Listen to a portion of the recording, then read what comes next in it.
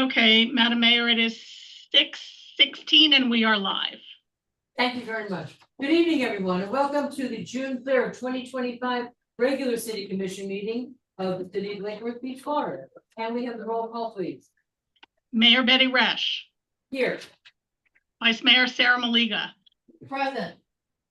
Commissioner Christopher McVoy, You're mute. Melissa muted me. I'm here. Okay. Commissioner McVoy is here. Commissioner Mimi May, Here. Commissioner Anthony Segrich. Present. Okay. The invocation will be led by Vice Mayor Malega, and the pledge will be led by Commissioner.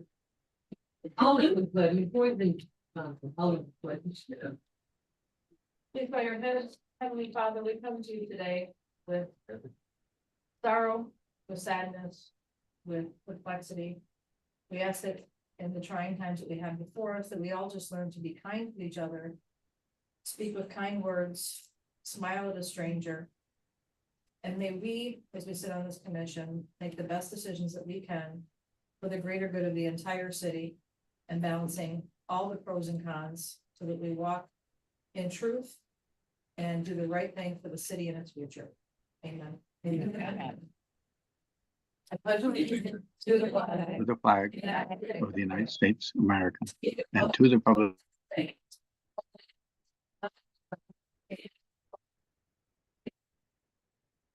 you.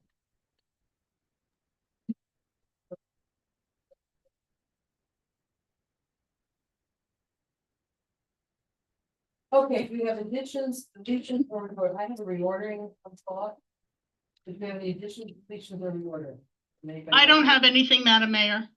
Okay, well, I see there's quite a bit of public interest in a couple of our issues, and so I was thinking perhaps we could talk about new business B. Up ahead.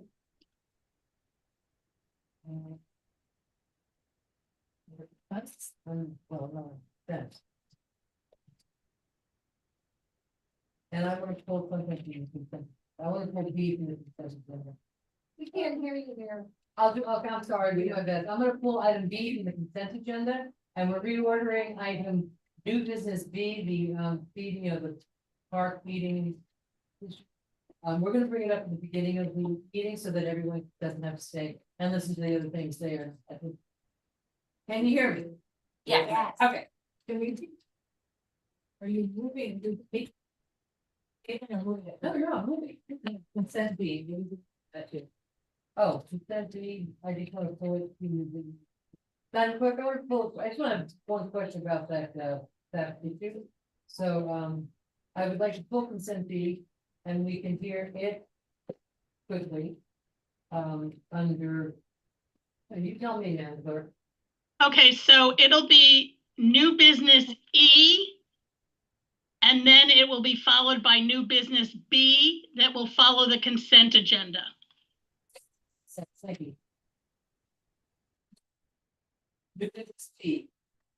Is that consent? Yeah. Consent B is now new business E. And new business B. That's for the both of them. It's new business B is gonna be after consent. Correct. Correct. Correct. Okay. So.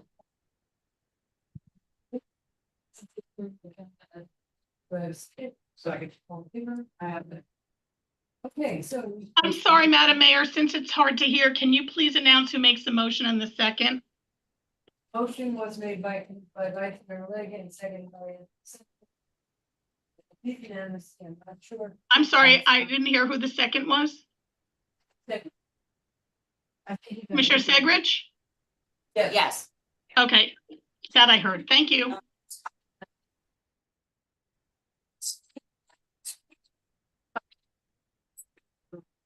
Okay, so first of all. We have three proclamations that we're going to do tonight. And the first one deals with our staff. Nobody wants to see the law enforcement officer show up at their door. And it's a very complicated process, and and a difficult one. But tonight, we're gonna, tell them how we think about it. So, tell them. Whereas, code compliance officers provide for the safety, health, and welfare of the citizens in this community through the enforcement of building, zoning, housing, fire safety, environmental and other codes and ordinances. And whereas code compliance officers are often not credited for the jobs that they do in saving lives and improving neighborhoods. Every day, assisted by support and program staff, they attempt to provide quality customer service to the public for the betterment of the community. And whereas too many times their efforts go unnoticed, even after code compliance has been accomplished due to their efforts and expertise. And whereas code compliance officers in the city of Lake Worth Beach help maintain or improve the quality of the community to enforce the city codes and ordinances. They protect our property owners' investments and enhance the quality of life in the community. And whereas code compliance officers provide code enforcement to the Lake Worth Beach community by fostering a culture that is helpful, approachable, knowledgeable, and of the highest integrity. And whereas code compliance officers are dedicated, well-trained, and highly responsible individuals who take their job serious, and we're proud of their division and the local government which they serve. And whereas the Florida Association of Code Enforcement has declared the first week of June to be set aside by local governments to honor and recognize their code compliance officers. Now therefore, I, Betty Resch, Mayor of the City of Lake Worth Beach, Florida, by virtue of the authority vested in me, and on behalf of the City Commission, do hereby proclaim June 2nd to the 6th, 2025, as Code Compliance Officers Appreciation in Lake Worth Beach. And witness whereof I have here to set my hand and cause the skill of the City of Lake Worth. April 2025.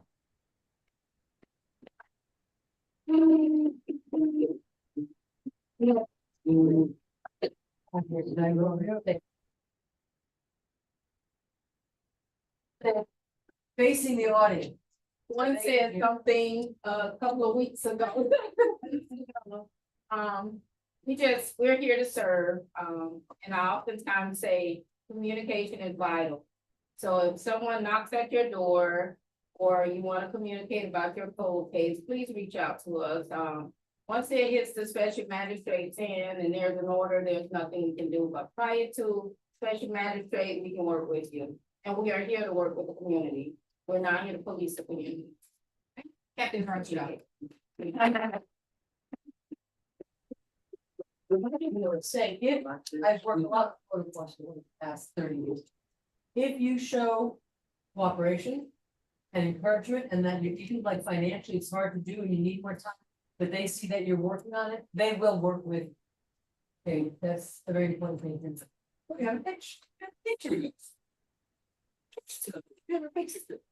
You're made. It's got your sick boy's head on the strip. I know. I'm here. I want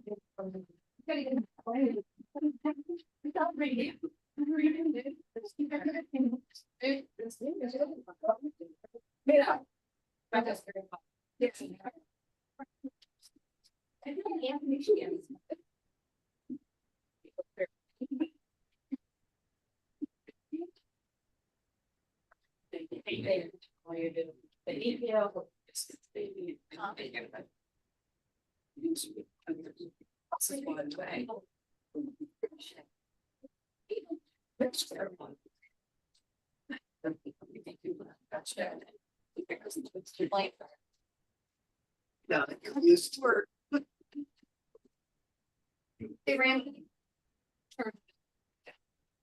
I love it. Like the second one is the first.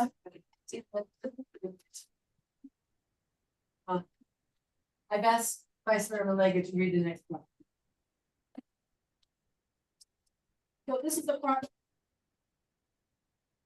Because LGBTQIA Pride Month.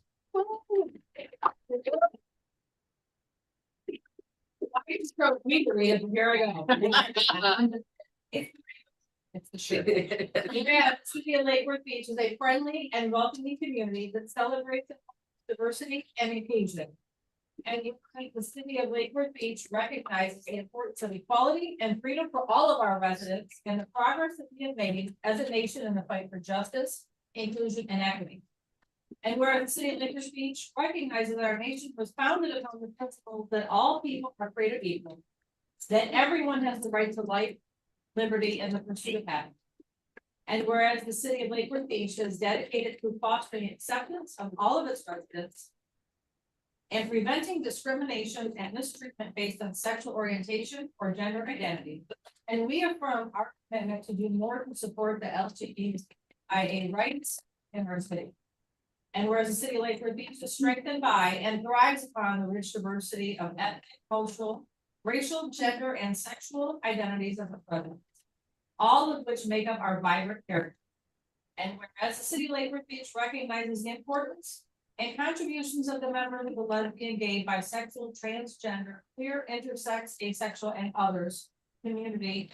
And whereas the city of Lake Worth Beach acknowledges that members of the LGBTQIA+ community, especially people of color and trans people, continue to face discrimination and cruel, persistent efforts to undermine their basic human rights.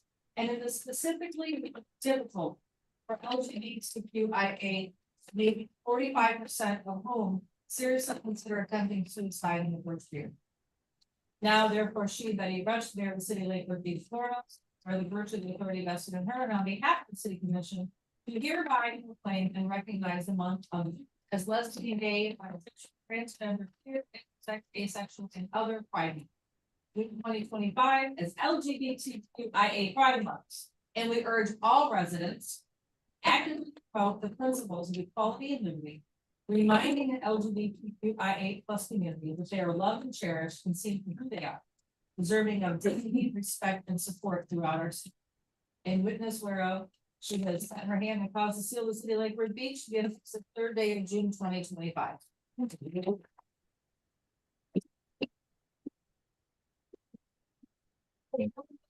staff will come and volunteers. Yeah, it's let's say a few words, somebody, Julie. Somebody will be allocated it. Julie, did you ever do?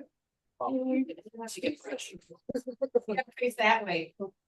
Face this way. Project. Because that's supposed. Oh, I project. Project every day. So on behalf of Compass staff, board, and volunteers, and the LGBTQ community we serve, we want to thank the City Commission for this Pride Month proclamation and standing with us in visible, and that is the key word, visible solidarity, because visibility matters, it always has. From the Stonewall riots to ACT UP during the AIDS epidemic, our movement was born from resistance and fueled by courage. Visibility is not seen, it's respect and belonging. So when our community is visible and when our allies stand tall with us, we send a powerful message to every person, especially our youth and our trans community members, that you belong and you matter. We all matter. I would like to invite everyone to celebrating with us all month long, but also at the end of this month, join us for Compass's 37th anniversary celebration of Stonewall Ball on June 28th. We're at the Kravis Center this year. It's basically really which makes it super fun. But if you can't make it to Stonewall, there are Pride events happening across their town. Tomorrow evening at the Historical Society, to Transpire Helps Pride on Block this Saturday, to Pride Happy Hour with the Palm County Human Rights Council. The fact is that Pride is everywhere because we are everywhere. So this June and every month, stand up, stay visible, show up, because visibility truly saves lives. And I have a gift for each of the dais members. So this pin, this is my mission this month, is to give away as many pins as possible, that whether you're an ally or a member of the community, that you wear this pin when you're out and about. So that so the community knows they are safe. Even you, Katie Brown. Even you. Yes. So what's the, you know, maybe we should. Oh, yeah. Right, yeah, squeeze everybody in, everybody. Slides. The slides. Really white.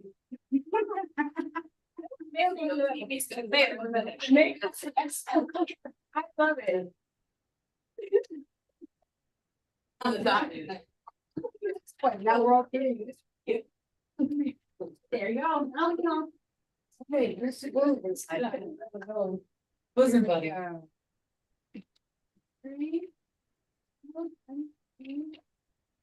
Is this for your kids? Thank you. You found me.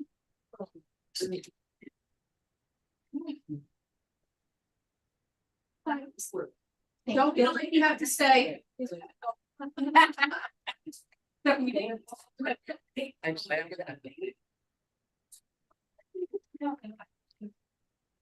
Thank you. Oh, right.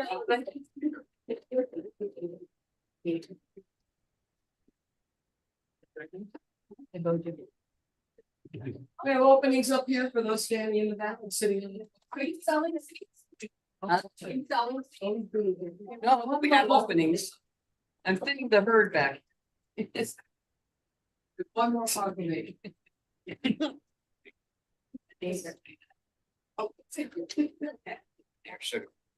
Okay, City of Lake Worth Beach proclamation.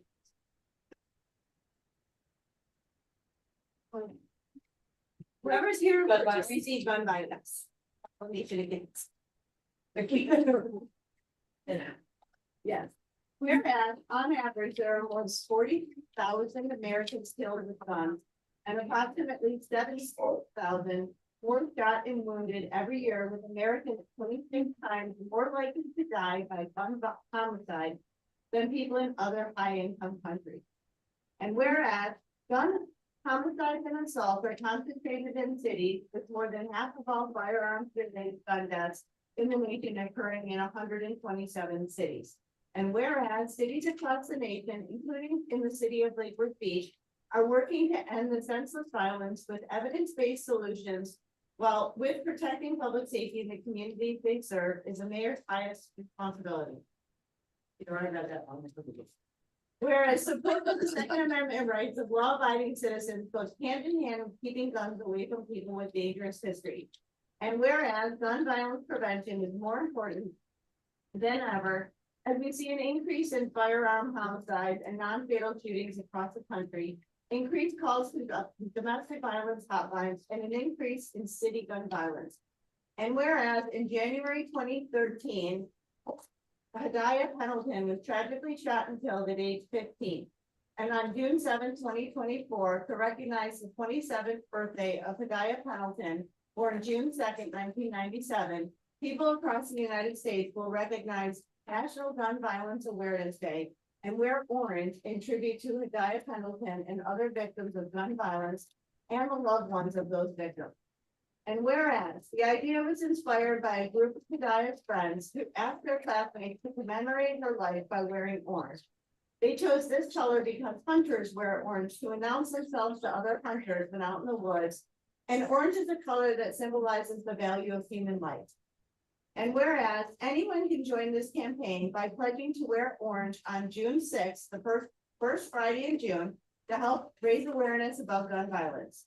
And wearing orange on June 6th, 2025, Americans will raise awareness about gun violence and honor the lives of gun violence victims and survivors.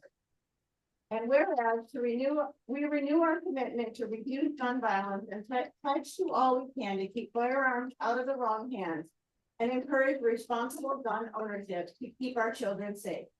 Now Betty Resch, Mayor of the City of Lake Worth Beach, Florida, by the virtue of the authority vested in her, and on behalf of the City Commission, do hereby proclaim June 6th, 2025 as National Gun Violence Awareness Day. to honor and remember all victims and survivors of gun violence and to declare that we as a country must do more to reduce gun violence. I encourage all citizens to support their local communities' efforts to prevent the tragic effects of gun violence and to honor and value human lives. In witness thereof, she has to that her hand caused the seal of the city of Lake Worth, Florida to be affixed on this 3rd day of June 2020.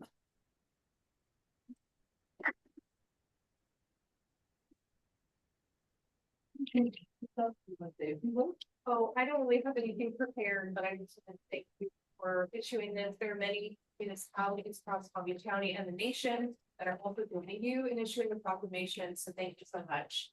We just take a photo. Yeah, of course. You see, we're easy. Yeah. We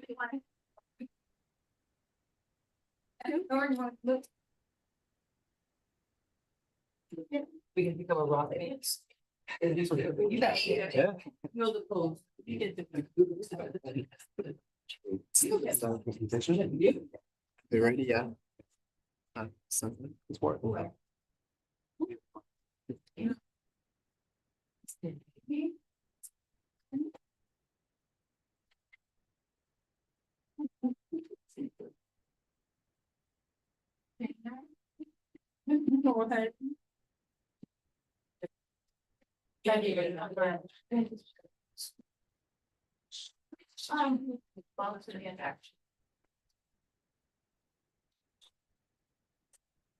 So we all getting?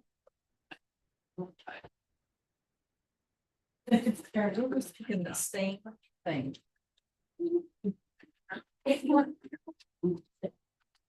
You need help with, oh, yeah. Daddy, you need help with them. I think I got it. That. Daddy? Presentation. No, I have. I'm pretty sure I have it ready to go. I'm pretty sure I have it ready to go.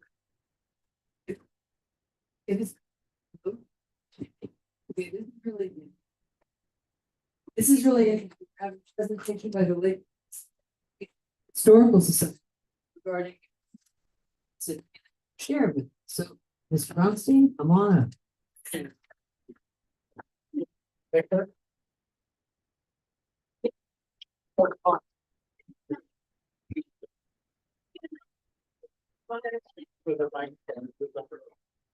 Yep, they're working. Good evening, thank you. Is there a clicker for my PowerPoint? Thank you, thank you. We can, I think everybody can see the model that John Ingersoll built of a proposal for the, okay. It's really light. Yeah, thank you. Okay. Just make sure it's sharing on YouTube.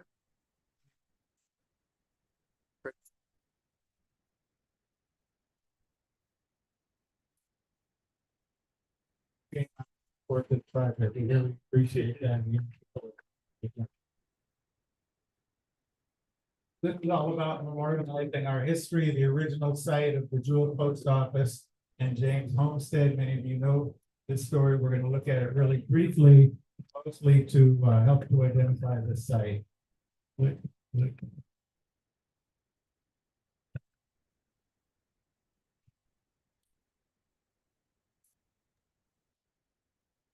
Okay, click.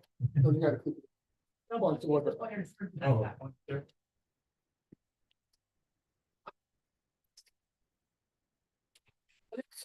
oh, okay, you got several, can I go? All right, so Samuel James were the first American settlers within the city limits of Lake Worth. They came down in 1885. Really rough place in the Everglades with a lot of mosquito Berkey people.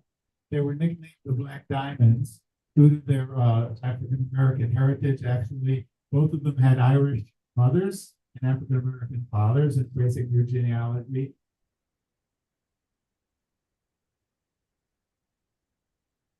It's all Jewel, spelled with two L's. Also, as you can see here, the proposal is not to have a roof or walls, just to have a structure skeleton, sometimes called a ghost house or frame house. And this would be in.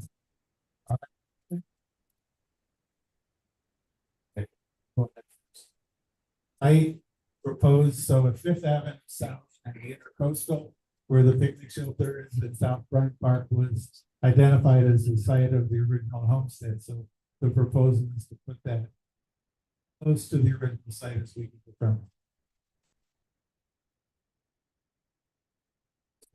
Cool. It did appear on many maps as Jewel, even though there wasn't really a town. It was an aggregation of farms and so forth that used that post office. The information came from the National Archive. This was the federal government. The homestead application that the James applied to get this land is on record. And so we were able to identify where the location was. And here, skipped over. That's okay. Go to the next, please. Okay, so here's a map showing the location of the James's homestead. They had a mile on the water from approximately where Lake Avenue is today south to 12th Avenue South. And then from the waterfront west to the other side of Federal about M Street. It was divided into, surveyed in 4 lots, 1, 2, 3, and 4. You see the significance of this at forward. They had about 187 acres because of the meanders of the shoreline. Okay. So here's the receipt of the getting clear title to the property in 1886. The research was fun on this. I tell you, we made a lot of really cool discoveries. To break it down a little further, the abstract of title shows the subdivision of that original property that the Jameses had. Here you can see 1, 2, 3, and 4, and the Jameses turned around and sold different sections of this land. All these records are in the county clerk's office on microfilms, wheeling through, you can find it. But the part that the Jameses did not sell, where their homestead was, is marked in red here in lot 2. And there's a small section there in pink. You can see that they subdivided a home lot for Amanda Moore, who apparently was a friend of Fanny. This is where the birthday cake castle is currently standing at Fifth Avenue and the Intercoastal. So this helps us identify the site with a lot of assurance. So then she put in the post office application again. This was in the National Archive, a really cool find. And that she called it Jewel. We wish we knew why, but spelled with 2 L's. And here's the map from the post office application showing section 27, and approximately lot 2 is marked there. So mail delivery in those days was by boat. Jewel was on the route with the barefoot mailman.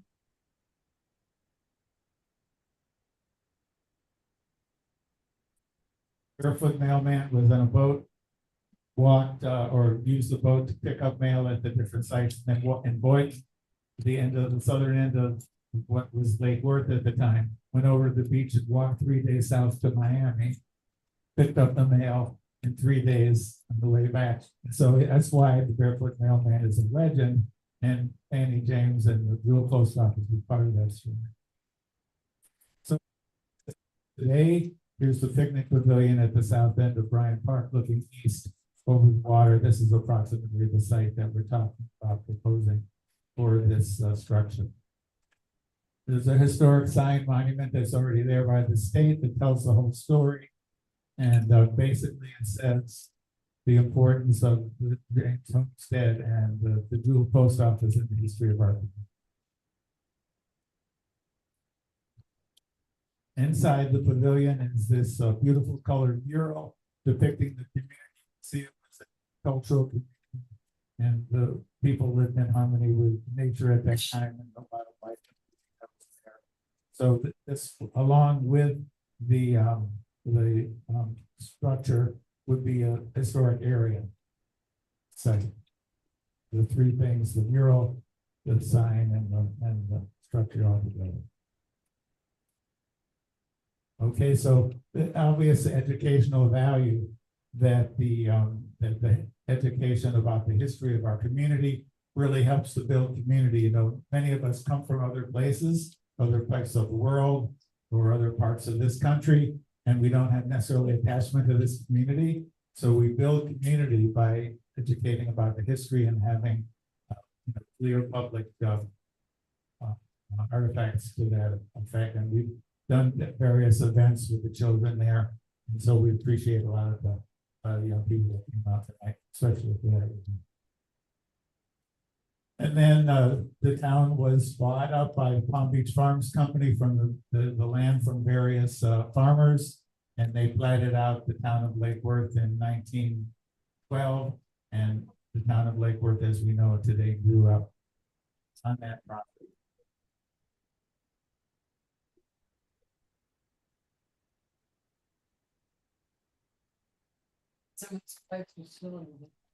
Yeah, some of them were broken and late too. So I have a couple of copies of the book here, Finders of Google, that goes into a lot of detail about that early community. I think everybody on the commission has a copy. Okay, I have a few here tonight if the staff or others would like it. So more details on our proposal. So aluminum frame structure, as you can see, without a roof or walls. The original house was 14 by 24 with the porch 14 by 30. And it's similar to Ben Franklin ghost structure in Philadelphia. Ben Franklin's house was torn down before 1800. And so this marks the site for the National Park Service has the site, and underneath there's a glass floor, and you can look down and see the old foundations.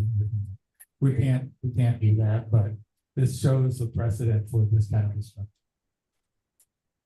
A couple pictures of it. I think the proposal is 9 feet for the rafter and going.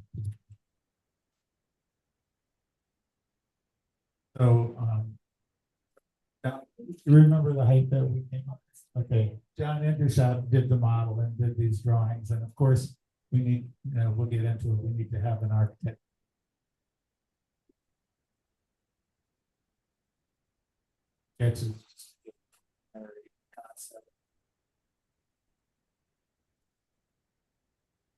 Okay, so obviously, we need to work with the city staff, with architect, engineer. Of the structure, and windproof and footers and all that has to be determined in cooperation with city staff. We want to acknowledge so many groups that have come out. The MLK committee, Rita Lois here. It's from FTC, Healthier Lake Worth. Where's Carmel? Did she sit down? There she is. Has been supporting Rotary Club with John Endershot, and we have a representative of the Historical Society of Palm Beach County, Jeremy Johnson. I'm going to hand the mic to in just a minute. So we have various funding prospects. We don't think funding is going to be a major issue because people are excited about this project. Our proposed process, our asks, if you will, we understand that we need to get approval from the commission for the concept to move forward. So hopefully, hoping that might happen tonight. We need a consent to work with the building department to produce the design documents that we need to move forward with this, and whatever you say we need, well, sure we get it. And so then we'll get the plans approved. Then once we have final plans, we'll know the exact design, we can do budget, fundraising, and then have a party. So thanks to you for your time and attention. Jeremy Johnson for just a minute, and then we'll take some questions.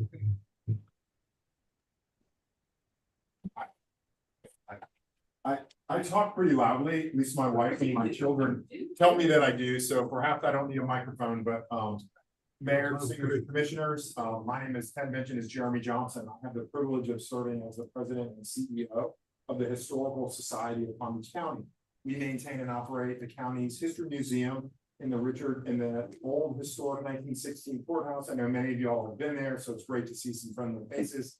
But I just came down to, reached out to me a week or so ago about this wonderful project. I can't commend Ted enough. He is an incredible historian. His research his passion, everything that he's done relative to this project rather, has just been exemplary, Ted, and I'm so grateful. And I just also wanted to share how important I feel this particular project is to our entire community, particularly young people and visitors who may not have really ever even understand or knew about who Fannie and Sammy James were. And they were entrepreneurs, they were risk takers, they were successful people, and they played a significant role in the development of this area. And we at the Historical Society feel so much passion about their legacy that we give out 2 awards annually for those individuals or organizations that really help to support preservation of the county's rich history and cultural heritage. And one of those awards is the Fannie James Award. So we think this is took the liberty of creating some letters of support, which I have a copy for each of you all. And again, I just think this project is so important. It shares how, if given the opportunity, anyone and everyone can be successful in Lake Worth Beach, in Palm Beach County, and in our country. And in closing, I will also say, because we're celebrating Pride Month, I want to invite everyone down to the History Museum to come visit our Pride exhibition, where we'll be celebrating the resurrection of H.G. Roosters and the incredible history of H.G. Roosters in our community. So please, we have a wonderful opening reception tomorrow night, 5:30 to 7:30. So if you can make it, just call the offices and let them know you'd love to come. We'd love to have you. It's welcome. It's open to the public and welcome to everyone. And if you can't make it tomorrow, I hope you'll come out through the month of June to see this amazing exhibition that is living right now in our historic courtroom on the 3rd floor. So again, thanks everybody. Pleasure to be here.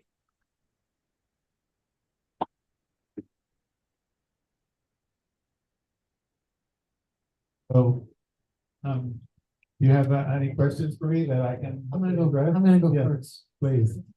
Talking about this for how many years? Yeah. And to see it actually conceptualized, it's working, it's very exciting. I thank you and everyone that's worked on this project, because you have been steadfast in your incitement and your encouragement to bring it here, and I very much appreciate that. I love it and I'm completely in support of this. And in terms of, one of the things that I thought when we had our latest meeting was in terms of, we're trying to figure out ways to enhance our park, to have this as an enhancing. And it's gonna be next to the pavilion down there, and I'm thinking, wouldn't this be a wonderful place to have a wedding? And then just right next to it, the pavilion decorated, and have a wedding reception all outside on the water. So that would be a way of monetizing this feature, because we are trying to do everything when I say it. I mean, so I think this thing is very exciting. I think this may have her in the first with light on.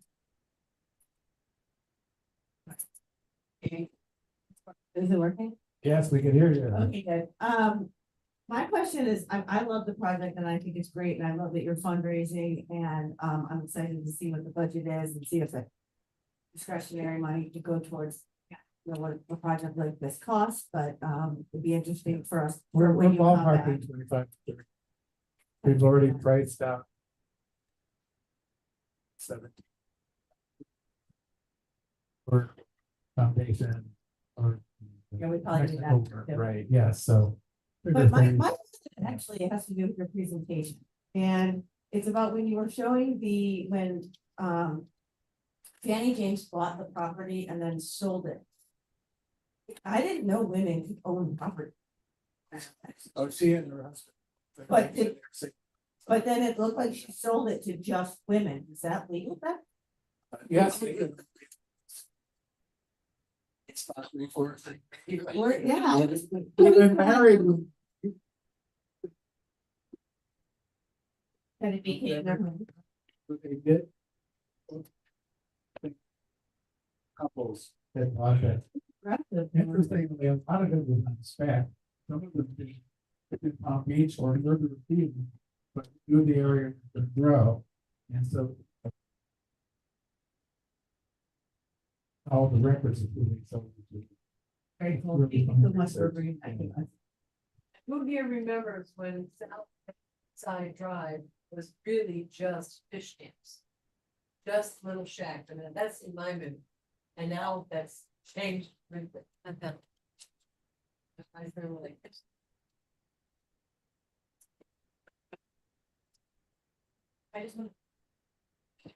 just want to say thank you. I know the hard work and the dedication and the time that you have put into this project and the love that you have, the genuine love that you have for this. And that to me speaks volumes because like you said, we're all transplants here.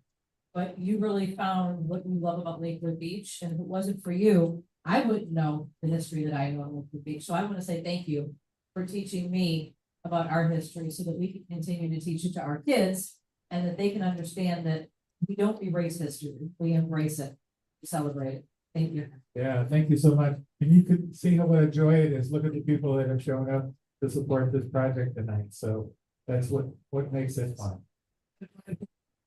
From the commission to. Yes, Mr. McBoy, I see your hand up. Yes, Mr. thank McBoy? you. Can you hear me?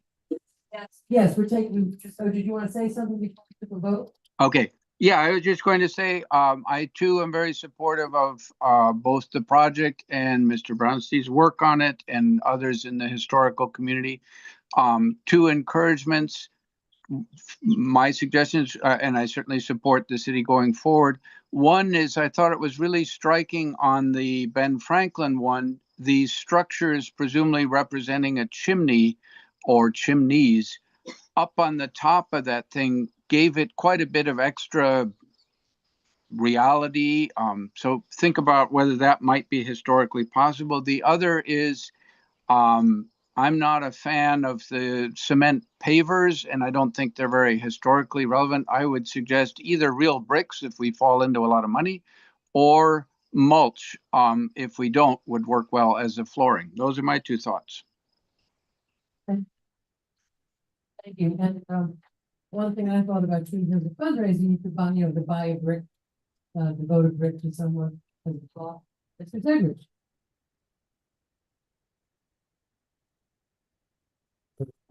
History.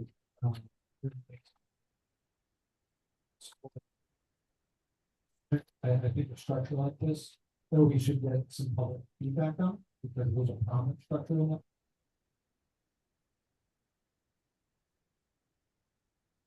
Public has had a chance to do that.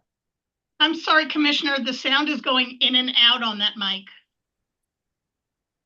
Mostly out.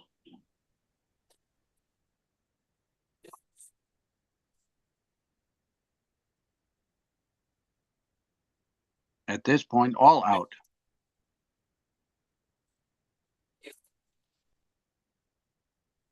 I think like other proposals that should bring it back, public feedback and then vote. We usually don't get action on the presentation. So I haven't come here with Farrell to get a vote. Presentation. Constituents and neighbors and things.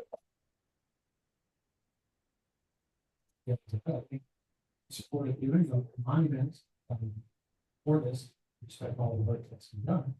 I just haven't heard any feedback from anybody, and I don't think people expect us to vote to approve the project per this condition.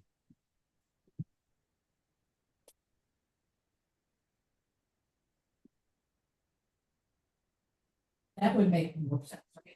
Struggling. I'm in the building, not actually in it.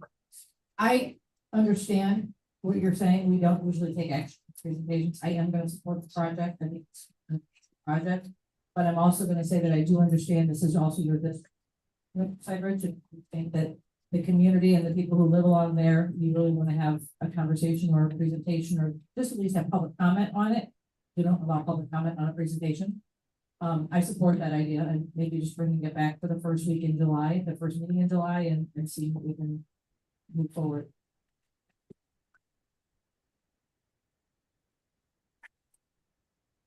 I didn't think about it until Mr. Segrich mentioned that, and I agree with him. I think we should get some public feedback. Maybe we could do a presentation for the Bryant Park Neighborhood Association. or South Palm Park, you know, the ones that are gonna be directly affected. I can't imagine they're gonna say no, but I think it'd be appropriate for them to have their say and be able to come and speak publicly. Or we don't know the process or what comes first or second, Yeah. you know, whatever process you want. Yeah, I mean, we're not saying no, absolutely, but we wanna make sure that this is something stitching. Five of us. Well, sure, we just thought making progress, there's no final design approval yet. Anything, just to move forward with design work and. Should we proceed with that yet, or? Not? I mean, in my opinion, you should proceed to getting some feedback from them. I was gonna say that maybe goes to stuff. Or, problem, because I don't. Special meetings, I don't want this to wait until this. So. Can you set up a meeting? Okay, because I don't want this to, just, big meeting, so. So. Absolutely, it's all good. Alright, Yeah. I think you understand. Sure, absolutely, yes, thank you. Thank you very much. I appreciate it. Coming tonight, so.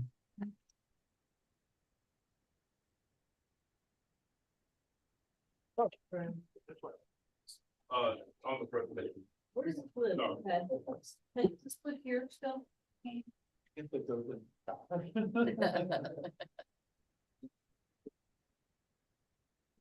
you for building a model.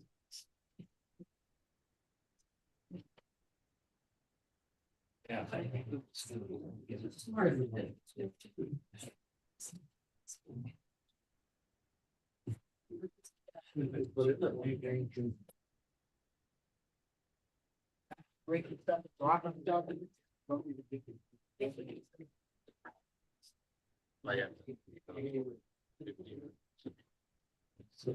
Okay, well, they're leaving. We have public participation of non-agenda items on the consent. Public participation of non-agenda items and consent. I'm. Come up.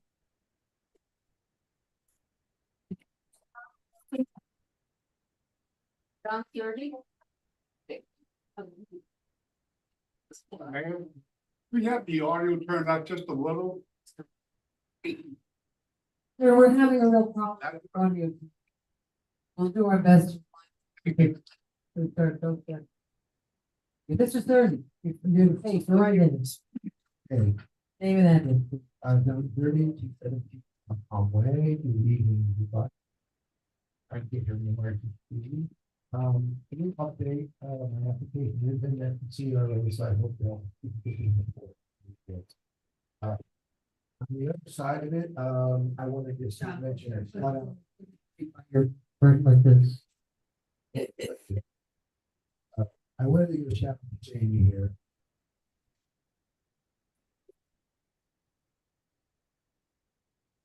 Box that was down in there. And you notice. Okay. Great job and it was like.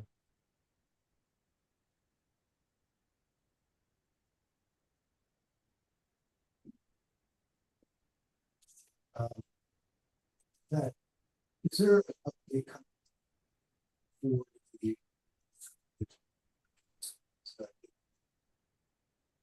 Yes.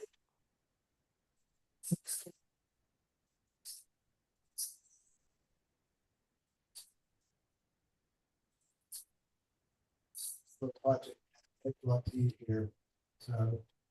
Just a couple blocks from my house, so, and I walk it all the time, so it's a great little spot, there's plenty of room for it. And, I talked to Pedro. He'd be happy to help him out, so. But, thank you for all your stuff, because go up there and all the time, but.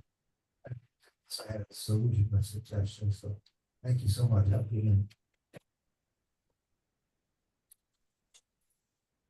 Followed by Todd Tennis. Followed by Rita Lowe.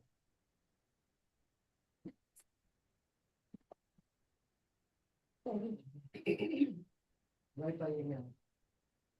Slide it up, man. I think the red light go on.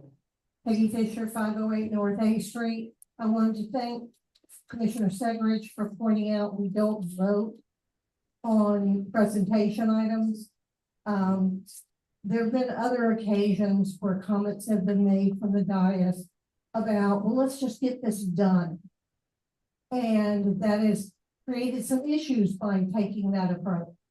So just because one or two people want to just get it done, let's remember the importance of public comment and that it's really about the people you serve. Another thing you mentioned, because Mr. Zerdy just asked about Zykovich, an update on that, and it's going to be held at a special meeting. And I know because I listened to the pre-agenda meeting that there are a number of items on that special meeting.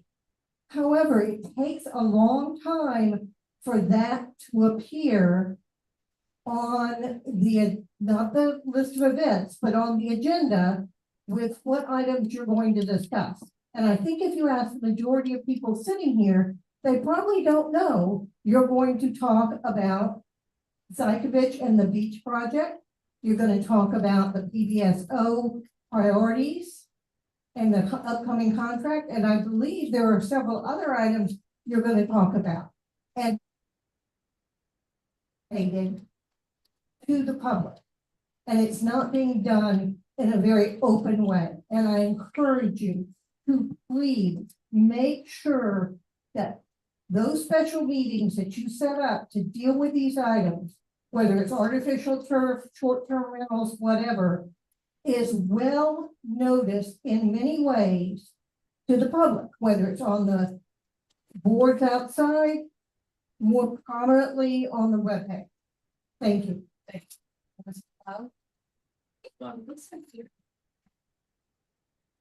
Melissa, can you here to keep track of time, or I will? Somebody else will. I'm keeping track of time, Mayor. Okay, thank you.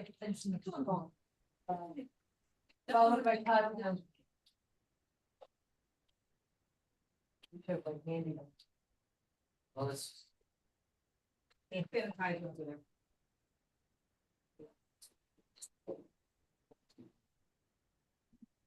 What's going on here? But I'm afraid if I put that over the money. All right, let's go.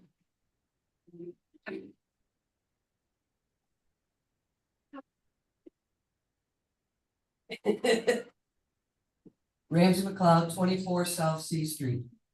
I was saddened to learn how bad a shape our city annex building is in and shocked to learn how much it will cost to bring it up to code. However, I was even more dismayed when members of the dais seemed to immediately think of the ways to provide a business opportunity for others as an alternative use of this valuable city-owned property. Mr. Brown confirmed that many city offices and employees are in locations scattered about the city, and we are paying rent at several of them. So how about doing something for the residents this time? It's time to bring our employees home. We need this building turned into a viable office space for them to better serve residents. We moved the utility customer service folks to the promenade space and it isn't working well. One of the main reasons that Guardians Credit Union moved out was because their designated parking spaces in front of their office were constantly being used for delivery service trucks like UPS, FedEx, and others. And they could not get the property manager to step in and stop this practice. Parking is a major issue at that location. However, at the annex, there's plenty of street parking on 3 sides of this building with a few spaces on the east side and can easily accommodate customers needing to do business there. So let's bring them back into the annex on the 1st floor and let's put leader services on the entire 2nd floor. Their department is growing due to the increased demand for the use of our parks, facilities, recreation services. And I think we should plan for them accordingly. This space should include a conference room to accommodate both departments for staff meetings, briefings, trainings, event planning, etc. We can leave their garage at his planned relocation site as it will be easily reached by staff. In addition, the parking division will grow as well with the upcoming installation of a parking garage and potential expanded monitoring of paid parking spaces and the oversight of valet parking activities. It would seem best to have them occupy 70 South M all at their own and its new location, which will be right behind the parking garage to better serve the public.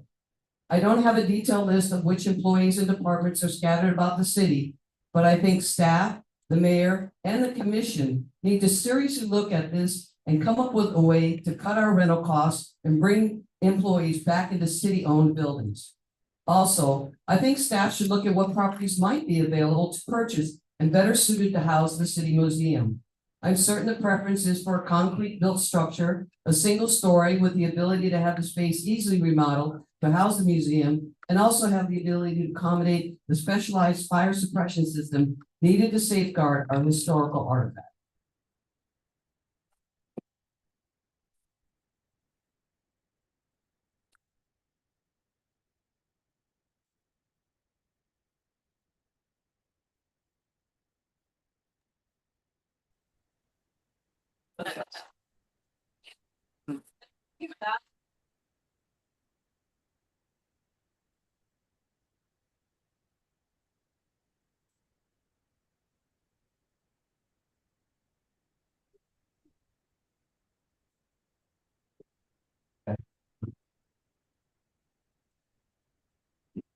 Save the trees and create a front door pocket park at East Street between Lake and Lucerne. No, we sold that off to the developer. We're here to celebrate business, not peasantry.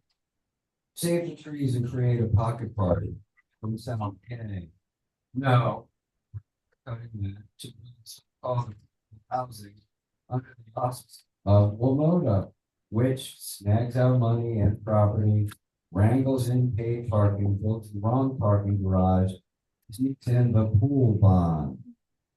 Save the trees and pocket park at 13th and Lakeside. No, we're going to sell that to get rid of the junkies and homeless, and also as a template for Bryant Park.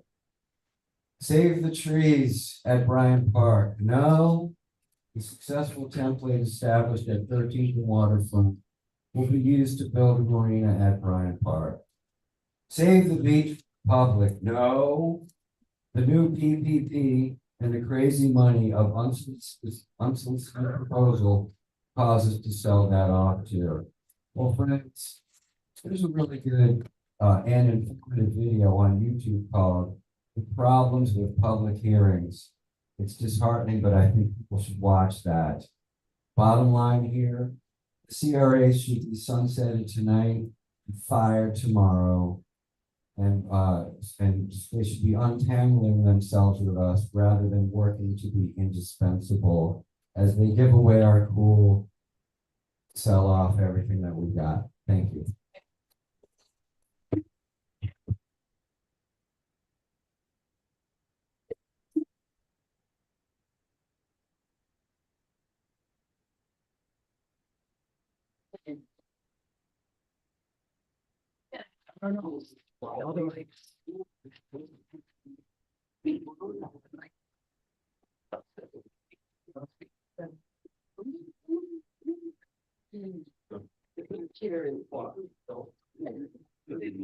The best one.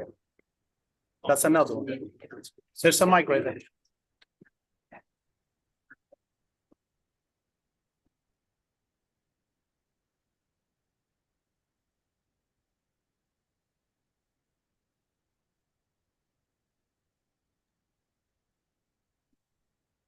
I'm sorry, if you're speaking, we don't hear anything.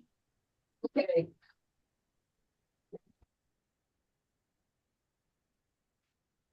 I'm here today, you know. Okay, read below, 1301 12th Avenue South, my cheers. We're here to thank the city commissioners for job well done, and we wanted, you know, we always complain about you guys up there.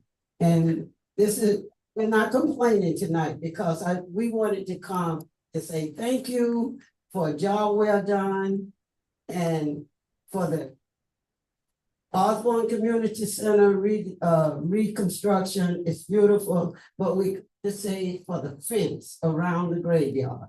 It is wonderful. And we did it in our neighborhood meeting the other night, but we want our commissioner, Sarah Malega, to stand up. We gave her a plaque. And because we just want it to be acknowledged to our city, Lake Worth Beach, that this is one, she is the number one, but we also, I want to say, Commissioner May have been, since she's been on that dais, she have worked with the community and worked with the neighborhood and especially Osborne community. And we want to thank her for coming out, she participates, she get down and work with us, and we appreciate that. But we want to definitely give her, Sarah, 100%. Thank you, congratulations for coming out and working with us. And I mean, she talks the talk, but she walks the walk. And we just want to say thank you for the work that you do for this for the woman. And I want to continue. You continue. So we talk later. I love you, that's the bottom of my heart. I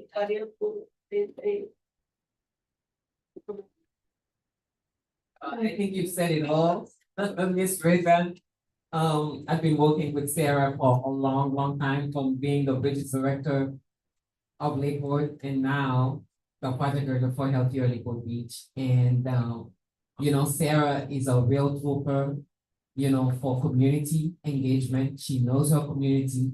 She always stands by the community. She values, you know, the residents of Lakewood Beach. So we love you and we thank you for all that you do.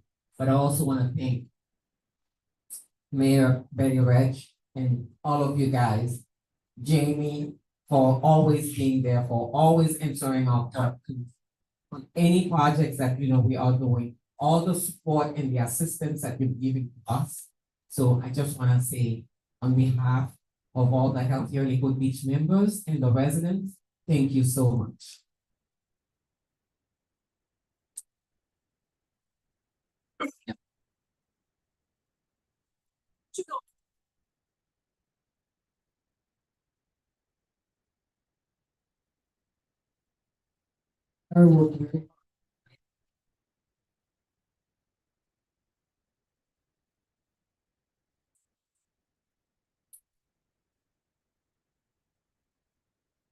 Okay, I'm gonna take two. Ready?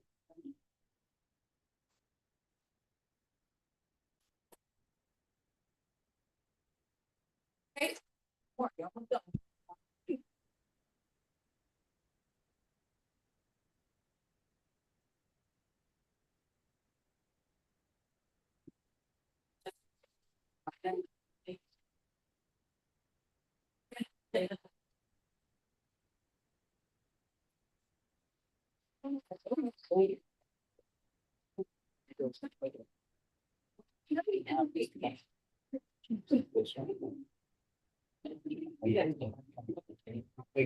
It got to.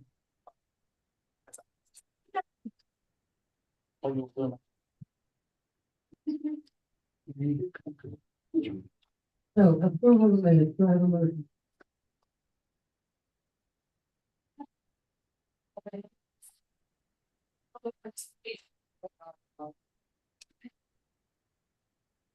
Public participation.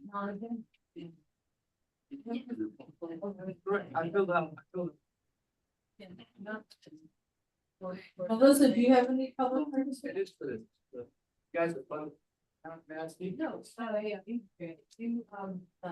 speak, but we have to get a blue card. This card is non-agenda and,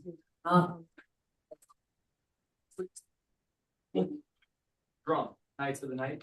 what's your name though? Drum, Mr. Drum. Knights of the Night. Right, no. We service the high risk neighborhoods. Talking about the park and the beginning of the park, that's not. Not at all. So I don't have a card. Can you find it?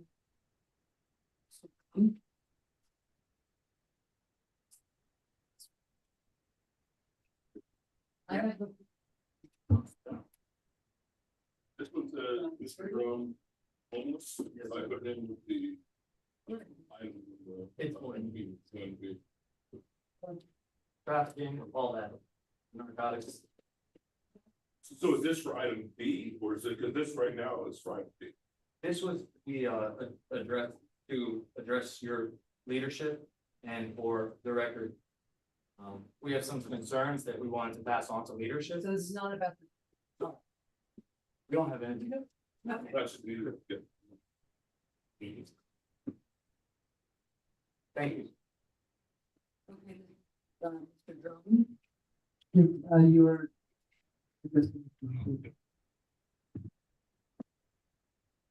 What's your first name? Drum, Mr. Drum. 824, Brian. Brian. 824 Lake Avenue. And Lakewood Beach, Florida. That is my address too for business. Wait, no, Correct, number 366. Thank you for taking the time to see us. My name is Drum. I was in the Army, so we always go by last name since 17 when I enlisted. We are a veteran-owned, disabled veteran-owned nonprofit. We focus in the roughest, toughest neighborhoods during the hours that nobody else will come out, that nobody else is helping. These are individuals who barely communicate, depending on the night and the narcotics that this neighborhood has and provides the homeless. So I want to focus on accountability for data, and as far as the options the county currently has, they're wonderful, but they're outdated. This gentleman, it was said, the homeless and junkies, that's someone's daughter, that's someone's son. And they're being moved. And so, we're providing over 1,000 Narcan a month, deploying that to the streets. We have countless overdoses, especially last April when we started blanketing it. And so, we say that they're homeless, but what are we doing to improve that? Well, the first step is an identification. It's an ID. You can't get a bank account, you can't apply for benefits, nothing. Now, fortunately, the HOT team, which is an outstanding team, outstanding, but they need more resources, and the standard operating procedures are outdated. So instead of coming and just complaining, there are options, okay? And so a Sprinter van, a HOT team van, right now, the organizations, the feeding and servings all over, the HOT team is capable of bringing one individual to the DMV at a time, one, in a caged unit. They have to be patted down, secured in a caged unit, brought into the DMV. And so instead of going one at a time, we're saying that these homeless and junkies are filling up our streets and parks. What are we doing to get them home? Now, let me tell you, another standard operating procedure that our county does have, that if an individual would like to go home and has a home to go to, they will be provided with a bus pass, Greyhound, or an airplane ticket. These individuals don't even have an ID. And so they don't have phones. They don't have ways to communicate, to reach out. And so what are we doing to change that? Because nothing changes if nothing changes, right? Secondly, we have warehouses throughout the county meant for nonprofit organizations, non-government agencies, NGAs, and non-government organizations, right? These warehouses are receiving county, state, and federal funding for low-income families, not no-income families. We have kids, adults out here. This past weekend, I had a 60-something-year-old beaten, robbed, and left for dead. Thank God Corporal Maldonado, the day before, had a bed in detox. And because of the simple coordination, under 5 minutes later, this old man, beaten, robbed, and left for dead, was secured and on his way to a safe house. I'm sorry, but that's time. Okay, so you can't tell people to Uber them home. Last but not least, the RBI is misusing the funds. Yeah, it's okay. Thank you for your time.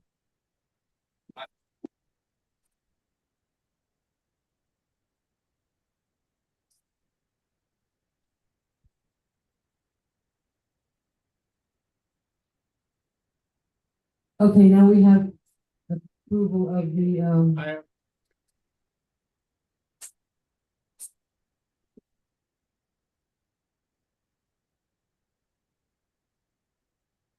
So far, so good.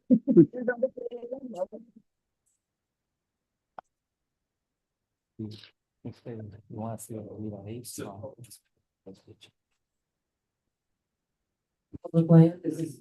Okay, Mr. Zion.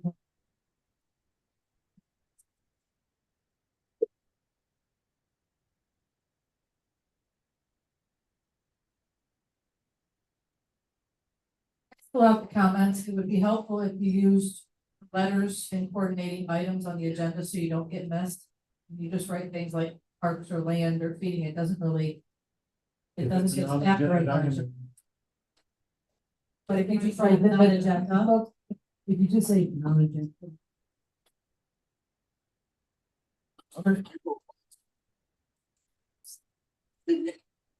Anthony Zeitman, 117 18th Avenue South. I don't usually make prepared remarks, but I have a couple for tonight. You know, first I want to say that a couple of weeks ago, my shop where I sold my art was broken into, and I had about $15,000 of the parts stolen. And they still have, we know who we did it, we have them on film, we have all everything, and the police have still not gotten yet. Lake Worth, yeah, over by Honeymoon. Anyway, I'm here because I want to talk about the agenda item that is not on tonight's agenda, but is I haven't seen the agenda yet. In regards to the pocket park between 12th and 13th Avenue South on Lakeside. You know, that park is beautiful. And people are saying that it's a drug haven, that the people are nesting there or setting up camps. I've been there half a dozen times in the last couple of weeks. I haven't seen any of that. What I have seen is protected gopher tortoise burrows and, you know, beautiful trees, one of the biggest canyons I've ever seen in Palm Beach County. But beyond that, I wanted to say that they're saying there's a lot of crime. So I came up with a couple of ideas that might be helpful. First one, obviously, is PBSO increasing their presence there. You know, fight crime that way. Increase the lighting on South Lakeside. It seems like it's pretty dim at night, especially when I walk on there. Turn it into a citizen-owned dog park that you need a permit, just like the beach. Make a gate that you need an access card for. Monetize it. Monetizes our public lands. Anyway, McBoy, you said that the benefits of the public outweigh individuals in many cases of government. I want to say, I don't want to say it specifically, but he was up here earlier. He said that you guys are going to sell it. Actually, the agenda item is to abandon it, which is to give it away because there's too much crime. What kind of message is that saying to our citizens and to the criminals? That if there's enough crime, they're just going to abandon the land. They're just going to give it away. That's not going to stop crime. That's just going to privatize things, and then we won't even have any parks left. You know, Commissioner Min, you said that you were looking to create more pocket park areas, right, in your district. City Attorney, you said the main priority is of the city. So I don't see how giving away or abandoning, even the idea that we're discussing abandoning a pocket park because of crime, it's ludicrous. Commissioner Maleta, you said that we need more investment in the city. I don't think that abandoning our public infrastructure is a good way of attracting new people coming into the city. I don't understand why this has even been an agenda item in the first place, or was, and it got postponed because of the feedback that we got. So I'm at a loss for words, to be honest, because it seems like everything all the actions show that that's the opposite thing of what we need to do. If there's crime at this thing, the structure that we want, are we going to give that away too? We're going to abandon it?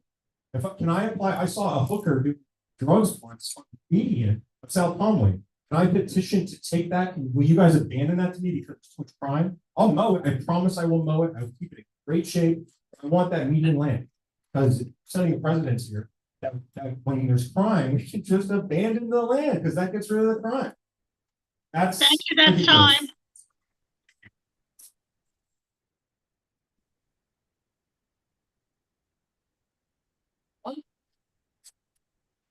That's your help. Good to know. We've approved the minutes. We have not approved the minutes. I make a motion to approve the minutes. Give a second. Vice Mayor Lega, all in favor? Aye. Aye. Thank you. Consent agenda A and C. Do I have a motion? Motion to approve consent agenda A and C. Do I have a second? Second. All in favor? Aye. Okay. Aye. No, thank you. Now we go to new business B. Which is the permitting event.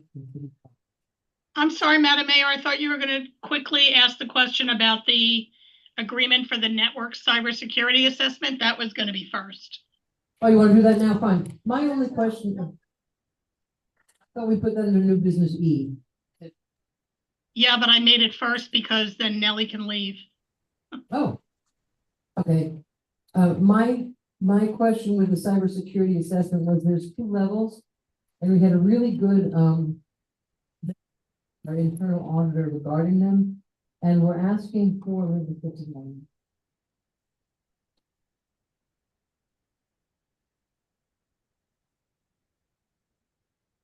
Level of security. There are.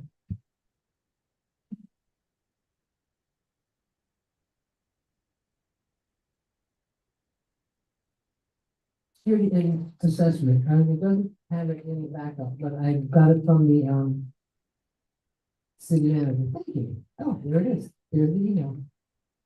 Vulnerability assessment versus a penetration testing, and there's differences. The penetration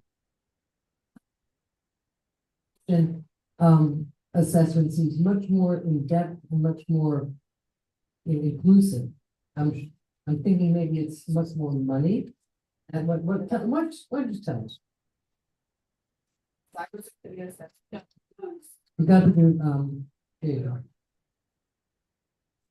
We're all tied to your picture. The cybersecurity assessment.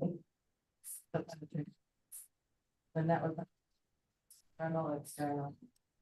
You didn't speak right into the. It's okay, don't be shy. Yeah, do that.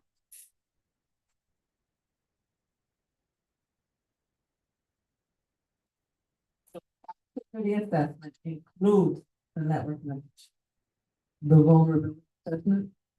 vulnerability. Our entire net and penetration. They try to hack us to tell us if they can. All right, then that answers that question. Thank you very much. And do I have a second? All in favor? Aye. Thank you very much. Have a good evening, Ally. I'm sorry, Madam Mayor, who made the motion in the second?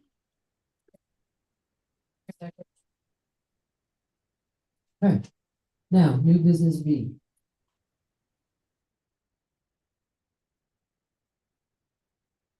Mr. McVoy, did you vote on that?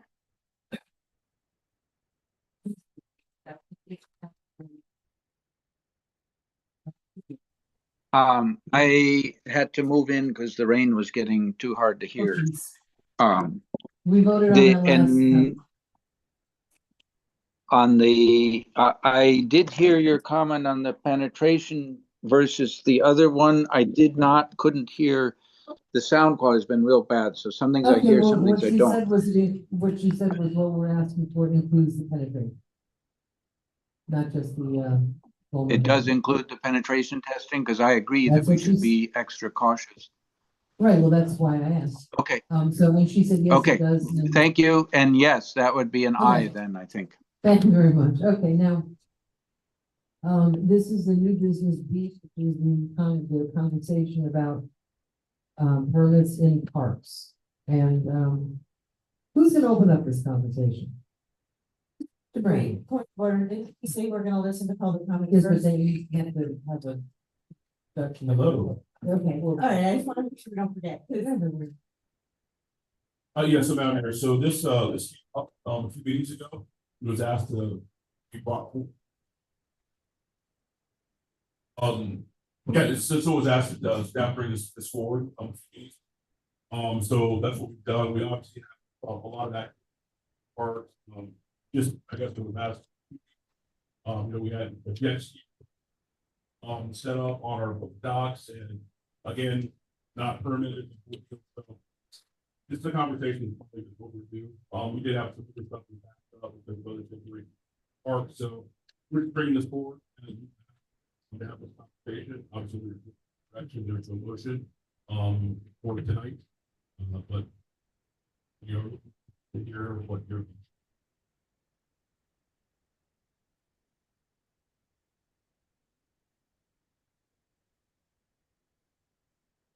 Actually, go and we're gonna, this month, we, at the agenda meeting, we hear public comment before we hear our comments. We don't have to have a motion and second to take them. So we're just gonna start with public comments, and I'm gonna start calling people up.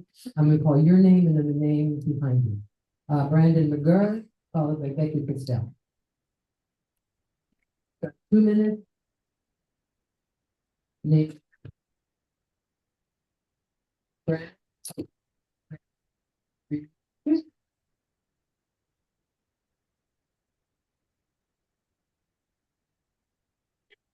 You got to put it on, you gotta stop worrying. Right, and all the certain people do. Brandon. Brandon, Go. holding, and you're good. No. It's on now. There you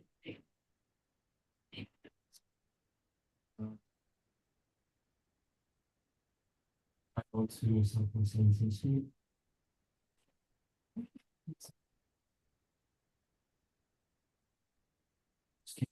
Or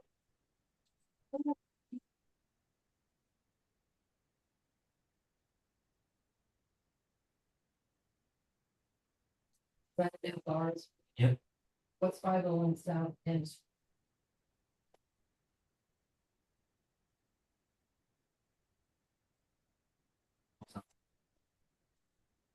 So you can, what time you go? Where you go?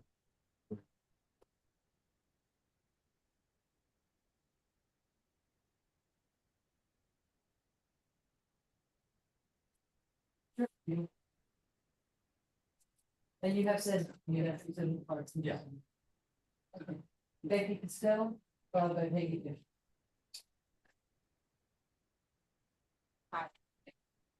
Okay, hi, I'm Becky Costello, 4526 Santa Fe Circle, Lakewood.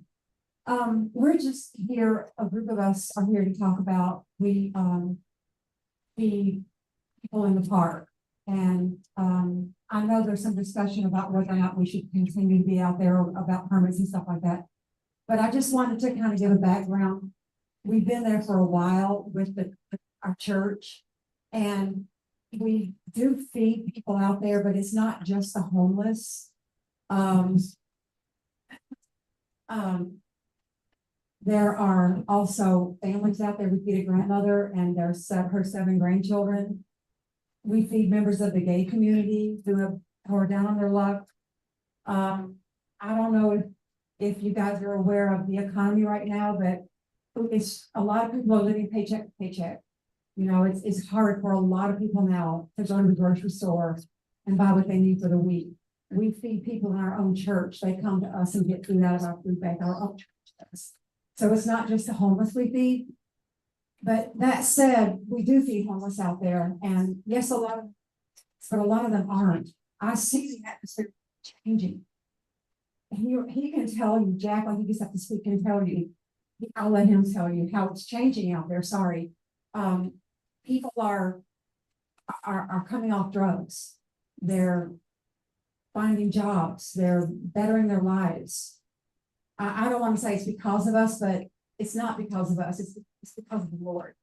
But the atmosphere is changing out there, and I just wanted to make people aware that it's not just drug addicts we feed, even though we do feed drug addicts. So I just wanted to say, just consider. There are 2 young boys out there that could be my sons, and they're just down on their luck, and they're trying to find their way. So I just am asking you to consider, that it's not just drug addicts. Thank you. Thank you.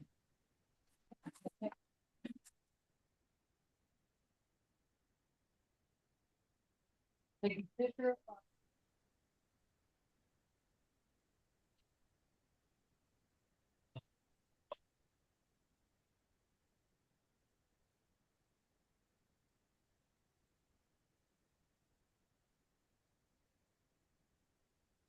For 508 North A Street. I'm a resident of this city, and I am also retired on a fixed income. So I have as many hardships as someone who was in their 70s does. And I think our parks need to be a little bit more for our residents, and we need to not have our residents being posting pictures of needles in Bryant Park on Facebook or talk, excuse me. Yeah, we really can't have comments. I would like any church that comes up here and talks about feeding to say where they are coming from. I know that other cities are telling their homeless, their unfortunate people to come to Lake Worth because we provide feedings 7 days a week. Now, I could solve my problem and my budget by going and getting fed 7 days a week, which I don't do.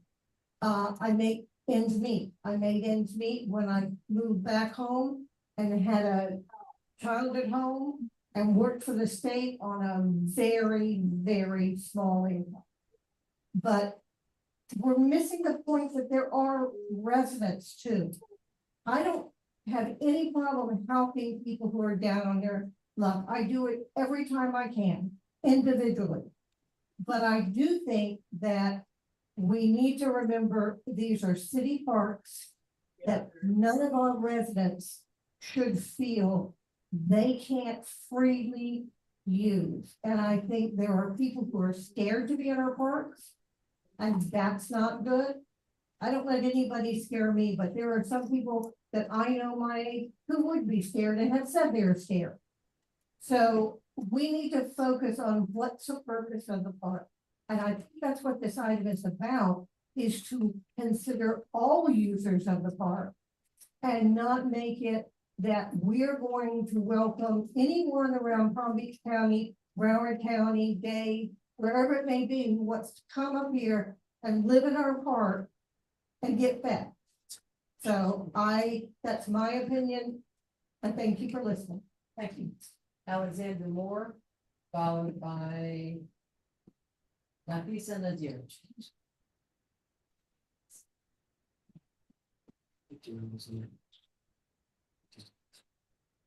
Hello, my name is Alexander Moore. Okay, got you. I don't think it's on. Okay, can you hear me now? Oh,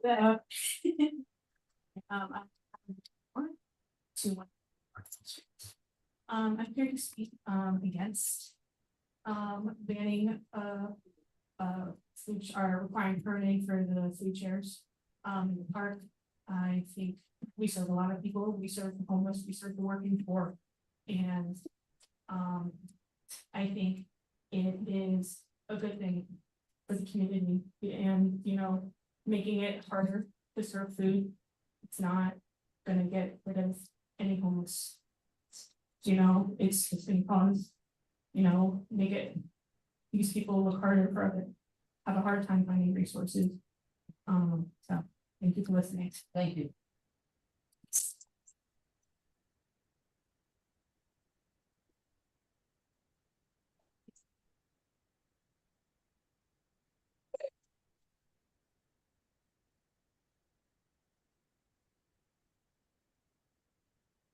All right, so, here I am at 121 Northside, Ohio.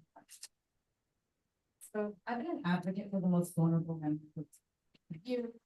We spent more time in that park more than most of the people in this group combined, to be honest.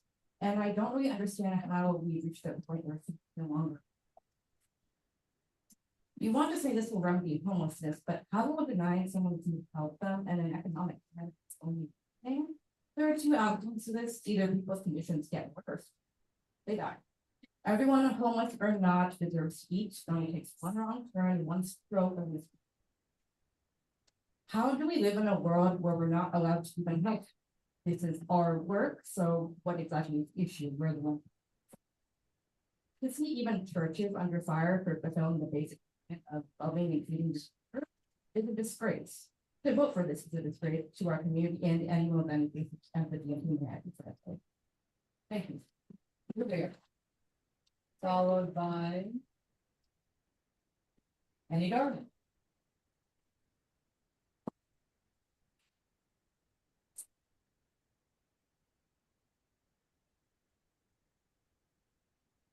Hi.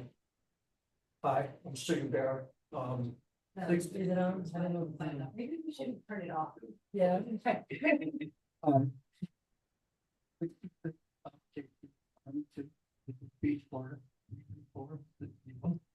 I'm a Minister of Information for the Lakewood Catholic Record, Sugar Comic. And the co-founder of the Catholic Work, Dorothy Day, Servant of God. One said that if you see someone who's hungry, give them, you don't have to be perfect. But, however, according to Exhibit A, Sugar Bear Comic, in 2014, Fort Lauderdale passes a law making it illegal to feed the homeless. They arrested a 90-year-old World War II vet feeding down and out veterans. It was worldwide outcry. They rescinded the law. Now, College Young has a theory called synchronicity. I know coincidence. So I came across the archives word of our letters to the editor, 9/28/2022. This was no accident. Here it is. Many sociologists believe that a culture can be assessed how civilized it is by how it treats the most vulnerable in its ranks. Remember when Lake Worth removed a water fountain and benches from Bryant Park in 2015 without offering an explanation? Word on the street was that it was to discourage homeless and homeless veterans hanging out in the park. Veterans who have given their all for this country are treated with derision. And for what reason? Many psychologists believe that human beings are not hardwired to withstand the horrors of war on a sustained basis without suffering some amount of PTSD. No amount of time on Paris Island bear a green beret from the after effects occurring the screams of little children engulfed in napalm. The USA spends $800 billion on defense in 2021 and can't provide affordable housing and counseling for its veterans. Any chance of Lake Worth allowing homeless veterans to utter humble, "Can you spare some cutter, me brother?" on the streets without getting harassed or arrested for Salvathon? Thank you. Yeah, cool.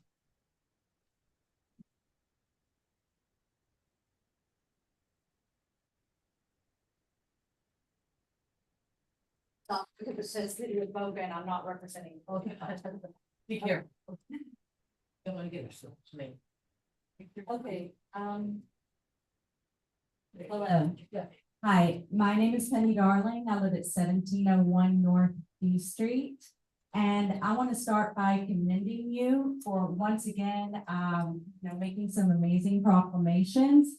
We celebrate diversity. We celebrate inclusion, freedom, and equality for all people. Everyone has a right to life. And in our gun safety proclamation, everyone has a right to health and safety. These are things that I know my Lake Worth speech stands for.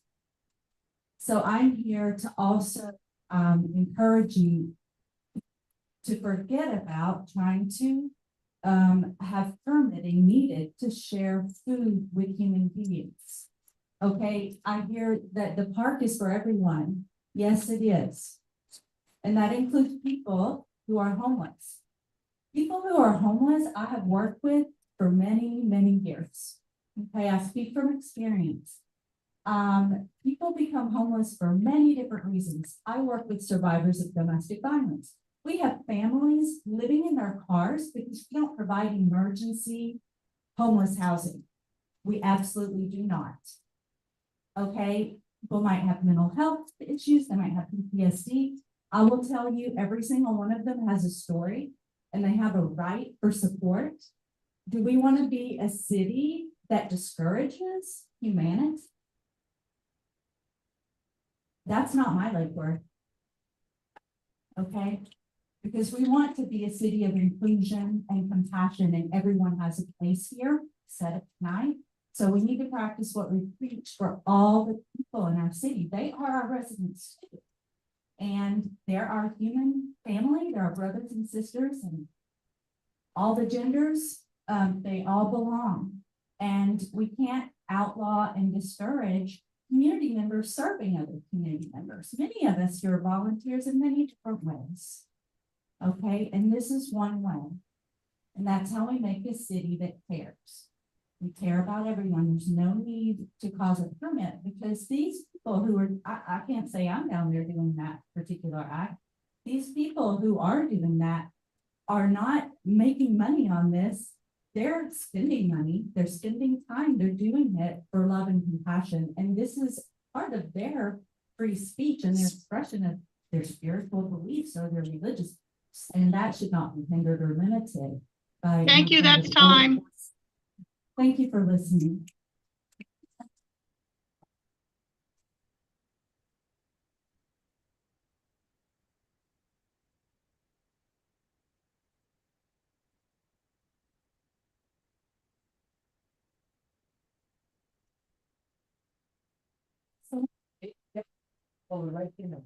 Catherine Coleman, 583 First Avenue South. I've read a lot of the comments online against her, and I'm humbled by their intelligence and agency. I got a whole bucket load of notes here, but there's a sinister and disturbing narrative in some of the public comments I've seen that to be houseless or homeless is to be perceived as a threat to children, or to be seen as a dangerous person, or to be seen as a criminal. This comes from fear of the other, that any one of us could find ourselves vulnerable or houseless.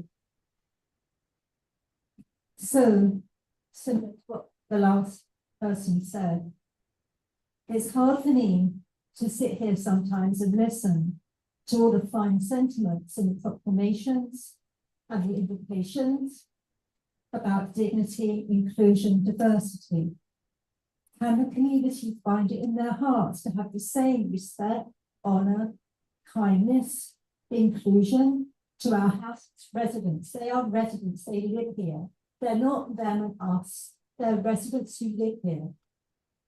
Houses in Lakeworth before they became houseless. So can we give inclusion and respect to our houseless residents, our hungry and vulnerable residents? Thank you. Thank you.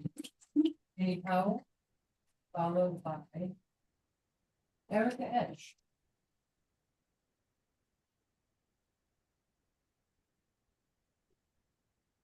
Way. Good evening, Mayor, Vice Mayor, Commissioners. I do not support new regulations that would limit food sharing in our parks. Doing so would penalize two groups, those who are homeless and hungry, and the kind-hearted, hardworking volunteers who offer their time and resources at no cost to the city. I thank these volunteers from the bottom of my heart.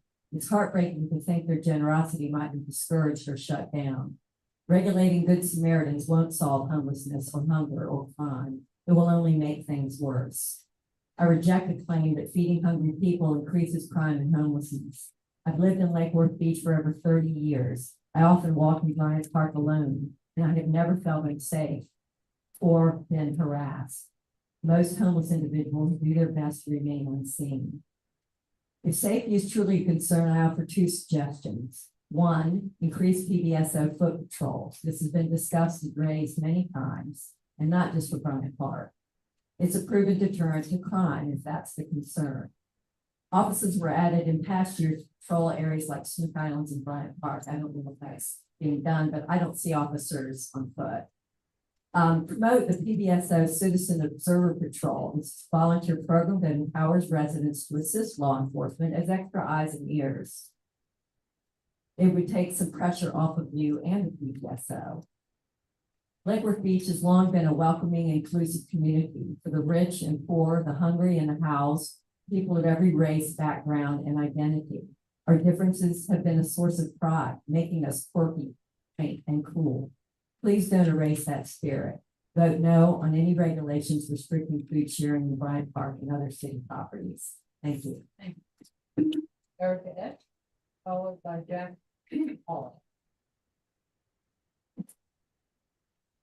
Good evening, community and elected officials. My name is Erica Esch. My address is 1221 North Federal Highway, apartment 7. I would like to begin by asking everyone in this room if they are currently hungry. No. The answer does not matter to me because I know you will eat tonight. I'm not here to talk about your hunger. I'm here to talk about chronic and state-sanctioned hunger. Hunger and houselessness that Lake Worth perpetuates in its rental structure and standard of living among cities which center developers over people, such as with West Palm Beach and Fort Lauderdale. I will be commenting on the management of our local resources and the making of a safe community where all people can access a meal and water when it is being made available to them by other people voluntarily and legally. I will also be commenting on the pre-existing legal challenges in other cities, such as West Palm Beach and Fort Lauderdale by the 11th Circuit, whose determinations have sided with those who humanely share food within the rights of citizens as a human being. Turns out fundamental access to freedom of movement and association, freedom of religion and speech, as well as the ability to humanely meet the needs of other humans while struggling with human-made social inequities, including practices of mutual aid and harm reduction, are interconnected. During the summer, for that matter, essential hydration in the way of barred access to water from restaurants throughout record heat, often barred from indoor spaces where purchase is required for presence. Anyone can count on a water bottle from Food Not Bombs. No one sitting here has done so. The elected officials would become the embodiment of bad faith actions to pass this necessity for permanent. One being the choice to waste money on fighting a lawsuit you will never win. Another embodiment of bad faith actions being the choice to forget where you are because someone else isn't. Could be you and it isn't. And that's a class position privilege. It's a continuous choice in how you will each individually build your capital for your class position and your embodiment in the roles which you serve, and how you will vote, can, and will offend. I prefer if you or anyone else will continue to access your full dignity in your own, both to share and to be shared with. If you should find you have offensive views on the matter of people experiencing homelessness, seeking harm reduction while navigating substance abuse and social and cultural interdependence, to name that problem and to serve community as we ought, remember you are just one person. And again, check your privilege or perhaps your remorse. Thank you. Thank you, that's time. All, followed by Carol Mash.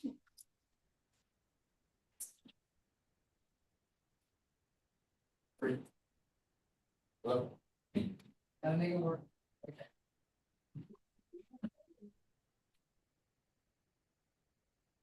Oh, hello. Thank you very much. My name is Jack Hall. I'm here with some other individuals. I've been going to Bryant Parks for 297 Windsor Ave. Really close with the sheriff's department.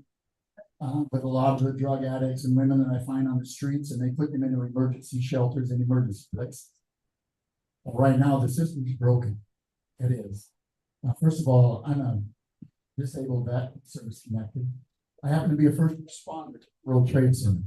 I'm a first responder to the shooting.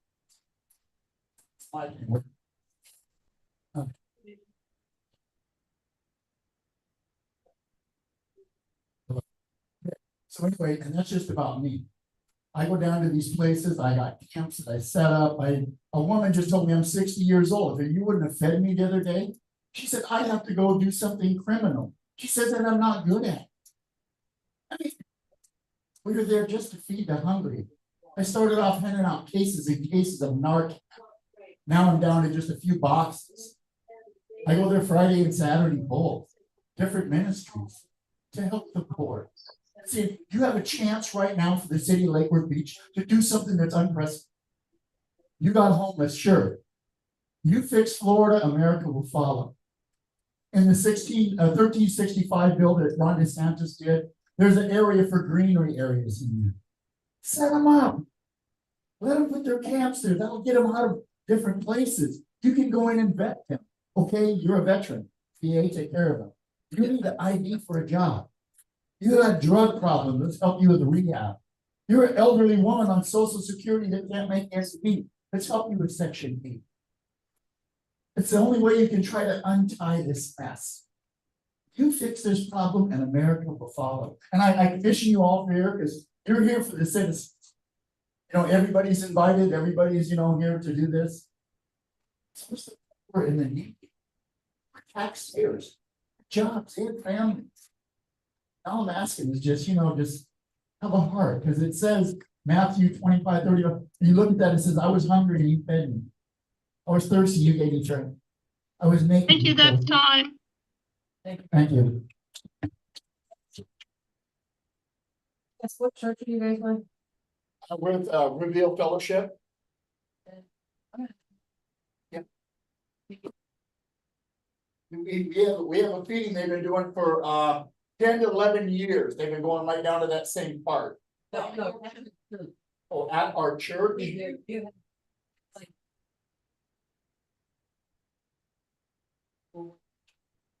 No, we haven't been feeding right there, no, ma'am. Do give food out. Well, they had like a saying, but I mean, as far as What city is your church in? like, Unincorporated. Yes, okay, thank you.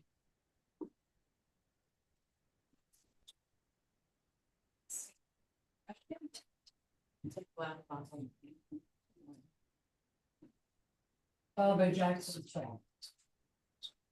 Good evening, Cheryl Rathkin, 1302 South Conway. I am a little confused. The agenda item addresses the fees that are currently are being proposed to be charged for all events. Because I do know that the city already charges for specific events at the various parks listed on the description for any park that is a passive park, which means that some facilities and extra areas would be Bryant Park South. I think it's parking in Sunset Ridge Pavilion Park. So me in charging these rates is not bad because we have to pay for repair and upkeep and all this stuff there. So the money has to come from somewhere. Didn't touch it. There we go. We have to have the money for something. We don't have the money for the annex to have to find somewhere to do this.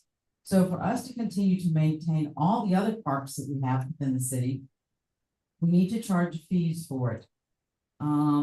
So some of the fees are kind of large, but in checking with other areas throughout the community, the county, ours isn't bad. Ours is pretty cheap. So maybe we should think about raising those rates that you've got proposed here to a little bit higher.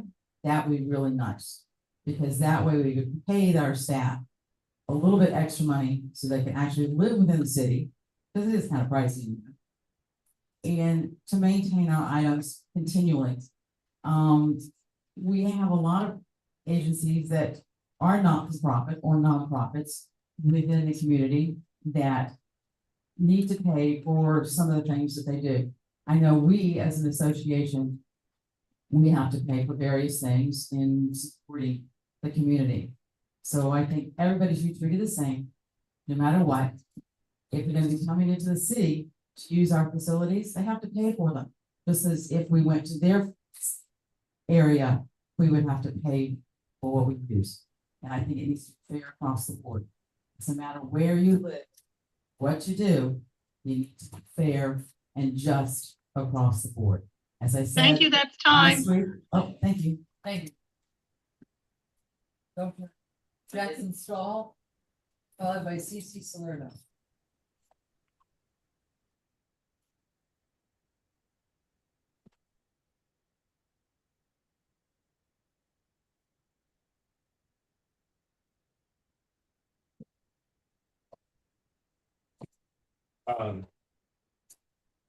Wasn't planning on speaking, I thought that was gonna get read, but here we go. So in short, I'm for permit. Simply put, you have a public land, I feel the sentiment of those who spoke for me. Do have a responsibility to citizens. We all know the law, went into effect on October 1st. Whether we like it or not, we do have to be in compliance as a city. We have to follow state law, our policies that we won't trump. One of the issues is there is a cost that can be found by allowing unsolicited or unlicensed entities or businesses feeding those on your public land. There's a great liability that comes with knowing and allowing those that are unlicensed and operating on public land. These things occur, I fish along that coastline, so I see the things that are happening at that pavilion by the park, far side of the park, and where the children's play is. We are knowingly as a city, and PBSO shows up, sees stuff going on, and no one's really checking in on that. And at some point, you are going to encounter a gigantic liability if you are knowingly and allowing a unlicensed entity to operate on that land. There will be a cost, and it will be hefty. It's just the way it works. I have all the answers. I understand people are in desperate need, but I was living in Los Angeles for 15 years. I can tell you that by just letting things go is not the answer. In downtown Los Angeles, we ended up with an outbreak of typhus. Typhus. We haven't seen that for 200 years. There's no way that that should happen. If you're allowing individuals to use drugs and to operate on public land without oversight, it's going to be a massive issue. I've seen it firsthand. It's terrible. I'm not the guy who has all the answers, but I'm telling you, it cannot operate like this. Up next is Cecil Salerno, followed by Melissa. Hi, what? I can do this? Yes, David Evan. I'm Susie Salerno, as the president of South End City here. Hello, can y'all hear me now? Yeah. Other 501 South End Street. I'm here today to speak against setting permits in the park. Okay, so I'm 14 and I'm in high school and I volunteer at Food Shares for community service hours. Not only for that, I filled out pretty much all my hours. I'm there because I'd like to be there to help people who are struggling. And I think it's really unfortunate that people think it's okay to criminalize feeding those who are less fortunate and have maybe suffered some bad luck, when we should be criminalizing people who are against feeding those who are less fortunate with us. Lake Worth has always been all about being inclusive, whether it's to any race or those who are in the LGBTQ plus community. Why does that not include the citizens who are unhoused? I am alarmed by this, and many others who are my age and help out are also alarmed. It's a human right to eat, but why are we at this point?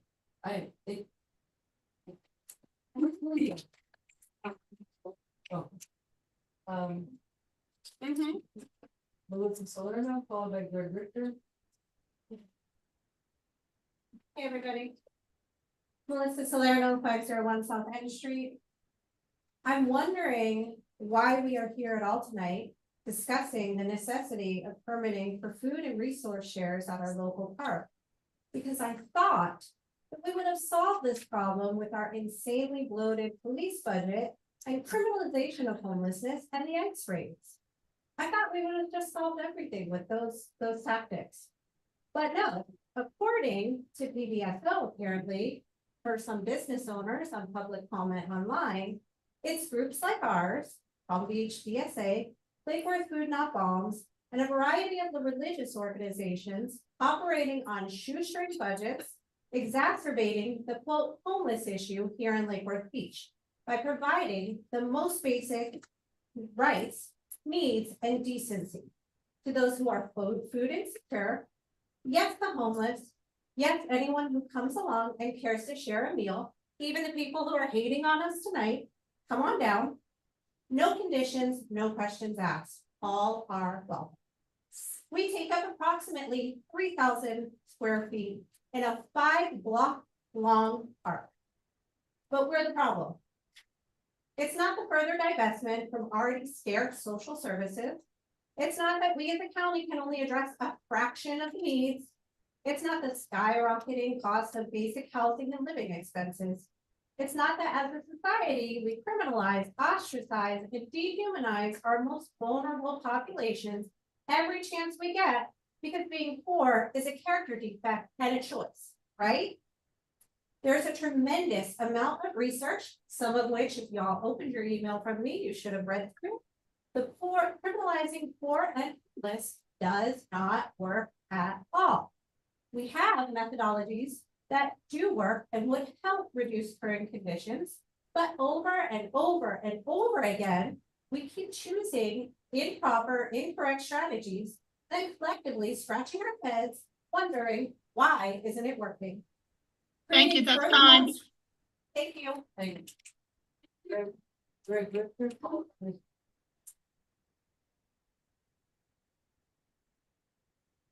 Thank you. Greg Richter, 1202 South Palmway, Lake Worth Beach. I am here in support of this measure, but I also want to give you a little background. I volunteer every week at feedings for the homeless. I have for over a year and a half. During COVID, I volunteered every week at the Feeding South Florida. So it's not like I'm not unsympathetic to the homeless, but what's happening here is we are getting an undue burden put on us by the other municipalities in this county. And that's not fair. You know, we, at one point, I'm in Bryant Park almost every morning. I walk it every morning. I actually talk to a lot of people that do volunteer food giveaways there. We talked about the dynamic change that happened in Bryant Park several months ago when we did open the homeless center out on Congress and 6th, and they had 70 beds. All of a sudden, our park went like this, it's cleared out. But then about 2 to 3 weeks later, a whole new group came in. You know why? City of West Palm Beach fenced off Curry Park and said, hey, go down to Lake Worth and get a bed. And this is happening time to time. We're putting an undue burden on ourselves. Yes, I want to help us. Yes, churches, I think it's great what you do, but do it on your own church ground. Be the source. That's what I'm involved with every week. I go to Common Grounds Church and I do the feeding 1 to 2 days a week. That is a way of doing this. You're not neglecting this. You're putting it in the right place and you're giving the park to the, opening the park up to citizens. Thank you. Thank you. John?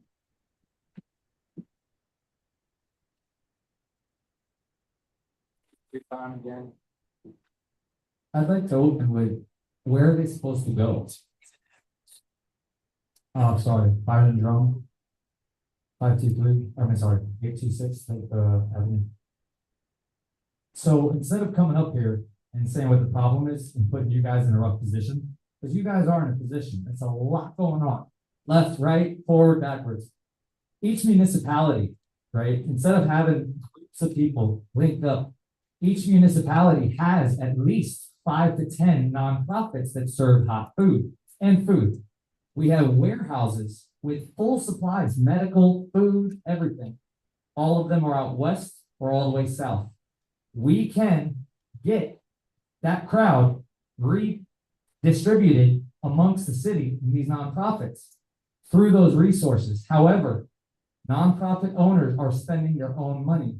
And so we need a warehouse at 523 South M Street, which is located between 6th Avenue, the highway, Lantana, and 10th, strategically.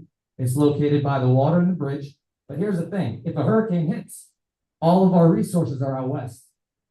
What are we doing with that? RBI. So we need accountability and we need communication here in Lake Worth Beach. We have great communication with the other nonprofits, but they're all spending out of their pockets. So if you want Bryant Park done, help us move them to where the resources are. Because right now, moving them, it's only going to be to the back alleys. And that's where the real problems come in. I've had people that will go rob a store because they're starving and they have nothing else. So we need to not fix the problem, but we need to come up with a solution. The solution is distribution. Distribution controls location and crowding. So if we're able to distribute between 10th and 5th, between here, then once we have that, we can scale, we can assess who's able to work with, how much are they capable of storing, What is their distribution capacity? It's way more than just putting stuff out. You guys need the information. We assess that through data, through communication with local nonprofits. So if we have a warehouse, we have all suppliers are already coexisting, and we have all the paperwork. And frankly, it's easy.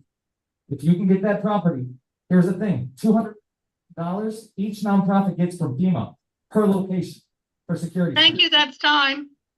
Thank you.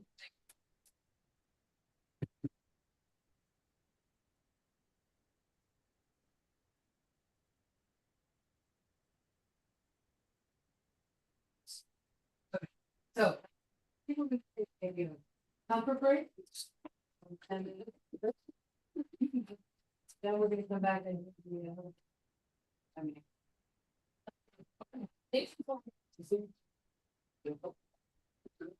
Either we're not gonna be standing up.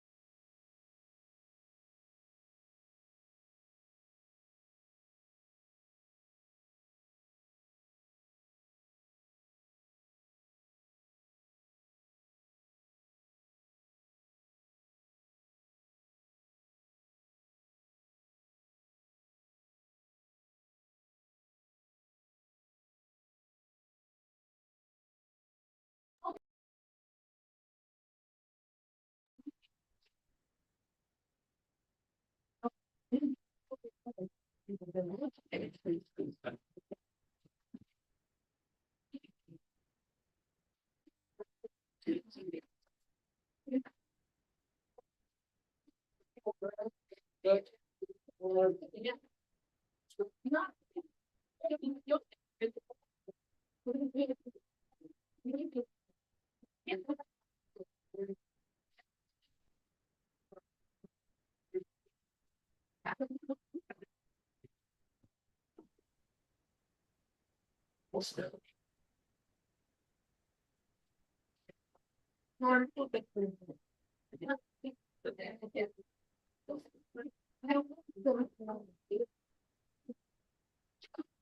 I love you, I mean,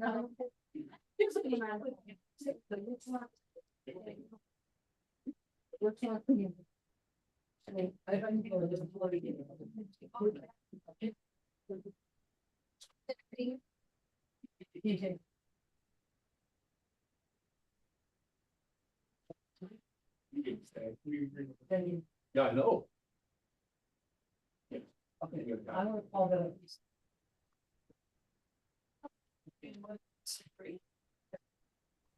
Yeah, because we haven't started the public. Yet we hear it, but we have people waiting, second on, second date. A bond. I don't have to go in the middle of it. We have folks waiting. We have a lot of what? Well, I'm just saying, we have a lot, I know that I read all the comments. Madam Mayor, Yes. are we reconvening? It is 8:36. Thank you, yeah. How many public comments do you have on this item, on the B? Close to 30. Yeah, okay. I really don't want, I would like to, if, with the permission of the commission, the item A, which is an item that we have folks waiting, I believe, on Zoom, are experts on the bond issue. It should be a quick thing. I would just have to take care of that before we go into 30 comments, and it's 8:30 right now. Anybody have a problem with that? I have a question. You have 30 comments and each is gonna be 2 minutes. That's an hour of you reading public comment. I thought we weren't doing that. They're not going to be, they're not all 2 minutes, Vice Mayor. So I will time them and I read for 30 minutes. 30 minutes. For 30 minutes, It's other okay. than 30 minutes. Well, yeah, because I thought you said you had 30 comments to read. Yes, but they're not Okay. all they're not all 2 minutes I long. mean, you don't want to wait a half an hour for the folks who the bond or who the bond now, just let me know what. I'd like to hear from the attorney if that's protocol. Can you just stop in the middle of an item? I mean, it's not a voting item, it's a discussion item, but just wanted to know protocol. Pleasure.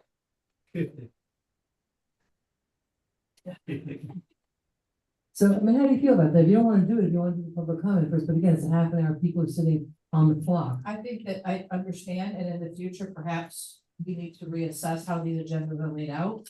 If we have people who are here who are third party, perhaps their items should be first. And so we can get them in and out instead of doing all this I've been reorganizing. here for 4 years now. No, I'm saying the city clerk's office and the staff, when they do the agenda, if they know that they're gonna have somebody here and it's a heavy conversations, perhaps when we said, is there any reordering? We should have said, hey, can we do this quickly to get these people out? Plus, I don't see anybody on this. Mr. Segrich? I would just have content. I don't care, I just try to save us some money. All right.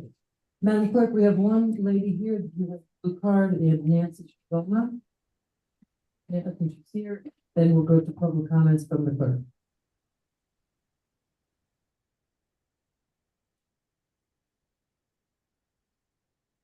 Apologize.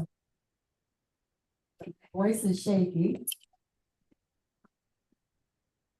I was trying to listen to what was happening. And Nancy Sharoma, 151 Harvard.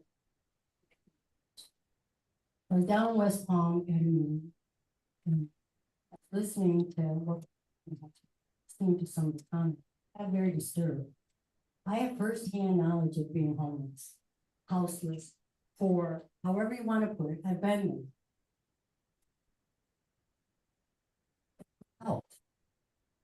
not a neighbor.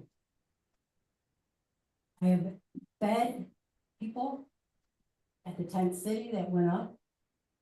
I have engaged with people that run a park and all over the city for many years. Every day I go to the beach and the park. And I talk to people and I engage with them. It's not really food that people need. They need more than that. And what's happening is the criminal element, which I heard somebody else talk about, is coming in fast and hard. I have people that I talk to that are afraid of what's going on at the park. And I have had women tell me that they're sleeping at the beach because they're getting pimped out in bathrooms at Bryant Park. I've watched people bring food, bring clothing, bring toiletries, bring blankets, and I've watched totes and suitcases come sky high on the band shelf. The bathrooms were blocked because of it. And I watched people come to the park and try to enjoy the park, the prime real estate of Lakewood. The prime. You don't get any better than Bryant Park.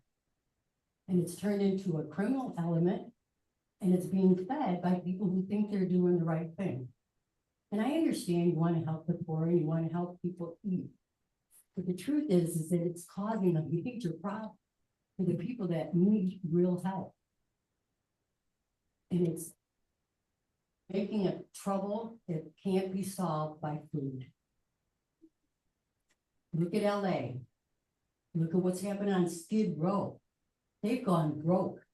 And now what's going to start happening is suits are going to come to the city.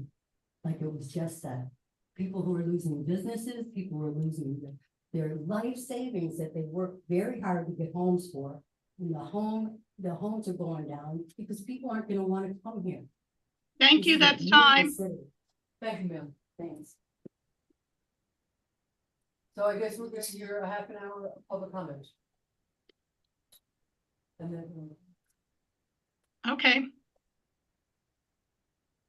The first comment is from Sam Smith, 109 North Palm Way. The issues of homelessness, mental health, addiction, etc., are very complicated and not easy to solve. It makes no sense that in one of the richest counties in America, that Palm Beach County has such a high number of homeless people. But as I've said before, it is not fair or equitable for the citizens of Lake Worth Beach and perhaps West Palm Beach to be solely responsible on our own to take care of all the homeless people in Palm Beach County. The issues in Bryant Park have really escalated over the last few months, with more and more homeless spending all day sleeping in the park, creating an unsafe situation for children and families. While I do not take my children to Bryant Park because it's not safe or appropriate, it is also no longer safe for many women to walk through the area for exercise. There are many homeless men likely suffering from mental health issues who are regularly acting out and hassling residents. There is little to no PBSO presence. I have owned properties and lived in the city much longer than many of you on the commission, so I have seen the problems at Bryant Park rise and fall over the years. My utmost concern is the safety of children and families that come to our waterfront park. I have a radical suggestion, and that is that the city should demolish the southern pavilion and bathrooms located just south of the playground. Over the many years I've lived in the city, there have rarely been events hosted at that pavilion, so getting rid of it would not cut into the city's profits. The bathrooms located at the southern pavilion are rarely usable due to being destroyed and damaged by the homeless. Parents and children do not use those bathrooms because they are dirty and not safe.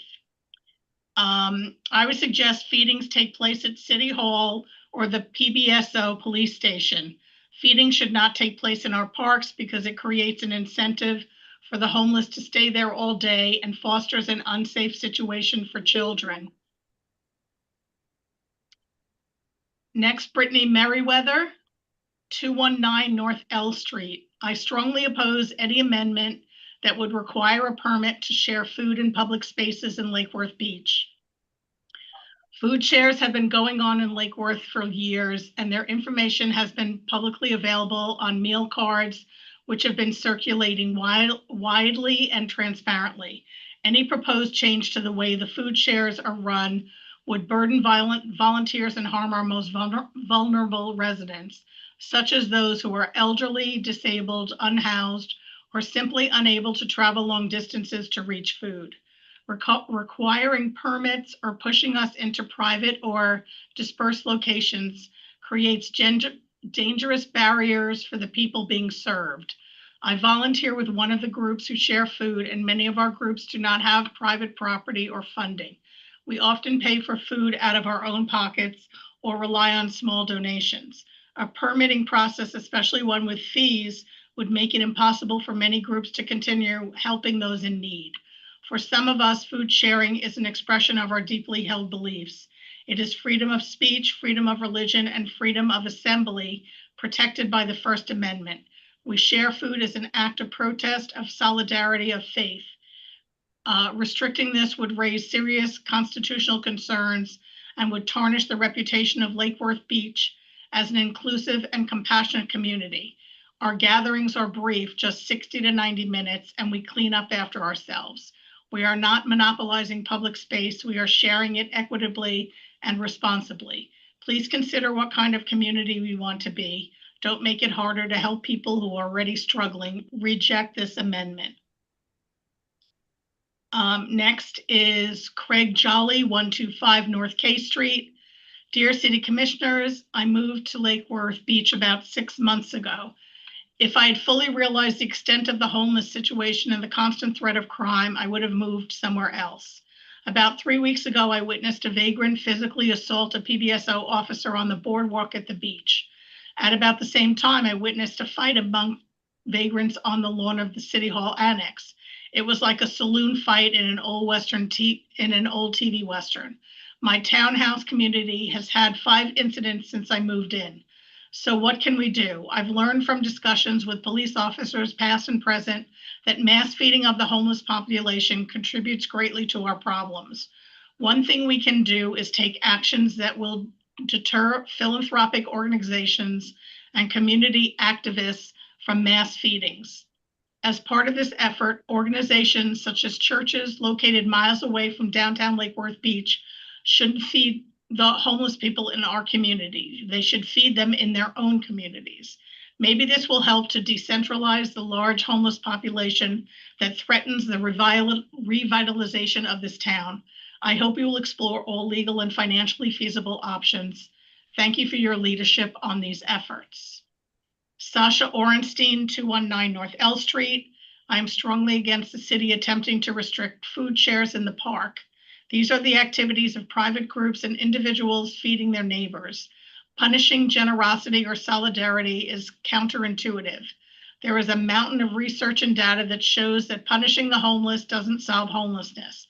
If you prevent us from feeding our neighbors, do you think they will stop being homeless? We will continue to have homeless neighbors, except now they will be hungrier and deprived of services. I would also like to remind the Commission that the last attempt by West Palm Beach to mandate a permit for food shares in public spaces was thrown out by the courts.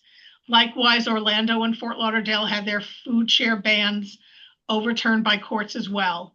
Lastly, many of the people fed by the food shares are newly homeless. They are not coming to Lake Worth. They have lived here for decades, but just had become priced out of increasingly unaffordable city. Many, if not most of the people who attend food shares work full-time jobs, but simply cannot afford shelter.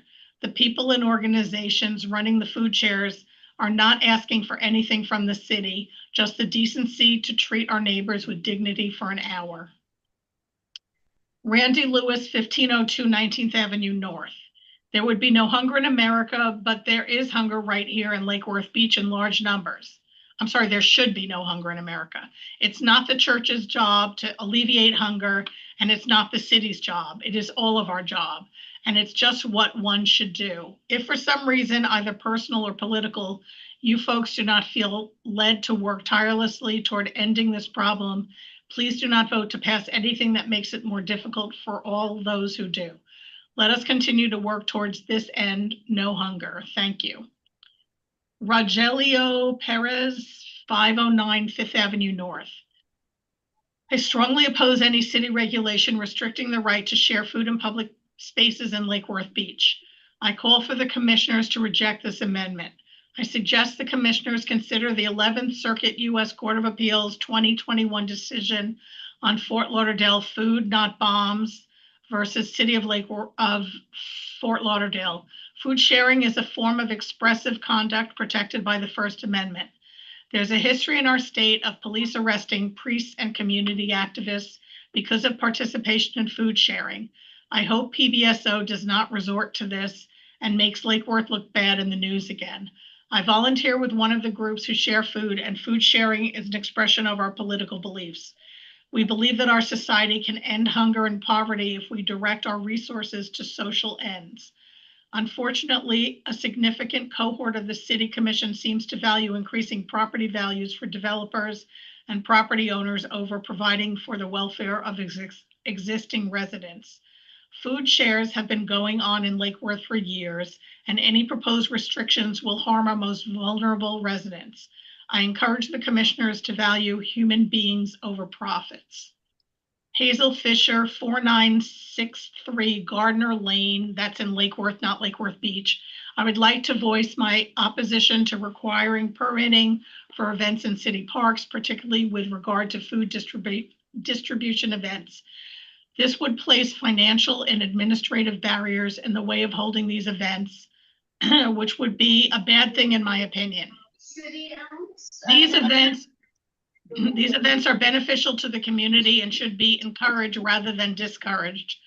Furthermore, these events are held as a protest against government policies that allow a society where some people go hungry, showing that it is possible to take action, meet people's needs if you have the will to do so, even on a tiny budget. With that in mind, there are significant free speech concerns with restricting them. What use is the right to freedom of speech if you can only exercise it with months of advance notice after wading through piles of fees and red tape? While some may interpret that as on paper compliance with the First Amendment, it's completely against the spirit of it. Courtney Klein, 327 South Lakeside Drive. I support implementing a permitting process for social service events and reforming the city's trespass laws to address the growing challenges in our neighborhood park and make it a safe and welcoming space for all. Lawrence Casenti, One Lake Avenue. As the business leader of the Gulfstream Hotel and a resident of Lake Worth Beach, I am writing in strong support of implementing a clear permitting process for social service events in city parks, particularly mass feedings, as well as the upcoming reforms to the city's trespass laws. The current situation in Lake Worth Beach parks, especially downtown and along the waterfront, has become unsustainable. Multiple feedings per day, often by outside organizations with no ties to our community, are contributing to a worsening cycle of encampments, drug use, and public safety concerns. PBSO and local service directors have stated clearly that the volume and frequency of these events are driving the crisis. This is not about stopping outreach or turning our backs on the vulnerable. It's about requiring structure, responsibility, and accountability. Permits would help ensure that organizations operating in our public spaces are equipped to provide comprehensive services, not just food, but access to housing, mental health care, addiction treatment, and case management. Otherwise, we are enabling a system that attracts more people in crisis without offering real solutions. Our parks should be safe, welcoming spaces for all residents and families, not areas overtaken by disorder. Enforcing basic boundaries while offering structured outreach is a balanced, humane approach. Please move forward with a strong ordinance and requirements. The residents and business owners of Lake Worth Beach deserve a safe, clean, and well-managed community. I support 100%. I'm sorry, I just need to take a sip of water.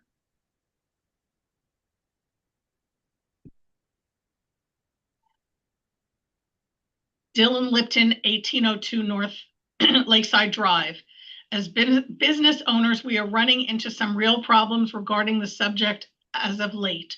The recent situation at our restaurant on the pier led to damaged property, loss of income, and lots of negative press surrounding the safety of our beach. It seems each day our staff and customers are being harassed by people with no intention of patronage.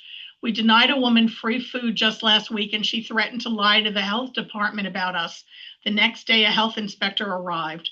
Fortunately, there were no issues, but this process takes up hours of our otherwise productive day.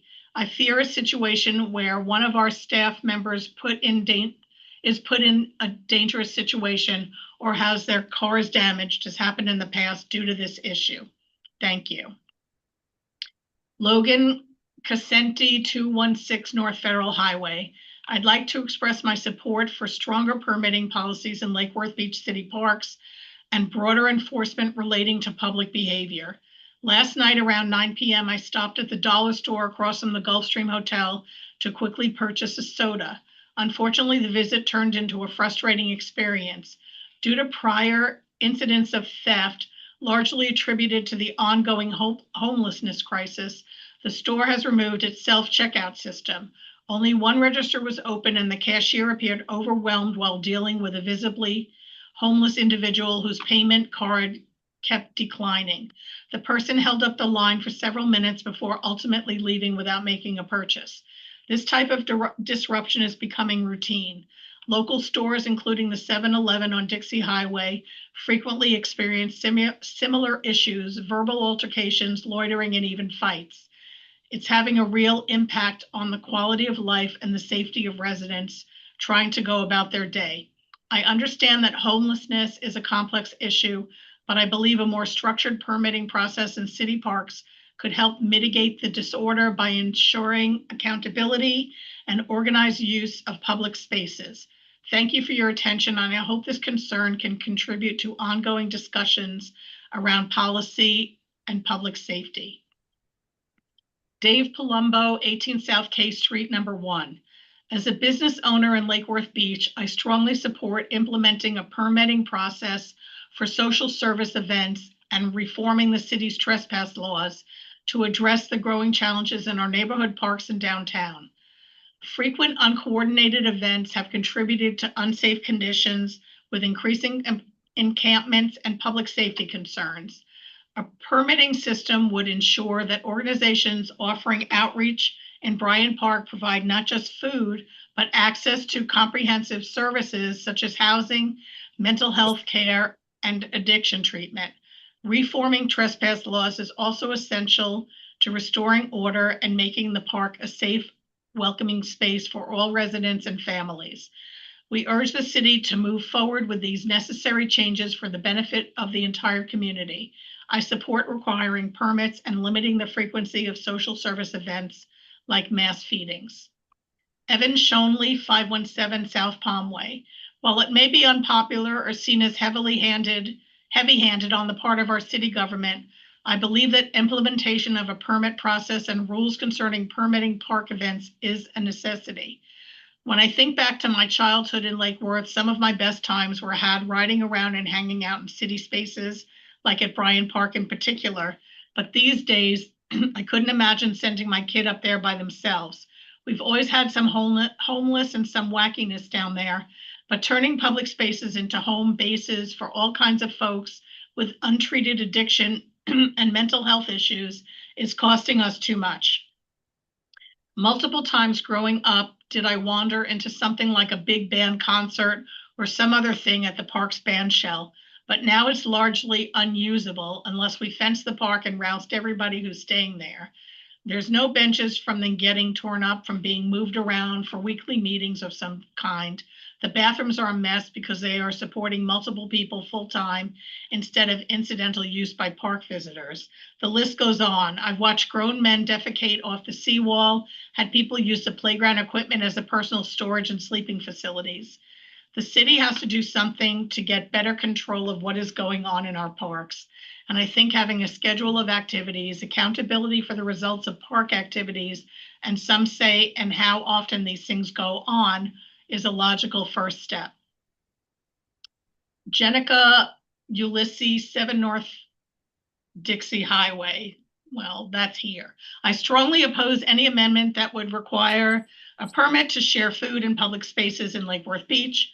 Food shares have been going on in Lake Worth for years, and their information has been publicly available on meal cards, which have been circulating widely and transparently. Any proposed change to the way food shares are run would burden volunteers and harm our most vulnerable residents, such as those who are elderly, disabled, unhoused, or simply unable to travel long distances to reach food. Requiring permits or pushing us into private or dispersed locations creates dangerous barriers for the people being served. I volunteer with one of the groups who share food, and many of our groups do not have private property or funding. We often pay for food out of our own pockets or rely on small donations. A permitting process, especially one with fees, would make it impossible for many groups to continue helping those in need. For some of us, food sharing is an expression of our deeply held beliefs. It is freedom of speech, freedom of religion, and freedom of assembly protected by the First Amendment. We share food as an act of protest, of solidarity, of faith. Restricting this would raise serious constitutional concerns and would tarnish the reputation of Lake Worth Beach as an inclusive and compassionate community. Our gatherings are brief, just 60 to 90 minutes, and we clean up after ourselves. We are not monopolizing public space. We are sharing it equitably and responsibly. Please consider what kind of community we want to be. Don't make it harder to help people who are already struggling. Reject this amendment. Zoe Healy, 2519 North Ocean Boulevard, posting this comment against new business B. Bob Hudson, 1221 North M Street. I'm against any change to any procedures or regulations regarding permitting of events in city parks or any public areas. The proposed change appears to be specifically directed at food-related gatherings. Setting aside the unconstitutional implications with respect to free speech and the ability to assemble per the US Constitution, if we criminalize eating in public, I fear we will all starve. Who among us has not ever eaten at a city park? And the wording in the documentation, feeding event, is gross and dehumanizing. I feed my fish, I feed my dogs. I go to Bryant Park for a picnic with my neighbors. I go to other city parks for community potluck events, meals. I go to city parks all the time, and I do not believe that I've ever seen a large group feeding event, whatever that is. Also, this proposed change appears to have an authoritarian heavy hand. City government is supposedly to help its constituents, not push them around. Therefore, I respectfully request that there is no change to our current ordinances. Sorry, I need another sip of water. Ian Dinkla, 425 Southwest 7th Avenue, Delray Beach. Dear Lake Worth Commission, many Lake Worth residents are struggling. We can't afford groceries, rent keeps climbing, jobs are scarce, and federal programs that help us are being gutted. In response, our community has stepped up by offering food to those in need, whether they're unhoused, food insecure, out of work, dealing with addiction, or struggling with mental health. Please don't take that away. We understand that some people may not want to be reminded of poverty by seeing it in public spaces, but the food shares need to happen in Bryant Park because it's a public space where people gather, and most of the aid groups don't have access to private property that's safe or reachable. These food distributions last no more than 90 minutes, and organizers make a real effort to clean up afterward. I see no reason why the commission would want to restrict or shut down programs that help people, especially when they place no financial burden on the city. Please leave the food shares alone. Michael Cuervas, 600 South Dixie Highway, number 131, West Palm Beach. I believe a permit should be required for public feedings at city parks. This was recently an issue in downtown West Palm Beach a couple of years ago. An organization was feeding the homeless on the downtown waterfront without a permit. The downtown waterfront was overrun by vagrants, and it became a homeless encampment for years. When they made the change that required a permit, this public feeding stopped, and not only did the number of homeless at the waterfront go down significantly, the area also became much cleaner.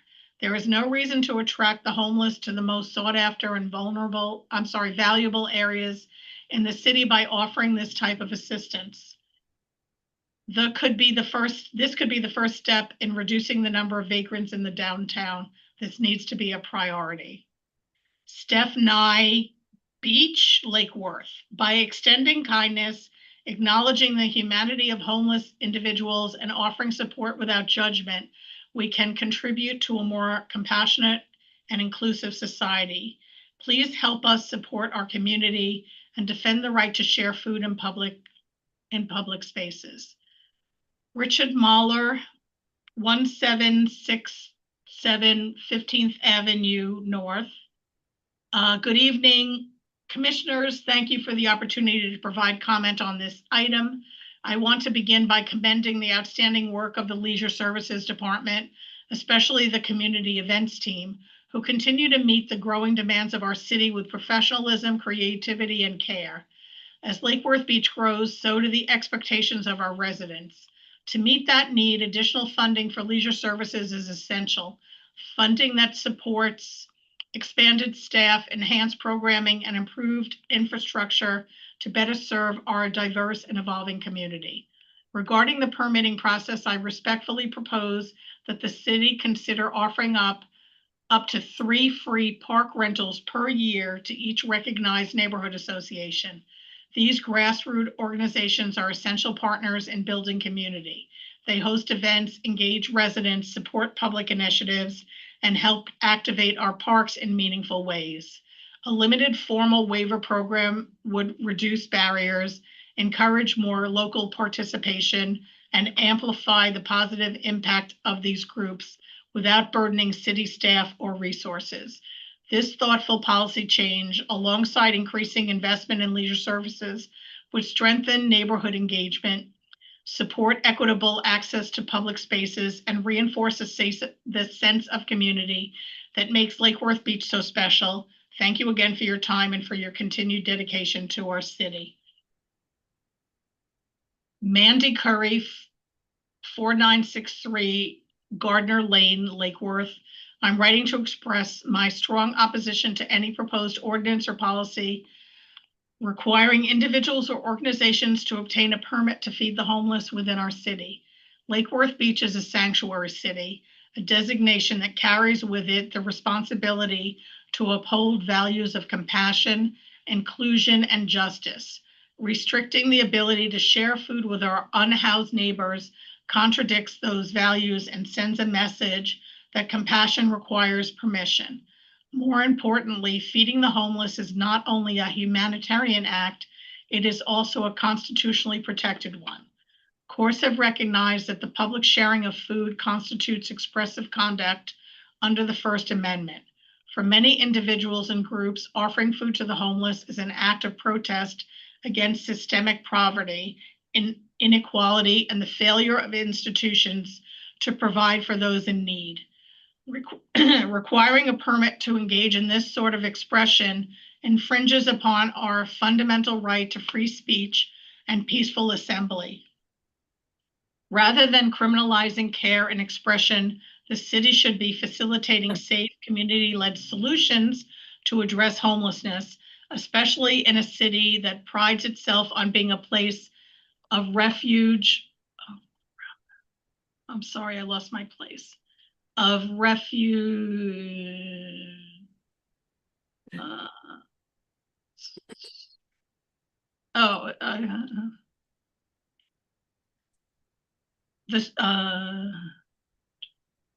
I respectfully urge the City Commission to reject any measure that seeks to restrict or penalize those who provide food and solidarity to our unhoused neighbors.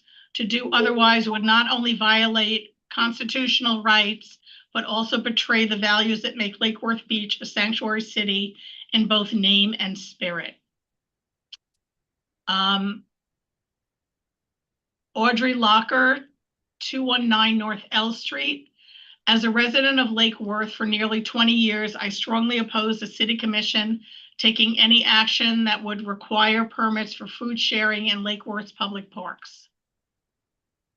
The people that benefit the most from these food shares are some of the most vulnerable residents of our city. It would be inhumane for this commission to make it any more difficult than it already is for these folks to get their basic needs met. I do not understand the tendency of some members of this commission to neglect their civic and moral duty to support the people in our community who are suffering the most, and I can only guess why these commissioners feel so empowered in denying care to the very people they should be fighting to protect. To assert that an individual is at fault for falling on hard times is arrogant, and to further assert that they are not worth of support in their time of need is inexcusably cruel. The folks who rely on the regularity of food shares in our public parks have fallen through many cracks in our broken system at the federal, state, and county level. Services for people in need are scarce and becoming even scarcer. Many have been immiserated by forces beyond their control. As the cost of living rapidly balloons, as the housing crisis forces more people on the streets, as medical care and mental health services become increasingly harder to access, more and more people are being left behind. As elected officials, you should be using the power you wield at the city level for the common good. You should be concerned with alleviating the suffering of Lake Worth's residents, rather than adding unnecessary red tape to people's ability to eat together in the park. These are public spaces and they are meant for everyone to enjoy and utilize, not just people who own businesses and homes. I love Lake Worth precisely because of its diversity and inclusivity. Requiring permits for sharing food in public parks runs counter to this city's character and is an affront to all of us who live here, housed and unhoused. Priscilla Guerra, 311 Lake Arbor Drive. Food is a right, not a privilege. I must make it clear that this comment section was not easy for the disabled. Nonetheless, here I write with difficulty to state the obvious. It is a violation of our U.S. constitutional rights to prevent food sharing. Food Not Bombs versus City of Fort Lauderdale is the prime example. Additionally, the due process clause is violated as rules is difficult to enforce. The United Nations is also clear that preventing humans from accessing adequate food is a violation of human rights law. There is also a moral argument to be had. It is immoral and inhumane and indefensible to allow another to starve. Unless the city wants to expand its social democratic programs and provide free food to the community once or twice a week or more than the objective is clear, may God have mercy on those who support this ordinance on Judgment Day. Sienna Mayers, 429 North D Street. Sharing food provides a vital resource for those experiencing food insecurity and homelessness, especially when the other social safety nets fail. That's 30 minutes. Thank you, Jesus. Thank you, Jesus. Thank you very much, Madam Clerk. Do you want to say something? Because I was. I know you guys are about to go into your commission comments. I just had a few things here, like just from listening to all the comments. I just wanted to mention 3 things here. With all of these different feedings, everything, there is a substantial cleanup that our grounds crew does after a lot of these. There is a lot of litter, there's a lot of things that, a lot of extra work that our understaffed we're already having to do. I also wanted to mention that if you look at the back of the event fees, one possibility is updating these fees as far as, I know we were looking to add, as far under a number of attendees, it starts at 100, you could actually add 1 to 99. So there are ways we can look at this in the fees as well, if you guys want to discuss that. The other thing is, when you look at what a lot of people mentioned, some of the court cases and everything. So what had initially happened was when some of these cities started doing this and they got challenged, they had to go back and modify the ordinance and stuff they did. So what you see, like the West Palm example in the backup, they had a frequency. So they weren't saying that they're not going to allow these to happen in their parks. They just put an actual frequency on, so they could actually keep the parks clean. They could kind of have a better handle on how this happens. The permitting process also makes it safer because there is food being given out. So it's just a way to say, maybe you allow X amount quarterly, annually, however you want to look at it. But not saying that they're not allowed, but just trying to handle for staff purposes and just trying to keep cleanliness apart, trying to keep it under control because we don't have a staff in order to try to keep everything clean. And it's just gotten to a point where it's hard to handle. So this is just a kind of a conversation to have to see where everyone is, but we have to kind of get a handle on this because the vandalism, we have replaced sinks in the bathrooms so many times, just in Bryant. You know, I'm not gonna go into everything happens south of the building, but it is constant as far as dealing with all the vandalism. People just kicking toilets off walls, knocking the actual countertops. I mean, it's nonstop. So you get to a point where it's costing us a lot just in budget as well as staff time. So I just kind of want to throw some of these things out there before you guys go with comments. So. Thank you. I was gonna ask Cora to come up and just give a little his background and his experience or the PDSO experience at the park, just to get their perspective. And I'm just gonna go by district.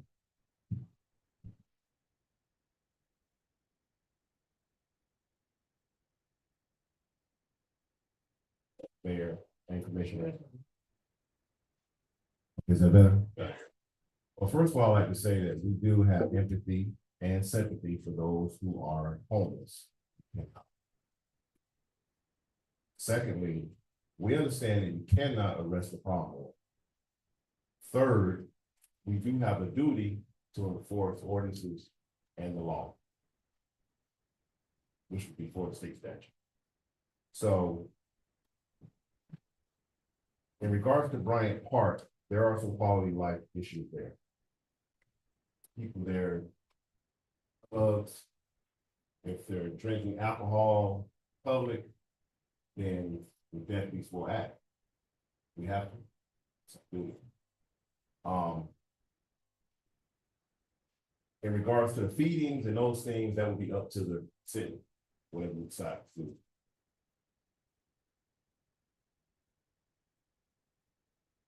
I have a full-time homeless intervention team deputy who runs the operations with the homeless outreach team.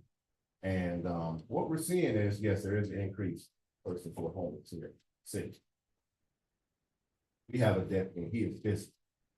Days that he's working from the morning time to the time he gets off. This guy is going around the city. He's actually breaking down encampments. He's at Bryant Park daily. He's in other parts throughout the city. This guy is busy. 4 days, 4 days, 3 days. Again, we have other homeless intervention team liaisons. We have one on each of our shifts. We have 4 shifts, 2 day shifts and 2 night shifts. So we are spending a lot of time and resources on this problem. Well, yes, with this issue. So that's where we stand. I mean, you know, we are spending a lot of time doing everything we can, and we'll continue to do more. Like right now, we're doing a 30-day operation in Bryant Park. And so we are running people out of there daily, especially at night, because as you know, the ordinance that was adopted recently.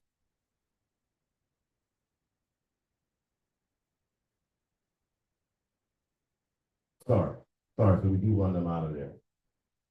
But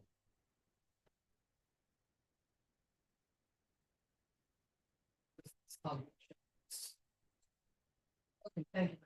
okay. I'm gonna go by district, 5 minutes each, because we have something on our agenda, is people here from out of state that need to be heard. So I'm gonna keep us to the 30 minutes, as you guys at some point. So I'm gonna go by district. Madam Clerk, can you keep, Madam? Yes, Madam Mayor, I heard you, 5 minutes. Thank you. District 1.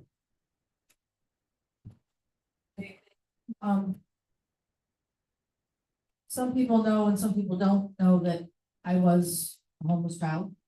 I grew up very financially challenged. And so for me, this is a hard conversation because I remember going to supply houses and getting 10-day-old bread and getting the food that was coming off the shelves expired. And making sure that we always had a way, and there was always somebody there to help. So I don't want to take that away. But I'm also listening to our residents and I know the concerns. So I had a couple thoughts and I was writing notes as everybody was talking. And we have the hub for those who are trying to get sober and find a new life that way. And the hub does great things, and I wish that we could find a way to do the same thing for feeding the people who need to be fed. We don't have the funds as a city to do that. We don't have any empty buildings. We're out of buildings, we're out of space.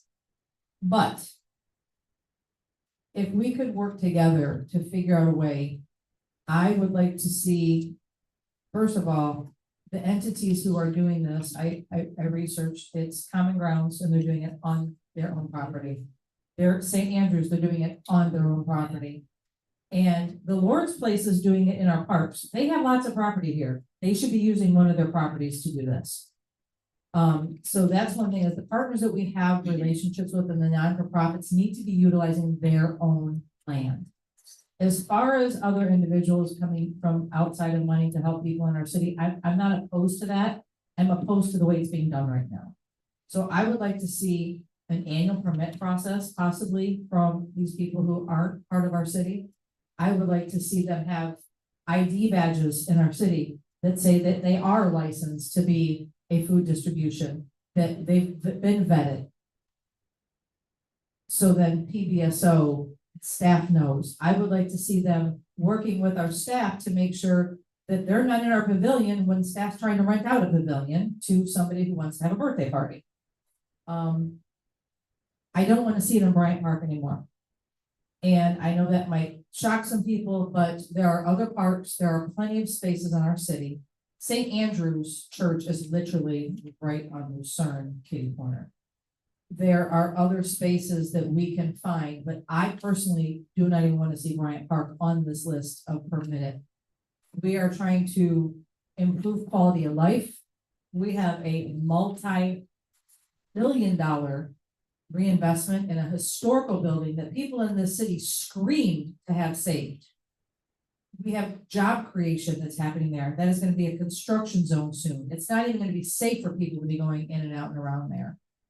So yes, I do want to support some kind of, and I don't want to say governance, but just structure. And the structure is, well, I mean, to me, I want to protect the people who are out there doing the feeding, because I, like Greg Richter earlier, when COVID happened, I was out here slinging boxes. I was a member of Church by the Glades. We fed people until we sold the church, and the other church went defunct and we never heard back from them. So it's not that we don't want to help.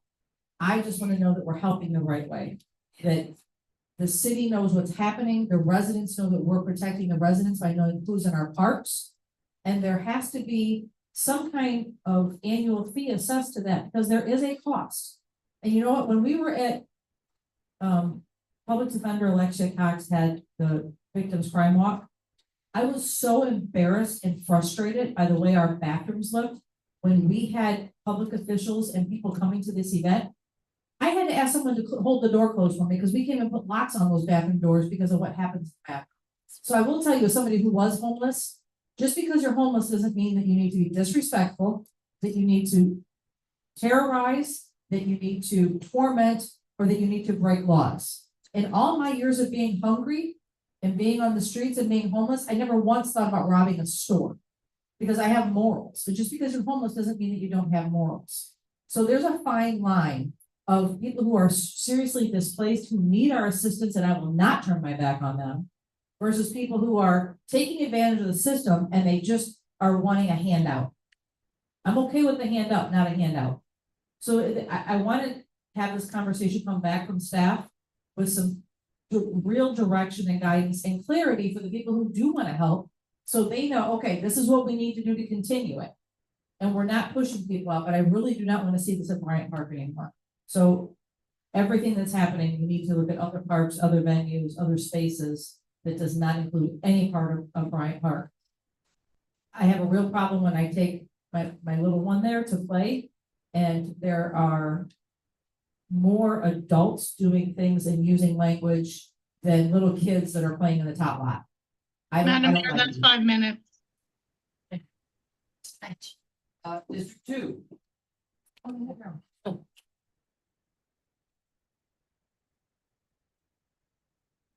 5 minutes. Can you hear me now? Okay, I think that was a yes. I have to say that I have listened to all the comments. I read them before I got there. I have to say that I am sad for our city. I am sad for some of the things that I'm hearing from our commission. I'm offended that we would make policy based on very thin and inaccurate information. We hear, oh, there are photos on Facebook of needles. We hear that the park is not safe and welcoming to all. We hear that there's an undue burden. We hear that there's an unsafe situation. As I've said many times over the last months, I go to Bryant Park very regularly. I'm there for hours at a time. I'm there with seniors in their late 80s or early 80s, women lying on the ground doing yoga in about as vulnerable a position as you can be. And while I'm there, I look around, and I usually stay on a little afterwards and go to look at different areas of it. And we are not making this, or at least let's not fool ourselves into thinking that there's a terrible situation. I see, as I've said many times before, I see older people walking in the park. I see people running in the park. I see people biking. I see families with kids and strollers. I see people with dogs. And I've never seen a harmful interaction. I've never seen one in all the time that I've been there. Will I say that they never occur? Will I say that they never occur at night? That I can't speak to. But we're presenting an image, and we're basing on a decision-making process on some residents don't feel comfortable. And we're using language that I think Jesus would be beating our butts about. I don't hear, and I'm really offended that we have statements from our commission that says we should have kindness and we have to defend human rights, and visibility for those who are vulnerable helps give them respect. And then we turn around and say, we're proposing to do something that is exactly the opposite, just because it's a different group that we don't like to see as much. Jesus didn't say, be kind to those who need help, to the less fortunate. And by the way, when you're looking for the people to do that kindness, you should check what city they're from. Or you should check whether their church happens to be in a different location. I don't remember reading anything about that in my Bible. So I'm not seeing a real problem in Bryant Park. And I'm seeing a heartlessness and a potential legal problem that we don't need to take on. That so I'm 100% opposed to the idea and couching it under, well, we're increasing safety or a bunch of malarkey. What we're doing is trying to drive the homeless and the less fortunate out of Bryant Park. And I am vehemently opposed to that. Thank you. Thank you. District 3. Thank you. This is hard because we have heard a lot of stories today, and coming from a life of addiction and being sober for 18 years, I have a lot of empathy, and I have my brother's mentally ill, he's schizophrenic. And so these are personal issues to me. I know we can believe that. Me. But this is personal to me. And I don't have any problem with helping to feed anybody. And the virtue signaling that's going on tonight, and making everybody, trying to make people feel like they're horrible human beings just because they don't want to continue to create an unsafe situation. Nobody up here is saying we don't want to help those less unfortunate. Nobody up here is saying that we don't have empathy or sympathy and that we weren't there and we don't know what it's like. So I'm insulted in that, but that's not what's making my decision. What's making my decision is the fact that I've been elected to make decisions for the common good of an entire city, you know, and in a fellowship that I'm involved in, we use the word unity. And we talk about the common welfare comes first. And that personal recovery or personal recovery depends upon our unity. And this is becoming a very divisive issue. And I think that what Common Grounds and what Randy does, I think is fabulous.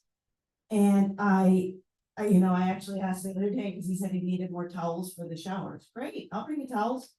And I think that on K Street where they do the showers, I just don't think it's fair to put any burden on the city, into the city parks, when this could be done on private land.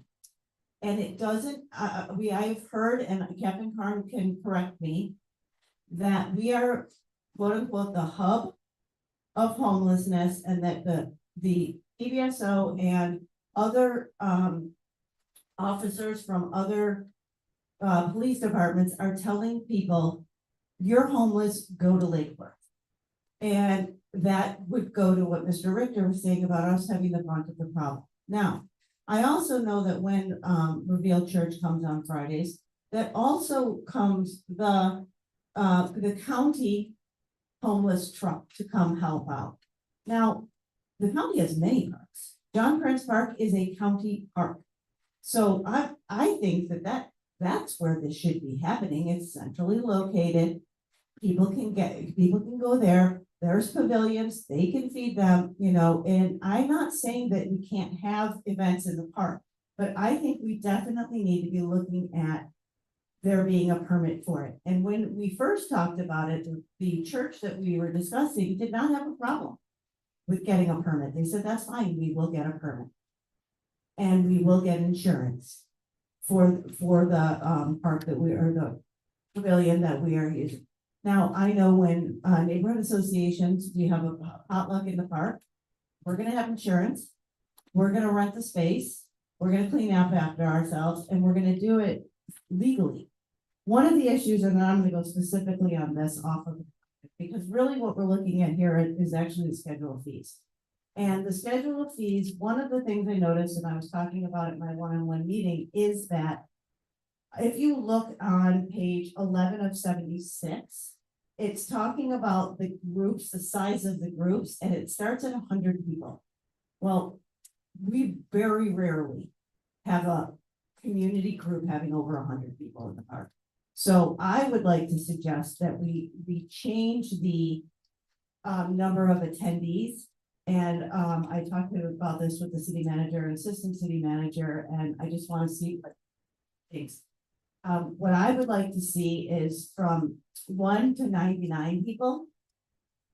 Our fee structure seems to go up by every 200 people, the permit is $100 more, so we go $100 less, so it'd be 250. And then from 100 to 299, 300 to 499, 500 to 699, 700 to 999. 1,000 plus. The same. Because first of all, the way that it was says 1 to 300 and then 300 to 400. Well, what if you have 300?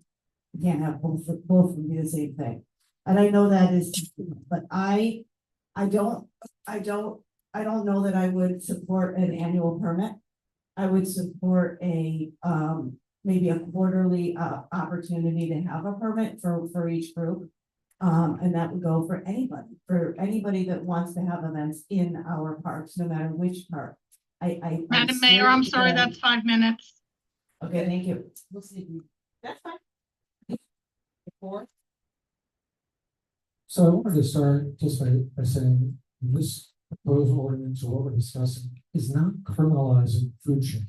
It's merely adding structure. And when looking at the First Amendment activities that people mentioned, permits are required for a lot of First Amendment activities. They're required for protests, they're required for assembly, they're required for rallies.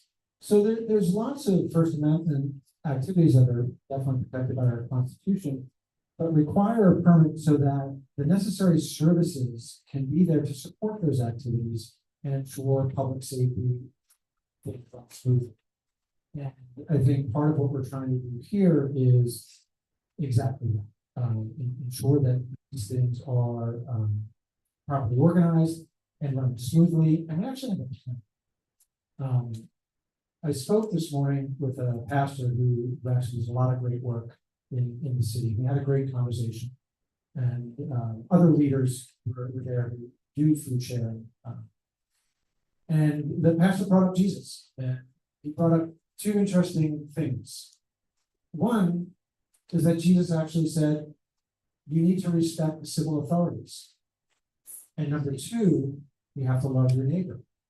And it creates an interesting tug of war there, right?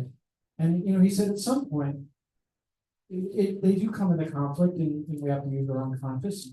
And if a city or a municipality goes too far, people of faith will go further and react against it. But there can be a balance. And I believe, in speaking with them, we really do need them as a city. And we are receiving an undue burden from the other municipalities that don't want to create it. They don't want to help. They're merely kicking them out and giving them a ticket to Lake Worth Beach, because we do have good hearts. We do have many great people who are helping us. And we do have an undue burden. So I would like to see a plan. I would like to see permitting within our parks. I think the suggestion for doing that is sound. But I would also, while we are considering this, I would like to see us work more closely with those leaders that are doing the food sharing and doing actually more than just that, other services. I think of Arms of Hope, Healthier Lake Worth, Common Ground, Compass. They're combining charity with actual help. And one of the comments that was brought up today really rang true for me. Our park is not a safe place. Our most vulnerable population there is getting victimized. Yes. And without offering services in a safe place, without getting those people what they need, we're not really being compassionate. We have the best intentions, but we're getting some of the worst consequences. I had an experience with a group of individuals in an alleyway and so on, and one was very troubled. They were throwing things into traffic, attacking cars. I worked with PBSO, and out of that group of 5, 2 of the women went and got services and actually got away from the men who were abusing. And it was only because that I called and PBSO reacted and were there. If we require permits for these, we have the opportunity to bring in more services because we will know they're there. And we can encourage cooperation between those that are currently doing things on their own properties and so on, and coordinating with those organizations that are more fledgling organizations, trying to do something really good for the community, but lack the structure to have a major impact. So, while we look at Bryant Park and having permitting and doing that, I don't want to lose sight of the collaboration that we can achieve and truly do something great with Lake Worth and truly be an example. One gentleman brought up they have warehouses with distribution. They want to help with logistics. Other people talked about, wouldn't it be great if we could actually do something about it? So I really want to see us explore the permitting option within the public parks, but then I want us to look at our other resources that we may have as a city, whether it be open spaces elsewhere or access to organizations, and actually have a plan and work with PBSO and their homeless intervention, actually have a plan. Because if we just keep doing the same thing, moving people along, it's not working. We got to be able to get them the services. Also, at some point, there are members of that community that are purely there to take advantage of others. And we need to have a stop gap for them as well. So, I am for what we are suggesting, but I think we also, as a community, need to work with our current leaders and also those organizations that may be doing things on a smaller level and get them meeting with each other and seeing what kind of synergies we can have. 'Cause maybe they can utilize their spaces, maybe they can collaborate on, so I don't. Madam see this Mayor, as that's a- 5 minutes. Thank you. I'll be real brief. I have some concerns about the legality of this. Just enacted. I did read pretty sketchy, but the food bombs versus Wells Fargo Water Mail, I did, they sent it back to the lower court, so I don't know what happened after that. But I do think we need to look at that as sort of a threshold to not get in trouble. You're looking at page 11. I'm looking, that's like for 1 to 3 day events. I'm looking at page 9 of 76, which is a smaller thing, and it says, and I think there needs to be another, if we're gonna do something, I think there needs to be another category, because we have on page 9, description of services provided, recreation, picnic pavilion, sunrise to sunset. And these folks aren't asking for that. And there, the Bryant South Pavilion is $40 or $50 for a non-resident, which I think is more in line with $250. So what I'd like, I mean, as part of this conversation, we're not obviously going to resolve this tonight, but I would like to have a separate, a shorter term thing to have it, and maybe have the same rates, but not sunrise to sunset, because I think that would be. I do have an issue with, churches. I'm looking at the list of churches that are doing it, and St. Andrews, the Common Ground does great stuff, but a lot of these churches are, again, from out of town. And, so we have a judge in Texas that I follow, and, when he has to decide if somebody can be released on bail, or what's gonna happen, I am sworn to protect my citizens. And I think that, yes, everyone has a right, but I also think that we do have an obligation to our citizens who live here to let them have a pleasant place to park, and maybe Mr. McVoy is being overstated what happened, but I do know that I talk to people, and maybe you don't see what's going on, but other people have, and I think we should pay attention to those as well. So I'm sort of more for a permit process with a lower, some accountability. I don't know if we can do IDs. I don't think it's a bad idea. I don't know legally if we can do that. This is a big field of legal issues with First Amendment and everything else. So we have to deal with it. So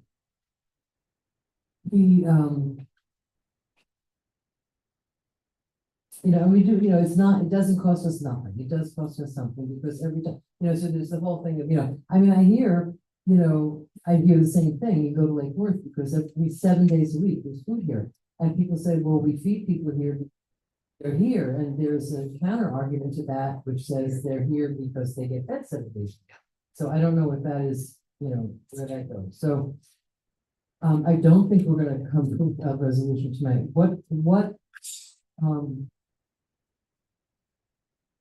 Send back to, I would like to send the attorney back to say, you've got, this is the current state of affairs, because I don't want a lawsuit. I don't want to be that. Okay. All I'm ready to do.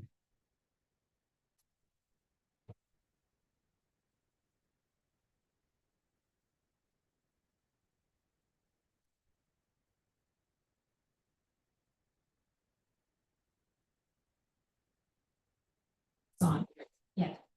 Good evening.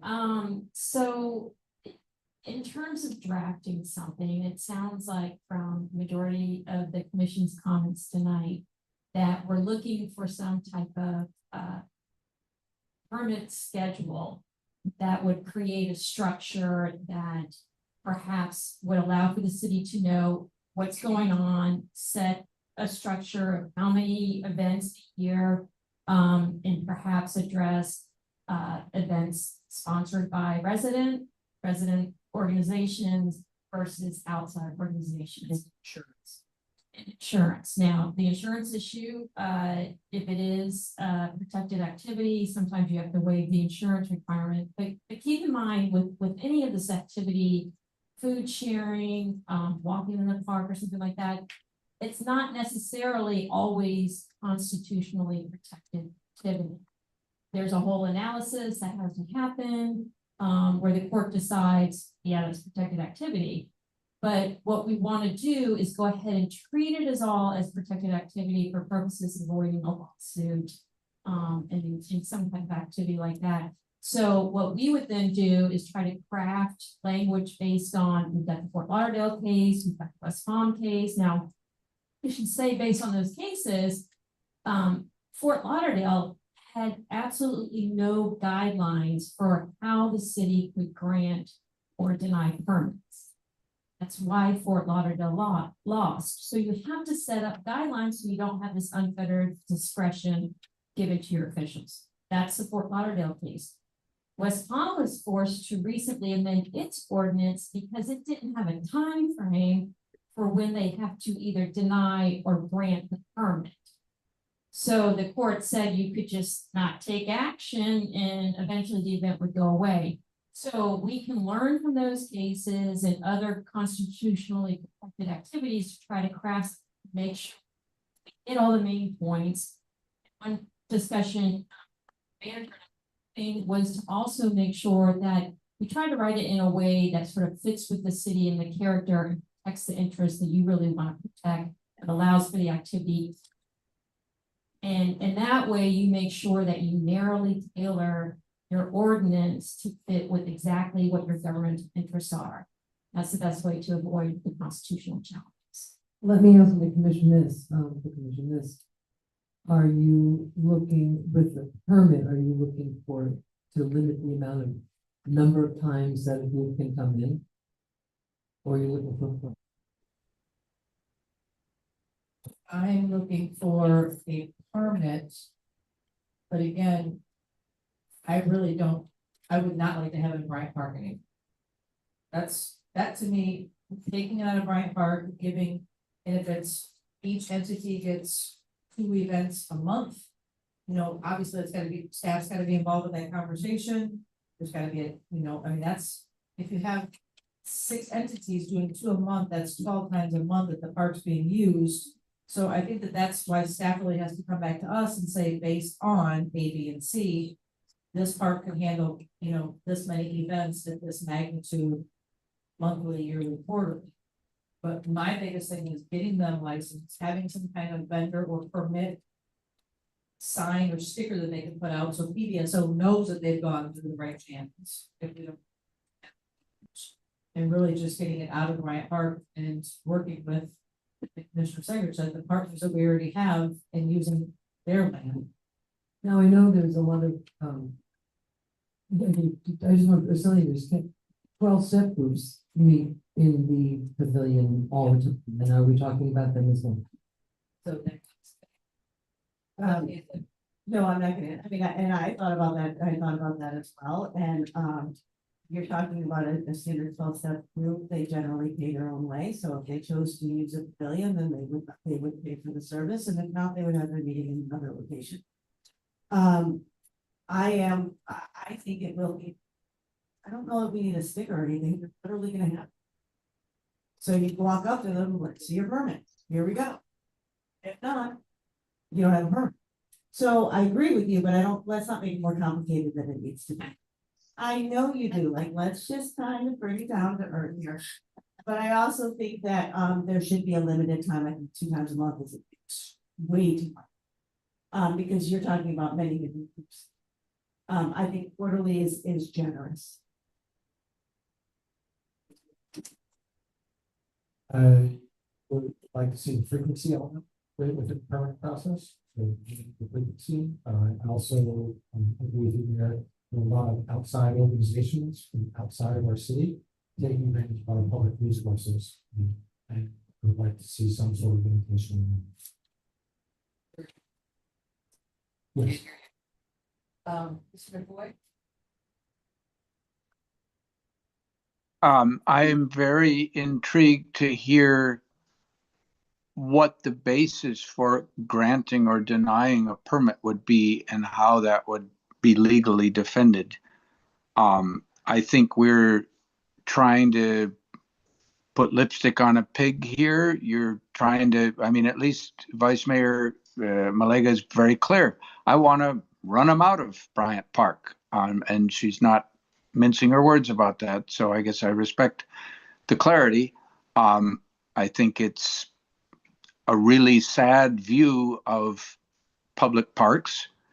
I don't see how we're going to come up with a structure that says you can get a permit, but you can't. And what's going to be the basis and what's going to be the legal defense for that? Or you can have a permit, but you can only do it once in a while. As far as I know, people who are hungry don't really get hungry on a quarterly basis or whatnot. I find the discussion of outside organizations frankly repulsive is really what it amounts to. Thank you. Madam Mayor, I'd like to make a motion to extend the meeting begrudgingly till 11 o'clock. Do you have a second? I'll second that. Melissa, this is Mimi. I got one. I got that one. Thank you, Mayor. Hi. Thank you. That's motion. I didn't say. I just said that we've got other things. Can I just make one comment? I just think it'd be a little bit, all they're gonna go down to South Palm Park, and then we're gonna be here in South Palm Park. So they're here. Somebody's there. Okay, there's nothing. I apologize. Okay, so I think. I think. I think the horse is eaten. I think we have to have staff come back with something. We're not gonna agree on everything, but we're gonna try to figure something out that works. In the meantime, I like the people that are coming in to maybe find an alternative private space. When Church and the Glade was giving out food every Saturday, I was down there, and a friend was mentally ill and she couldn't leave the house. I would do it, and then it became untenable because it became too much. So thank you very much. We're gonna look to staff to come back with something. Well, based on all the comments tonight, we're obviously with the city hearing and, get some kind of draft and stuff together. Yeah.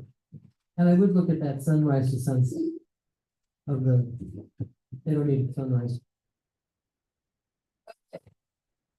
Okay, now we're gonna, with everyone's permission, we're gonna move very keen about hearing. One is the budget amendment, unfinished business A, and the other one is unfinished business D, which is that right of way, which the lady has flown down from Ohio to attend. Yes. Yes.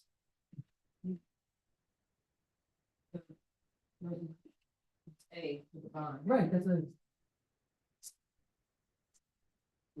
Yeah, like you said, we're gonna do, well, unfinished business is never place, that's. Well, we changed it. Isn't that? Oh, new day, we're gonna be that.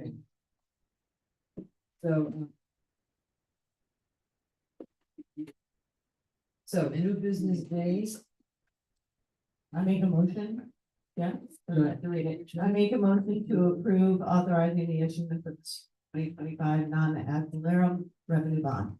Second, that motion, do we need to read? No. Second. Any discussion or all in favor?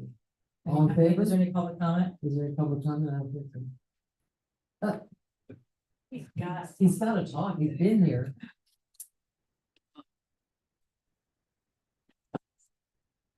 Yannick, with finance. Yes, we have found, advisors from Davenport. Just want to give you a quick update with the bond. Just don't want to, we have such a heavy agenda. It's a top. We'll just a quick update on what we are.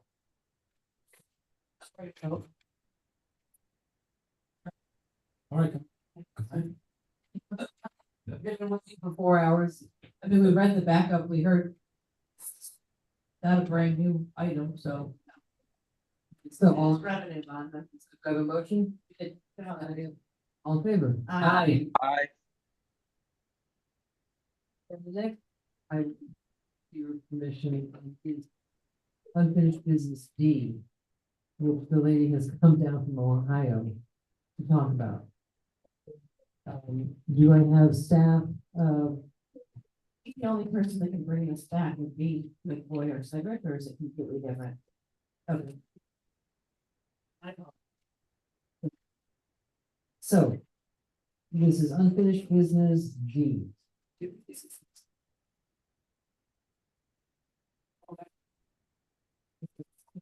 Oh, yes, there are. There's one was in Minnesota and it's winter, which made me stay with it. 1, 2, 3.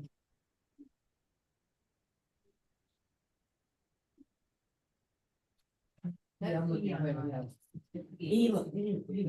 There's no wording. But yes, you're right, it was in our books as E and now it's D. They got updated. It's under E. In your book. If you didn't change your book, it's under E. It did not change my book, it's E. Okay. So staff, go ahead and talk about this.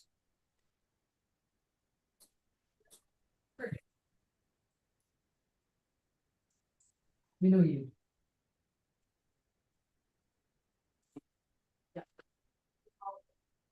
Yes, please. I need do I have a motion? Do I have any motion regarding this item, resolution 22-2025?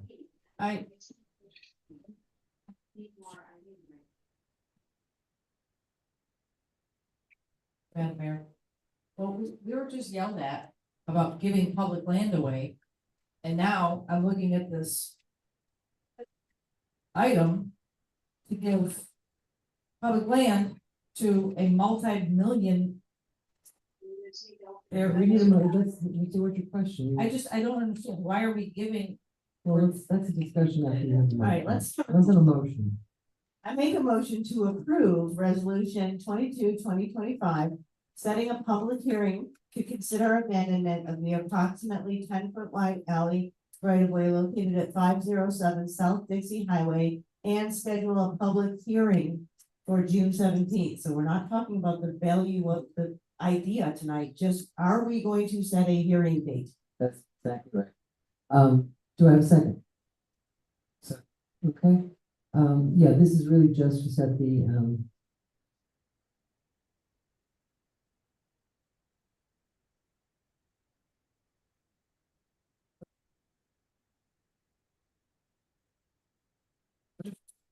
Seth Bay with Louis Holman Walker, on behalf of the applicant today. That's right, we want to come back on the 17th and we'll make a full presentation of this. What you'll find is this is an alley that's been half abandoned already. There's no improvements to it. It's not serving any public benefit today. If anything, it's a maintenance headache at best. And so since it's no thoroughfare, no benefit, it does provide an opportunity for redevelopment of the site. We won't go through a full presentation of that back at 17th to walk you through that and address any questions you might have. We're happy to do so now. So. Will we have an assessed value on that 10-foot piece of land? I mean, I'm standing here, I understand we're citing this, but we had 2 residents 3 months ago sit here and fight over something that was smaller than this, that one wanted to turn into a pocket park and then one wanted to add it to their driveway. So are we gonna have an assessed value on June 17th in regards to this, of what this parcel is? well, I think usually we can't sell this anyway. Let's have Mr. West, let's have an expert on. Yes.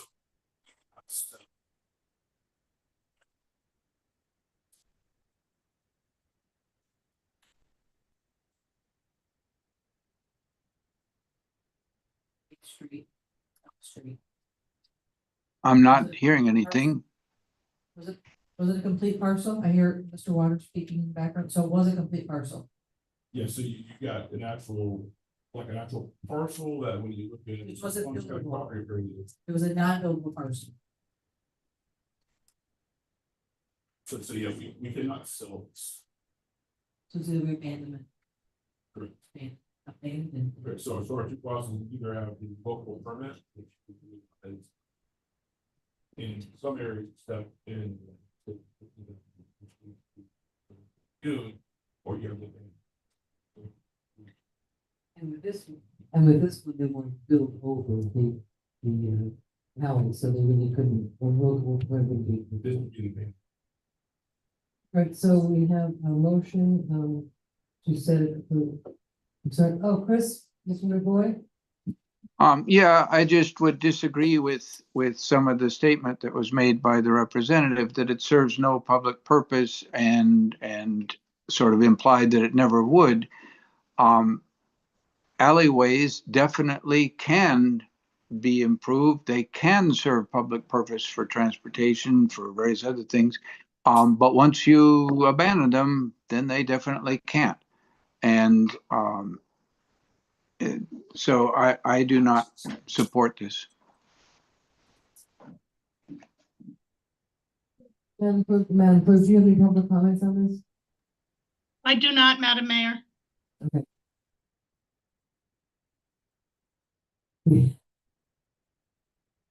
Have one public comment from Ms. Fisher. Yep.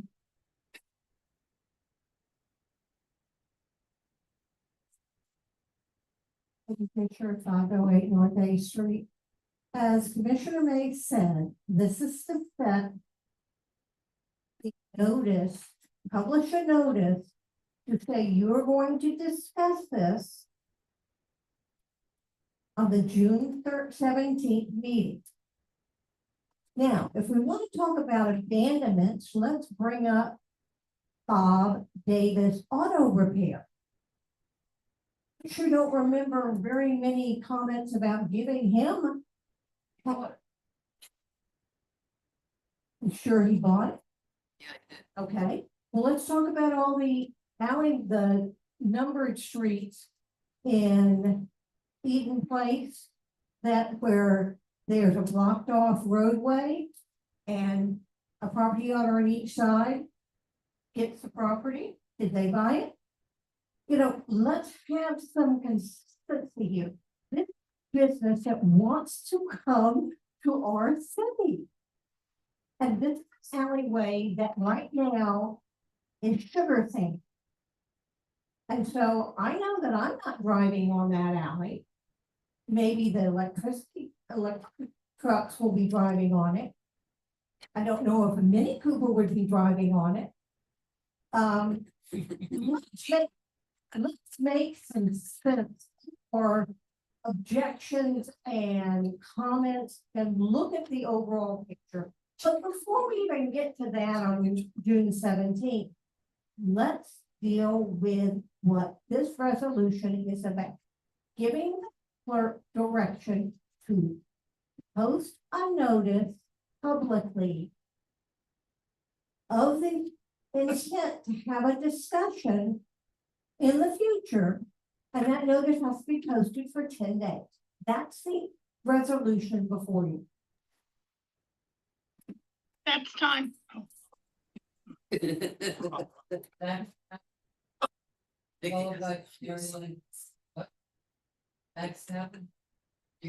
That's our engineer and, so, this part.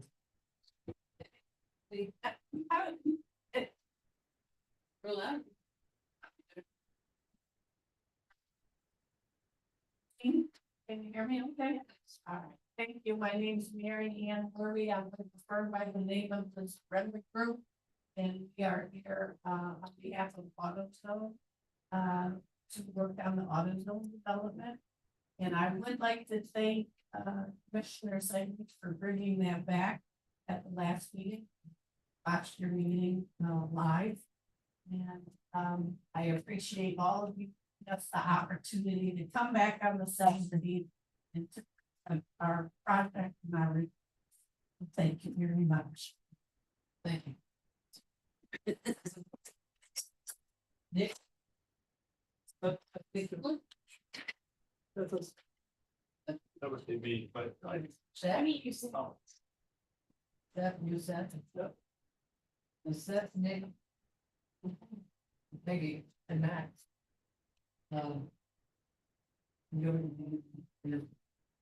be back on 7. I will be back. What's your second? Can hear you. And staff are reorganizing and changing the title of the resolution. That will cause confusion for you, how it was titled. Previously, it was titled intent to abandon. versus 40 days per the ordinance, which is actually setting the hearing and having discussion and then giving you guys the full opportunity. I also appreciate that backup, giving this context to the project is actually there. Without any of that backup in context, it's very difficult for me to justify going ahead and having a discussion about something that public wouldn't even know what was being discussed necessarily. So I think based on that,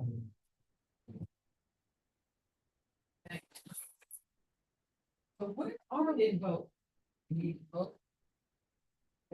I.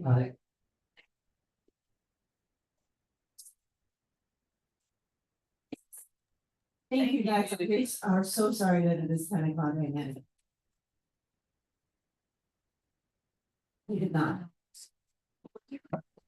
I voted nay, but I'm not sure it was recorded.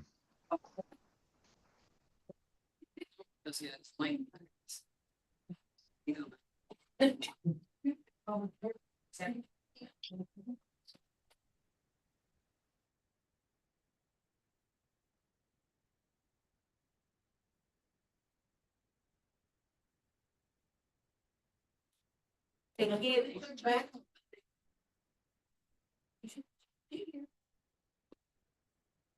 Ordinance 2025-01.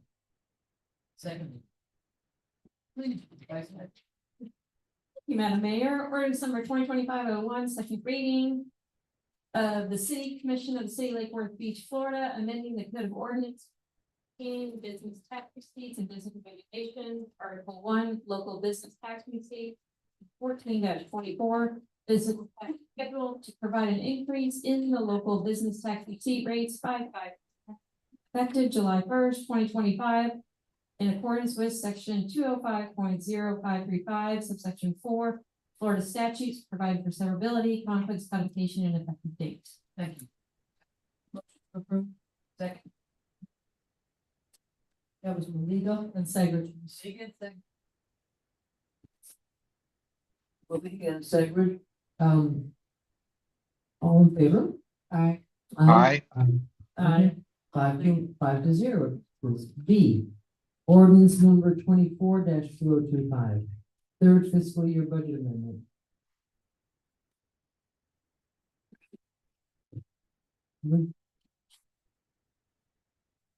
It's the ballot. You missed my ballot.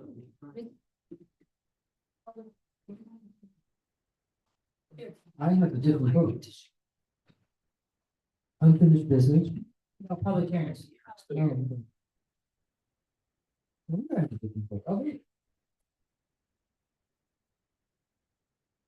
I have a question before you read this. Sure. If I wanted to not cross out a line and leave it there, does that change it and have to have it come back at first reading again? Depends on what it is. Okay. Okay, so, please read by title.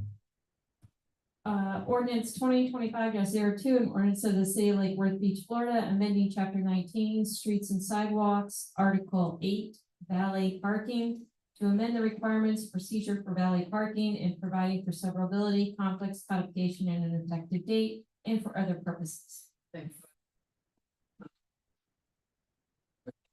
Second. Motion to approve the amending the requirements. No, just amending the requirements and procedures for valet parking. However, if you guys would, just indulge me for one moment. If you look on, page 2, line 77, that section right there. I'm a little concerned about how we crossed out the last sentence where it says on-street parking spaces and parking spaces otherwise located on property owned or maintained by the city shall not be used. I know that there's other lines in there that imply that, but I want to make sure that our ordinances are extremely clear. Because in other places it says, please refer to the LVRs, I don't want people to have to look all over the place to know that if you are gonna have a valet stand, you are not parking on our streets. And I want to be really clear in that. So all I want to do is not cross those two out. It's actually in another section too, so rewriting it. Oh, could you should show me where that is then? Because I tried to find it. I know it says that you need to have the. line 233. C, all valet parking shall be in the off-site parking area identified in the application. No valet parking service shall park vehicles in on-street parking spaces or in public parking spaces on city property except under written agreement. Okay, so I have no changes. I did not see that. I apologize. So, or as an ordinance as read. Mr. Sager? Oh, so we have a motion and we have a second. Second. Okay, by, Mayor Malega. Mr. Sager? Just. I'm sorry, Madam Mayor. I do have public comment on this item. Okay, thank you. Let's hear it. Oh, okay. Sam Smith, 109 North Palm Way. Somehow I don't think this hearing is going to be reached because the meeting is overloaded once again. But if the commission does discuss, the most important point I would like to make is that PBSO enforcement needs to have previously started regarding the illegal valet parking going on in downtown. It is beyond ridiculous that the city is just sitting by while private businesses cone off our public parking spots.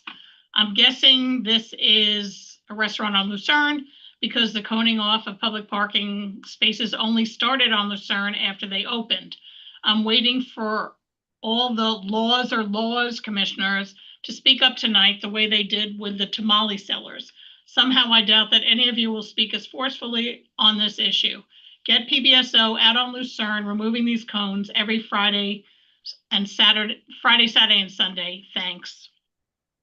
And then Jeremy Bierman, chef owner, Oceano 512 Lucerne Avenue. Good evening, Mayor, council members, and the Lake Worth Beach community. Unfortunately, due to prior commitments, we are out of town this evening and regret not being there in person. My wife, Cindy, and I reopened our restaurant, Oceana, at the beginning of this year. The restaurant has been incredibly well received and supported by the community over the past 5 months, and has been truly rewarding to see the initial success of our small business. Cindy and I are honored to be part of a community which embraces small family-owned and operated businesses like ours, and look forward to engaging with the city more actively now that we have a chance to settle in. We could not have asked for a better home to relocate our restaurant than Lake Worth Beach, a thought reiterated by so many of our guests. We have recently been approved for a valet permit with the city after the submission of our application. When we initially opened in January and decided that we wanted to offer valet parking to our guests, we reached out to the city regarding a permit. However, unfortunately, we were advised that the city did not yet have a formal process or application for such permit. Over the past few months, we were notified that the application would be forthcoming, and once that was received, we submitted ours within a couple of days. The cost for the permit is approximately $2,500 for the year. However, we have been informed that this amount will not be prorated. That leaves us and other businesses looking to obtain this permit paying a full year's fee for a permit which will only last 3 months. We believe that because no formal application was made available for this first permit, the rate should be prorated for all businesses on this first round. We appreciate your thoughts and consideration of the situation and hope that we can find a reasonable resolution for this aspect of the permit. I'm sorry, that's the last of the public comments for this item. Ramsey McLeod has a comment. Ramsey McLeod has a comment. Sorry.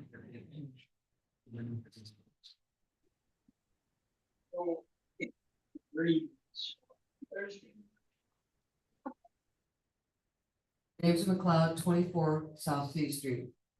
I was not happy last time we discussed this when a member of the dais expressed their concern about this ordinance being a cutoff for the Playhouse. Obviously, they are a new resident to our city and the dais, and they don't know what a historic and valuable asset the Playhouse has been and is to our downtown businesses. We've had times when many more storefronts were empty downtown than we have now, and those that remained were suffering. There was, however, one stalwart, the Lake Worth Playhouse. The shows weren't as many or as frequent as they are today, but they were always a valuable resource to draw patrons to our downtown area and bring customers into the restaurants there. I take exception to the aforementioned comment because I didn't feel any cutout is being purposely made to being provided for the Playhouse. If anything, they should be the benchmark example for others that must comply with this new ordinance. They have been doing everything right since they applied for a valet parking permit. They secured a designated parking lot, have the required insurance coverage and business licenses needed. They even kept the valet parking service available to neighboring restaurants when shows are not playing. The valet parking service has ample staff to accommodate quickly offloading patrons and moving cars to parking spots without hampering the flow of traffic for an extended period of time. They, however, are not the only business that has a space to accommodate 300+ people. If Mary Beth at Rudy's Pub / Bamboo Room wanted to hold an event that anticipated that many attendees, I'm certain she could easily do so. However, because her parking spaces are perpendicular to her building, she would need the 4 parking spaces to pull a vehicle in and then valet park them. She has not offered this service in the past. This ordinance does provide her guidance should she choose to do so. Please pass. Thank you. Mr. Segler. So 45. Dealing, 146, I'm sorry. Dealing with proration. I can see not having it prorated being a future problem. So we have a new restaurant that comes in towards the tail end of the year, and they would be getting charged for the full year. At that point, it could be, when you're starting out, little cost prohibitive. I'd like us to consider allowing proration, maybe cut it out by a quarter, 5% of it, or even 50%. But it's some sort of proration. And then the second item dealt with the insurance on line 258. I know that we voted to, I wasn't in agreement with voting to have both the owner and the valet service have the insurance coverage, which is fine, but right now on 258, we're requiring commercial auto insurance. And I wanted to make sure we weren't getting into trouble there. The type of insurance that valet companies utilize is called garage keepers insurance, which is different. Applies to vehicles owned by the business and operated by the company, not others. So it would be more accurate to say that we need garage keepers insurance. In Florida, they also call it, there's also garage keeper liability, but you change that to say garage keeper insurance. Yeah, it used to say appropriate insurance and something like that would be better, but you know, particular or even reference it garage keepers, because that's the one that they have to have.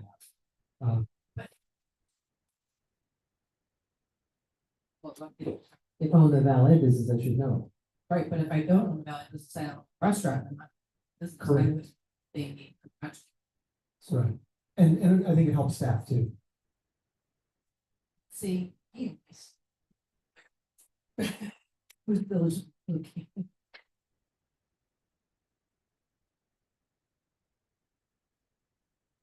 Insurance requirement, I don't know if we checked with BenQ, our insurance consultant, on that provision. I don't know if they were thinking something beyond the valet actually driving someone else's vehicle, so that's why they would require commercial insurance, but they should also probably require the garage keeper insurance. So we can follow up with BenQ on that and find out for sure what he recommends for that type of insurance language.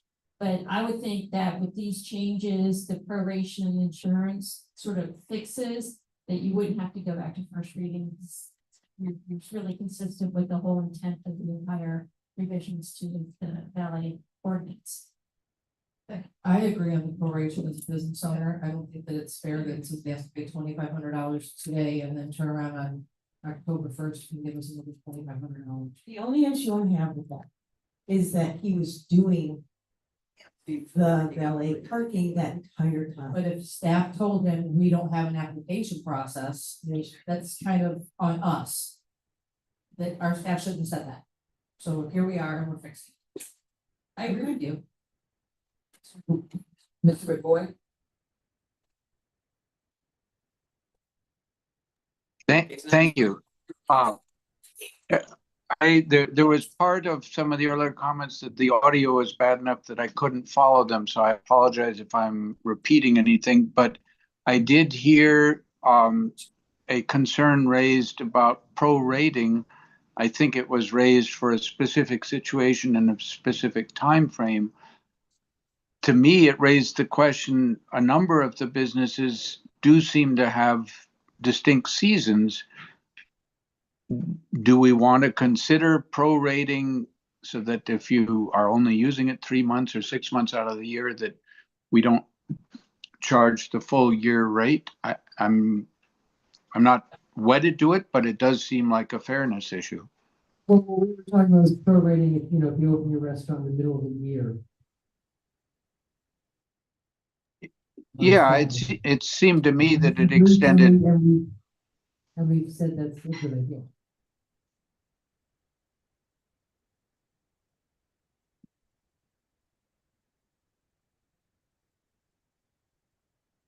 So I have one thing, and I keep looking for it, and I don't think uniforms for the valley, identification for the valley.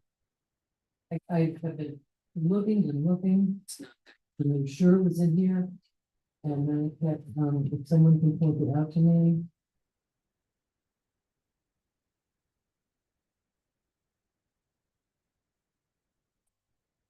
Is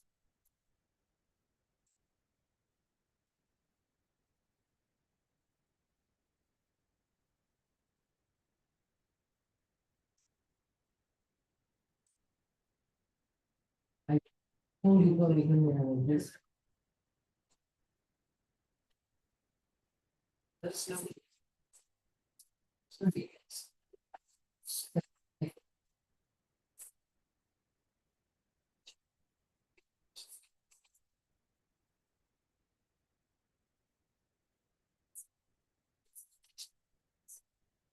This one too. Could we put a provision that, if it's not in here, it could be added? I've noticed that in front of the theater, those guys really don't. With some guy cleaning his shirt, it's not identified, maybe that's wrong. Talk about the stand, but doesn't talk about it. And especially at the theater, they have summer camps, and a lot of kids coming back and forth. And they were kind of freaked out, but there was just this guy. And then to line 230, where it says all Valley Parking Service employees under the contract shall perform their duties in a courteous and professional manner and shall wear a uniform with identified. This is Valley. Yes, well, but that people can see it, not just. Like, yeah, recognize T-shirt or a vest, something, so any problem with that, anybody? Adding it to 2 line like 230. Thank you. So that's all I have. Motion to approve with all said changes. Do I have a second? Second. Okay. We have to have her here. Mr. McGoy, are you a yes on this? I'm a yes on this. Aye. Thank you. Okay, thank you. Aye. Okay, great. Thank you very much. It passes 4-0 because. Next up, ordinance number 25-03, second reading, amending the special service charge for public records requests. Do I have a motion? Motion to approve. Do I have a second? Second. Madam Clerk, are there any public comments on this? No, Madam Mayor. Do we have? Ms. Brown? Okay. So, all in favor? I'm sorry, Madam Mayor, Commissioner McVoy's hand is raised. I don't know if it's for this item. So, Mr. McVoy, let's have you ask the question and I heard my name and that's all I heard. I'm just going to say very briefly that I'm not in favor of things that make it harder for the public to receive requests. So I understand some of the reasoning, but I'm not in favor. We're talking about the valet parking? No. I thought we were. Yeah, right. Sorry. Okay, thank you. Ms. Attorney. What? Thank you, Madam Mayor. Ordinance number 2025-0, City of Beach, Florida, amending section 2-10.5 of chapter 2 of the ordinances of Lake Worth Beach, change the special service charge for extensive use of information technology resources or extensive clerical or supervisory assistant needed to fulfill a public records request, providing a severability clause, providing that conflicts, ordinance are repealed, providing for codification, providing effective date. Second. Favor? Aye. Aye. Nay. Nay. Okay.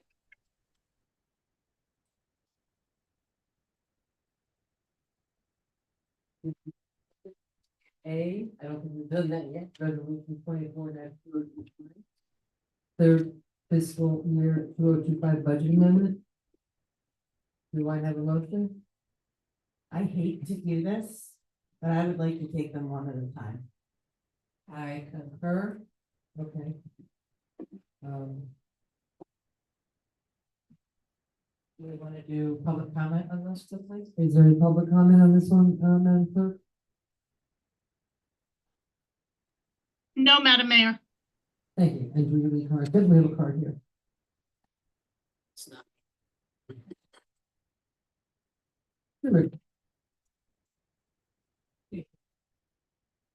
Victor, Greg Richter. Greg Richter, 1202 South Palmway. And just looking at this amendment, one of the things I looked at here is part of here's the relocation cost of the 3 properties. Am I correct on that? Looking at page, Correct. yep, I agree with that. So it's time to speak about that. I mean, I just wanted to. Well, there's actually a third here, but anyway, I'm just looking at the numbers here and I want to make sure I've seen those 2 old properties, especially on Elst. Seen those 2 properties. I don't know how they're salvageable at this point, as long as they have been empty. I know in 2020, I worked on trying to move the 2 properties before the city offered giveaway. This is 17M. This is where leisure services is 71 on Penn Street. Well, okay, you also have It's down the here garage. 26 South L Street, where the CRA is going to spend $1 million. Am I correct? No, that's It's right here on my page. Yeah, it's in the backup, but it's not part of the ordinance. Aren't voting on that. Sorry. Oh. Take your time. Sorry, So I just let you go. Goodbye. But we're only doing all the two. Okay, so item 1.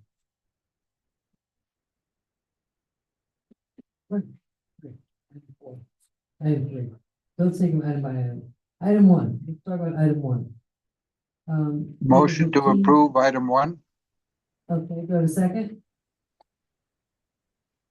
Okay, by Mr. Segridge. Okay, discussion.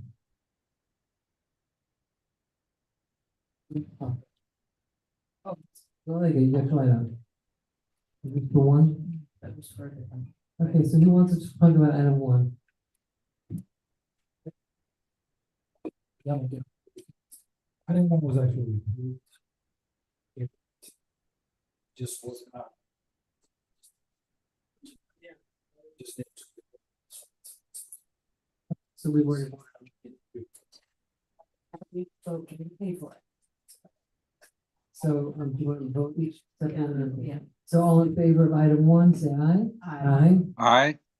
Thank you. Item 2, Ken Moore, $31,540. Preparation of, entitlement application forms. Do I have a second? Second, all in favor? Aye. Oh, Mr. Segridge, I'm sorry. I'm sorry, Madam Mayor, who made the motion? I believe, who made the motion? Mrs. Mayor made the motion. I believe Mrs. May seconded this. Mr. Segridge has a question. Thank you. Item D, it does include the relocation of the 2 historic structures. And I want to discuss that as part of it. So I would be in favor of approving it, with the exception of the relocation of the 2 historic structures. historic structures at 17 South M. Correct. The two historic structures are include 17 South M. Without including relocation of two historic structures. So you want, Well, I don't know how we can do that.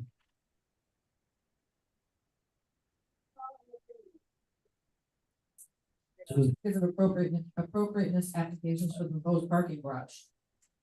Yeah, I'm in favor of the parking garage. Just not the relocation. So you would vote nay against.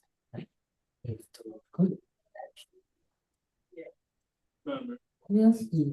Would it be appropriate to maybe, if that's the case, maybe, discuss item 3 and then go back to item 2?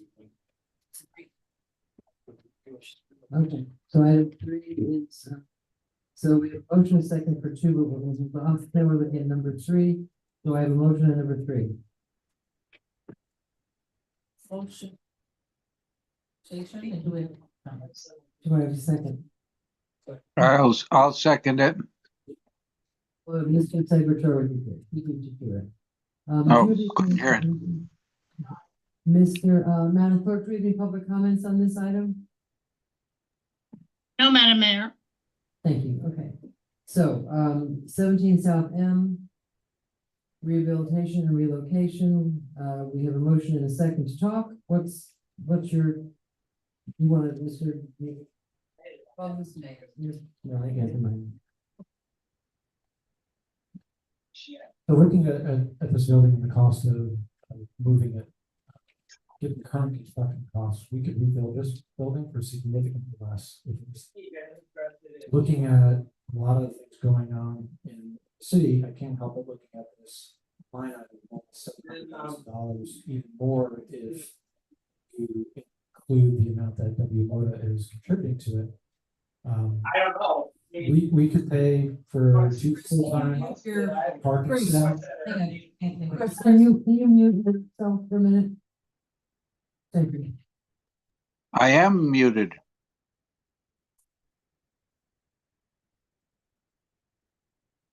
So, with these structures, originally budgeted almost $2 million is what it was going to cost to move these structures. And I just look at some of the other things going on in the city that this money could go to, that could have a huge impact on quality of life issues. We complain that PBSO has not enough resources to handle the parking issue, the parks issue, the heavy crime issue. We've got to discuss priorities. These funds could support 2 full-time parking staff to alleviate pressure on the PBSO, as well as enforce overnight parking.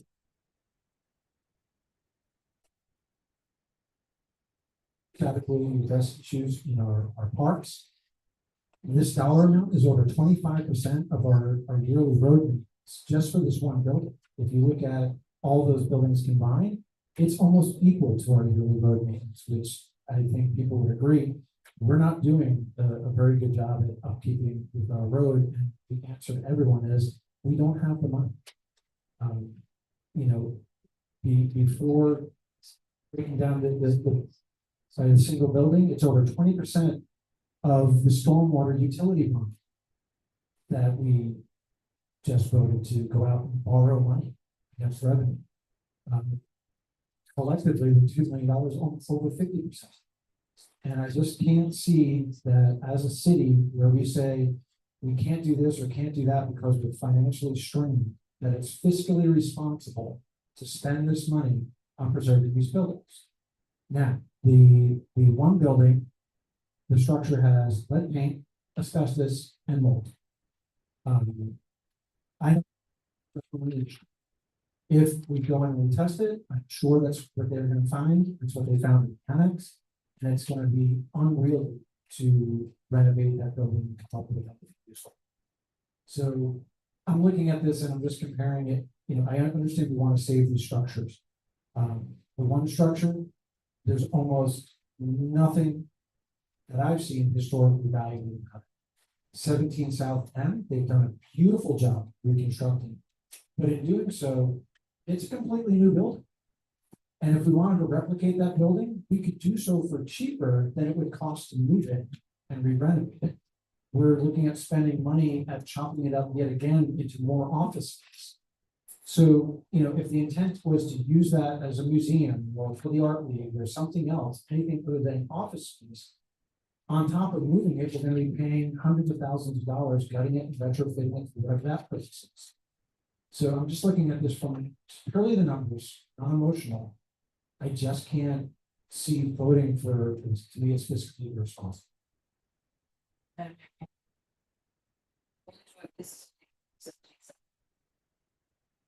Yeah, it's part of the larger discussion, but this is the one that we're voting on, and I can't justify 17 South End.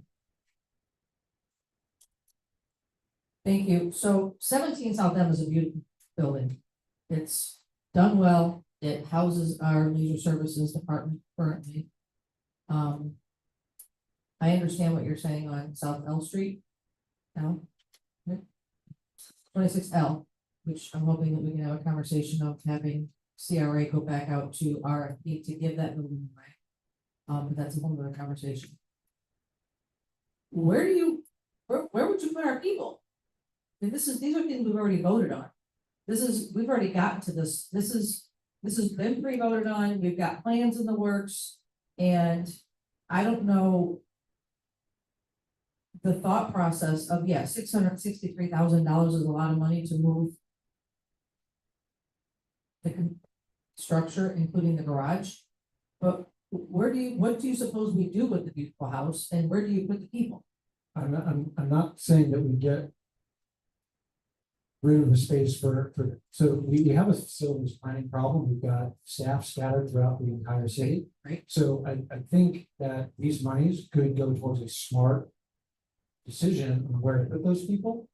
This particular building could be rebuilt exactly as it is for cheaper than it is to move it. But it's a contributing structure. I mean, I need clarity from the HRP planning and zoning. Everybody's already voted on this, so now I'm even more confused. Hey, William, I'm phoning a friend.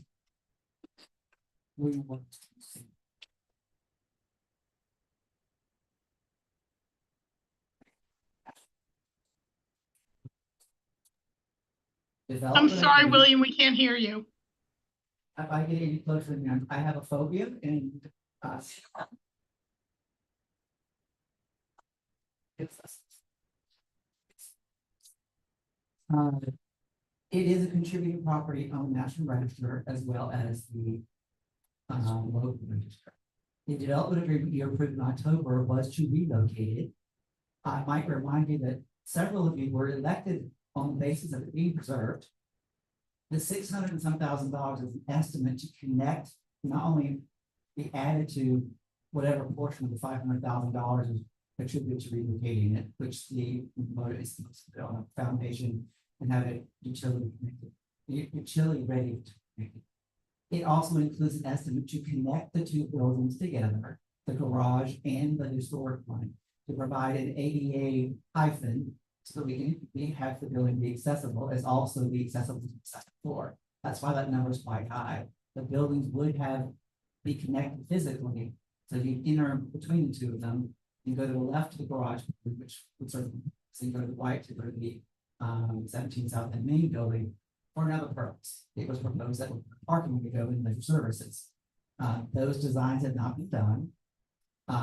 The item 2 is the preparation of whatever applications are necessary to get the approvals from you and the HRBP for relocation or not, design of the parking garage, the future hyphen, a variety of things. So if the argument and policy direction is that any historic building can be built back cheaper, then we should probably dissolve our 6 historic districts and just say whatever you want to do can be done, and we'll rebuild it in a different way. Thank you for clarifying that. Yeah, no, I'm going to support this because I'm in favor of keeping that house and keeping the building and continuing forward. Thank you, Mr. McCoy.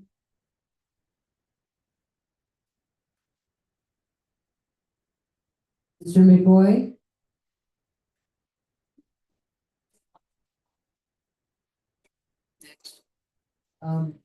Ms. May. Thank you, Madam Mayor. I'm not gonna be able to vote to, I've made it clear since the beginning, that I've been sitting up here, that I think that that is not a fiscally responsible decision. I also think that, I talked to staff, or actually I talked to the CRA. And, or, no, I talked to staff, I think, and they said that Legion Services, could be in there till February. So I propose that we put that house up for, somebody wants it, they can take it. But I don't think it's fiscally responsible to move that house. So, I also think that where we're going to put those two houses, I think we should make the garage all the way down, all the way to First Avenue. And in order to have that space, those two properties cannot be. So I said this all along, and that's how I'm gonna vote. Thank you, Mr. McBoy. Yeah, sorry, I couldn't, for some reason, the unmute button didn't work for a while.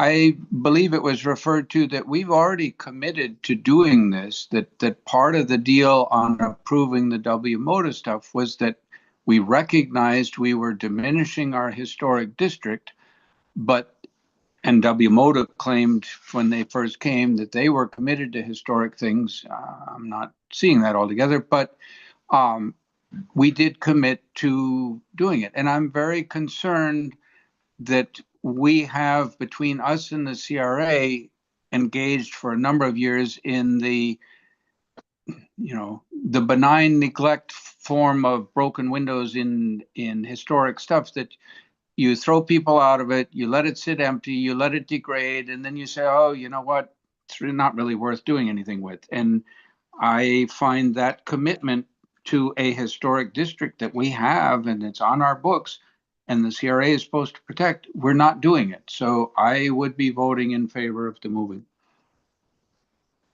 Thank you.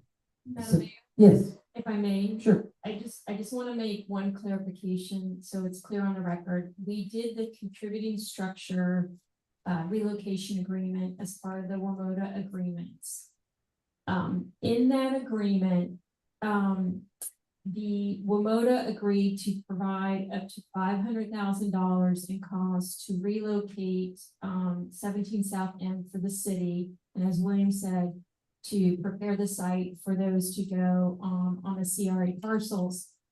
You should note that in that agreement, it does say that if the city and CRA decide not to relocate those buildings, both the 17 South M and the 26, I believe, South L, that CRA is responsible for, that full $500,000 will go to the parking garage. So that's in there, so I just want to be clear on the record that that's part of that. Thank you, Mr. Segrin. Thanks for complicating. I just wanted to ask a very pointed question.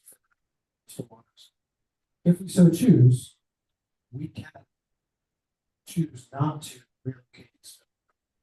There's nothing that, because it's contributing, that we have to do this. Actually,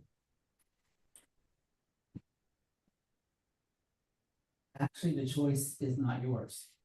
It's the Historic Resource Preservation Board. They are the ones who issues the certificates of appropriateness and to not relocate it. And I will say we're very far down the road of designing the parking garage and site plan and other items. You don't have the legal standing to override a decision by the Preservation Board until the Preservation Board actually makes a decision. And that hasn't been made yet. But point of information, we do have, if the Preservation Board says, no, you have to move it, we can appeal that to the commission and override it. That would be the city, I don't know who would have the standing to appeal it, but it would be either an affected party or the city appealing its own application. That's in an ordinance and you where can we only can be overturned if appeal, it's found contrary to law or arbitrary and capriciously. So there have to be a basis for overturning the Preservation Board's decision, which They're deciding to relocate a historic structure that was based on agreements that were made in October and November within the historic district. I'm not quite sure what legal basis could be demonstrated that they have acted arbitrarily or capriciously in approving a C of A to relocate the building to that would make some money. Only these.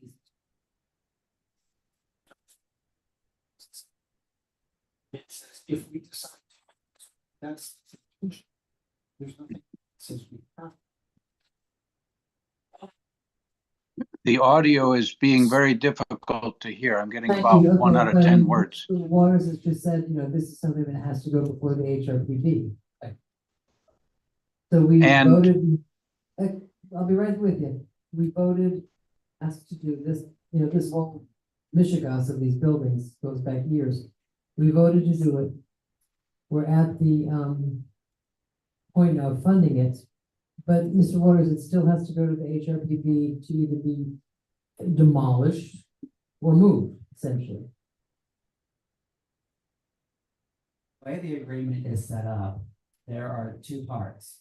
One is the planned development application for the 3 parcels that will be owned by the Cultural Council, the CRA, and eventually Lamoda. Within that is a request to provide the mechanism to relocate 17 South M and its garage to a site to be decided upon. What's being put together right now is the site plan for the parking garage based on 17 South M and its garage going to the northwest corner of First Avenue South and K Street with an entrance to the garage, which you all reviewed a conceptual layout of the parking garage, and you're moving forward with that. And money is being spent with designers and engineers and stuff coming out of $1 million that Lamoda has set aside as part of their parking in lieu of fee to change course now, because that design is due in front of you in a month based on the critical path. So to change court, we just had a meeting to finalize how the conceptual design will be presented to you for the parking garage yesterday. Let me ask you a question though. Again, this is like awful things to talk about today. The design of the parking garage is not necessarily attached to, because it's a separate piece of property that the house will go on. It's one large parcel that will have all of it. Right, but there's a structure of the parking garage, and Garage. there's a separate structure of the house. So my thought is, could you not still go forward with the design of the parking garage, leaving that place blank? We could. No, okay, I'm just curious, okay. I just said this comment from Commissioner was to extend the parking garage first, and Yep. that Yeah. ship is not safe. Sorry. Okay, so I've got Ms. May, Ms. Malega. Go ahead, Ms. May. I do have one question. Yeah, go ahead. Have we, during the process of planning the parking garage site, has there been a decrease in the number of parking spots in the garage? The proposed number of parking spots? It's still at 200, I think we're at 252. But has there been a decrease in the amount? Well, it wasn't designed, so I can't say it's been decreased. Our goal was to always have at least 250 or more parking spaces in the new garage. See, I just don't. I understand that you said, okay, we just had. I kept saying, I'm not gonna vote for that, I'm not gonna vote for that, you're gonna like, don't worry, we can handle it later, and now it's later, and you're like, well, it's too late. No, it's not too late. I just think that we need to think about long-term planning. The garage should go all the way to First Avenue. I'll be honest with you, you don't have enough money to build a garage. And the difference, not moving these movies is not gonna make up that difference. We have a contract set up that we're designing a parking garage to not exceed $8.5 million. To increase its size by 20%, consequently, you need to increase the budget by 20%, so we need to add $2 or $3 million to that budget.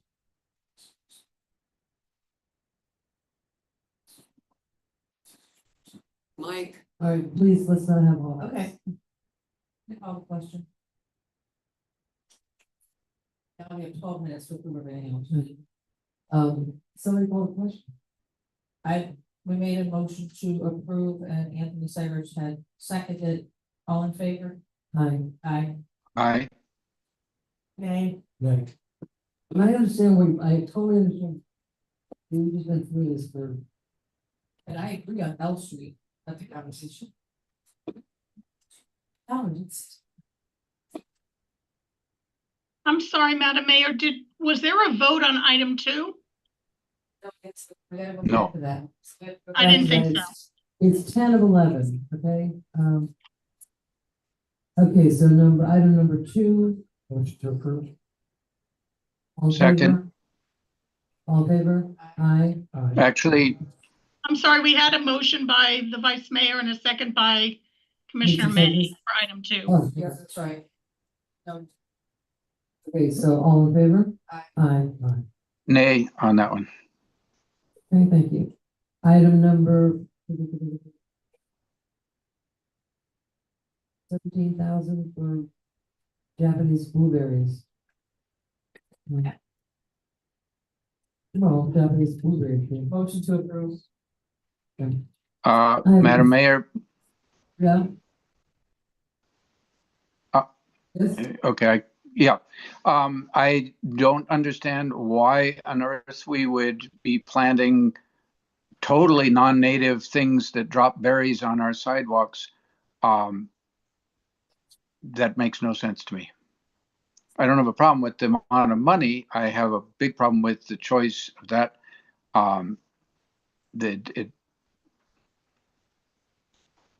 It seems to be some newfangled thing that has gotten some attention, but I don't really think we ought to be the alpha beta testers of something that is likely to have fruits that drops on our roadways and sidewalks in our downtown when there are other choices that could be made. You know, there are plenty of other native possibilities there. And this is not a native? Nope. No. Guaranteed not. Yep, Mr. Brown?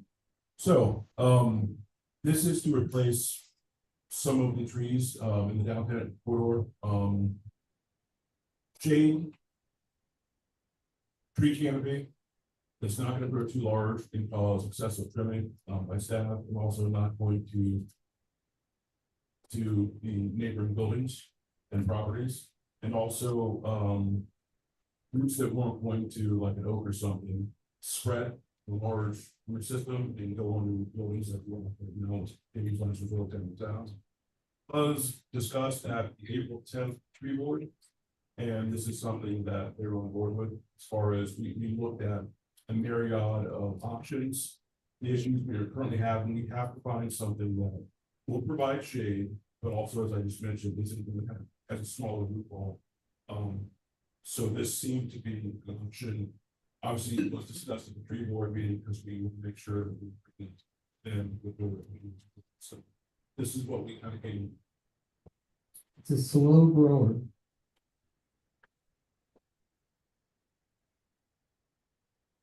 It is hard to believe that there's not a native tree that couldn't be native. People would think.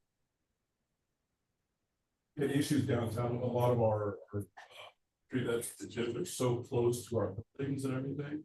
And that's why you have to be careful with the root system, and that's why we have the issue we have right now. Yep.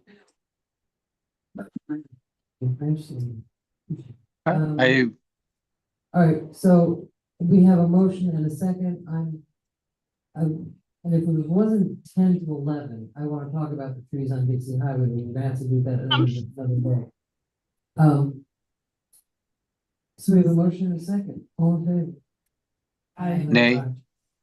Thank you. I'm sorry, who was the second? I only heard Vice Mayor Maliga as the motion maker. Segret. Thank you. Segret. Okay, item number 5, Community Services.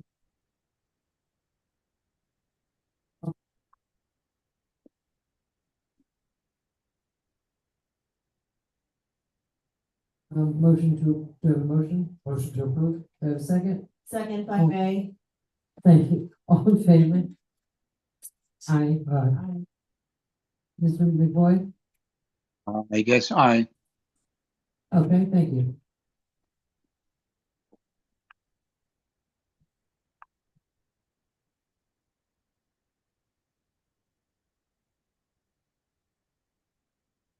Okay, really quick, purchase order, this is new business C, purchase order the AMCI wireless for public works solid waste radios purchase and setup. Do I have a motion? Motion to approve. Do I have a second? Second. All in favor? Aye. Aye. Thank you. D. I'm work order sorry, was there 3. a vote on this? Wasn't there a sixth item for that resolution? No. Okay, only 5, I'm sorry. Yeah, that's So, okay. I'm sorry, but according to the revised rules of procedure, no new items are supposed to be taken up thank you. after 10:45. Motion to waive that provision for the. All in favor? Aye. Okay, work order 3 with M&M Asphalt, DBA All County Paving. Do I have a motion? Motion. Mo- For district, Mr. Segrich's area, and he's the new kid on the block, but I, To approve, by May. I don't know about. Do I have a second? Second. By May, motion by May, second by McBoyd, all in favor? Aye. Aye. I make a motion to push B and C to, in June 17th. No, I'm talking about. Unfinished. On business B and C to push that to, second, 17th of June. All in favor? Aye. Okay, thank you. Madam, Mayor, question before we quit. And you're speaking with the CRA as the liaison, we need to get the CRA appointments filled quickly. So talking with Jamie, we would like to see if we can get consensus to add it to the workshop on June 26th, but start the workshop an hour early because these appointments. So, further, the clerk, yeah, we currently have 5 applicants. Madam Clerk said it was like 5 minutes each. Yeah, so previously you did 3 minutes, but you could do 5 minutes. Are we just talking about CRA? Yes. Only CRA board. And we were looking, obviously, special meeting start at 6 and start at 5. Technically, probably not gonna happen. See, like I said, we need to do all of the purple thing and separate. We already got the meeting. The we already have a meeting that. So on that special, we've got. Liskovich, task order 1, and they will be present that day. And, for the beach stuff, we have the PSO priorities. And then we have, the proclamation and.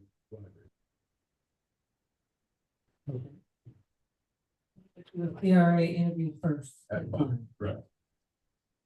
We could cut off applications. On Friday the 13th at 5 p.m. So everything will be ready for the backup. Okay.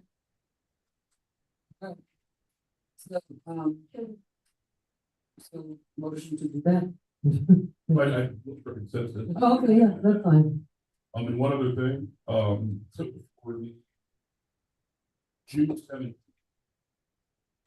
I did want to add, and I have been writing it late, but because of all the issues we're having on, or all the comments are getting to golf course, holding it, we did want to add, and we'll have our PJ Golf Pro to present some of the options, because we need to get some consensus from all of you on possible solution.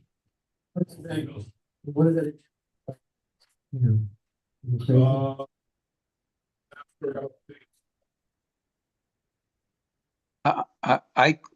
The audio, I can't even tell what the topic is right now. Talking about 5 o'clock meeting on the 17th of June. To regular meeting, no, 26th, sorry. The 26th adding, right, Mary? Yes, for the 26th. 26th, yeah. Special. Adding a 5 o'clock hearing because the CRA needs, we need to talk about the CRA. Some applications, so just the CRA board at 5 o'clock. And then go to the regular one at 6. So. Okay. Okay, so consensus to do that, yeah, okay. And it is, I don't think we're gonna get comments tonight. I have half an hour, but I'll cede them to Vice Mayor Malega. Okay, so I have a motion. Motion to adjourn. Thank you. Do I have a second? Second. I did want to say, based on a comment that was made earlier on tonight, the current way that everything is set up is that, say for the 17th, June 17th, the backup and the agenda, everything is released on Friday the 6th.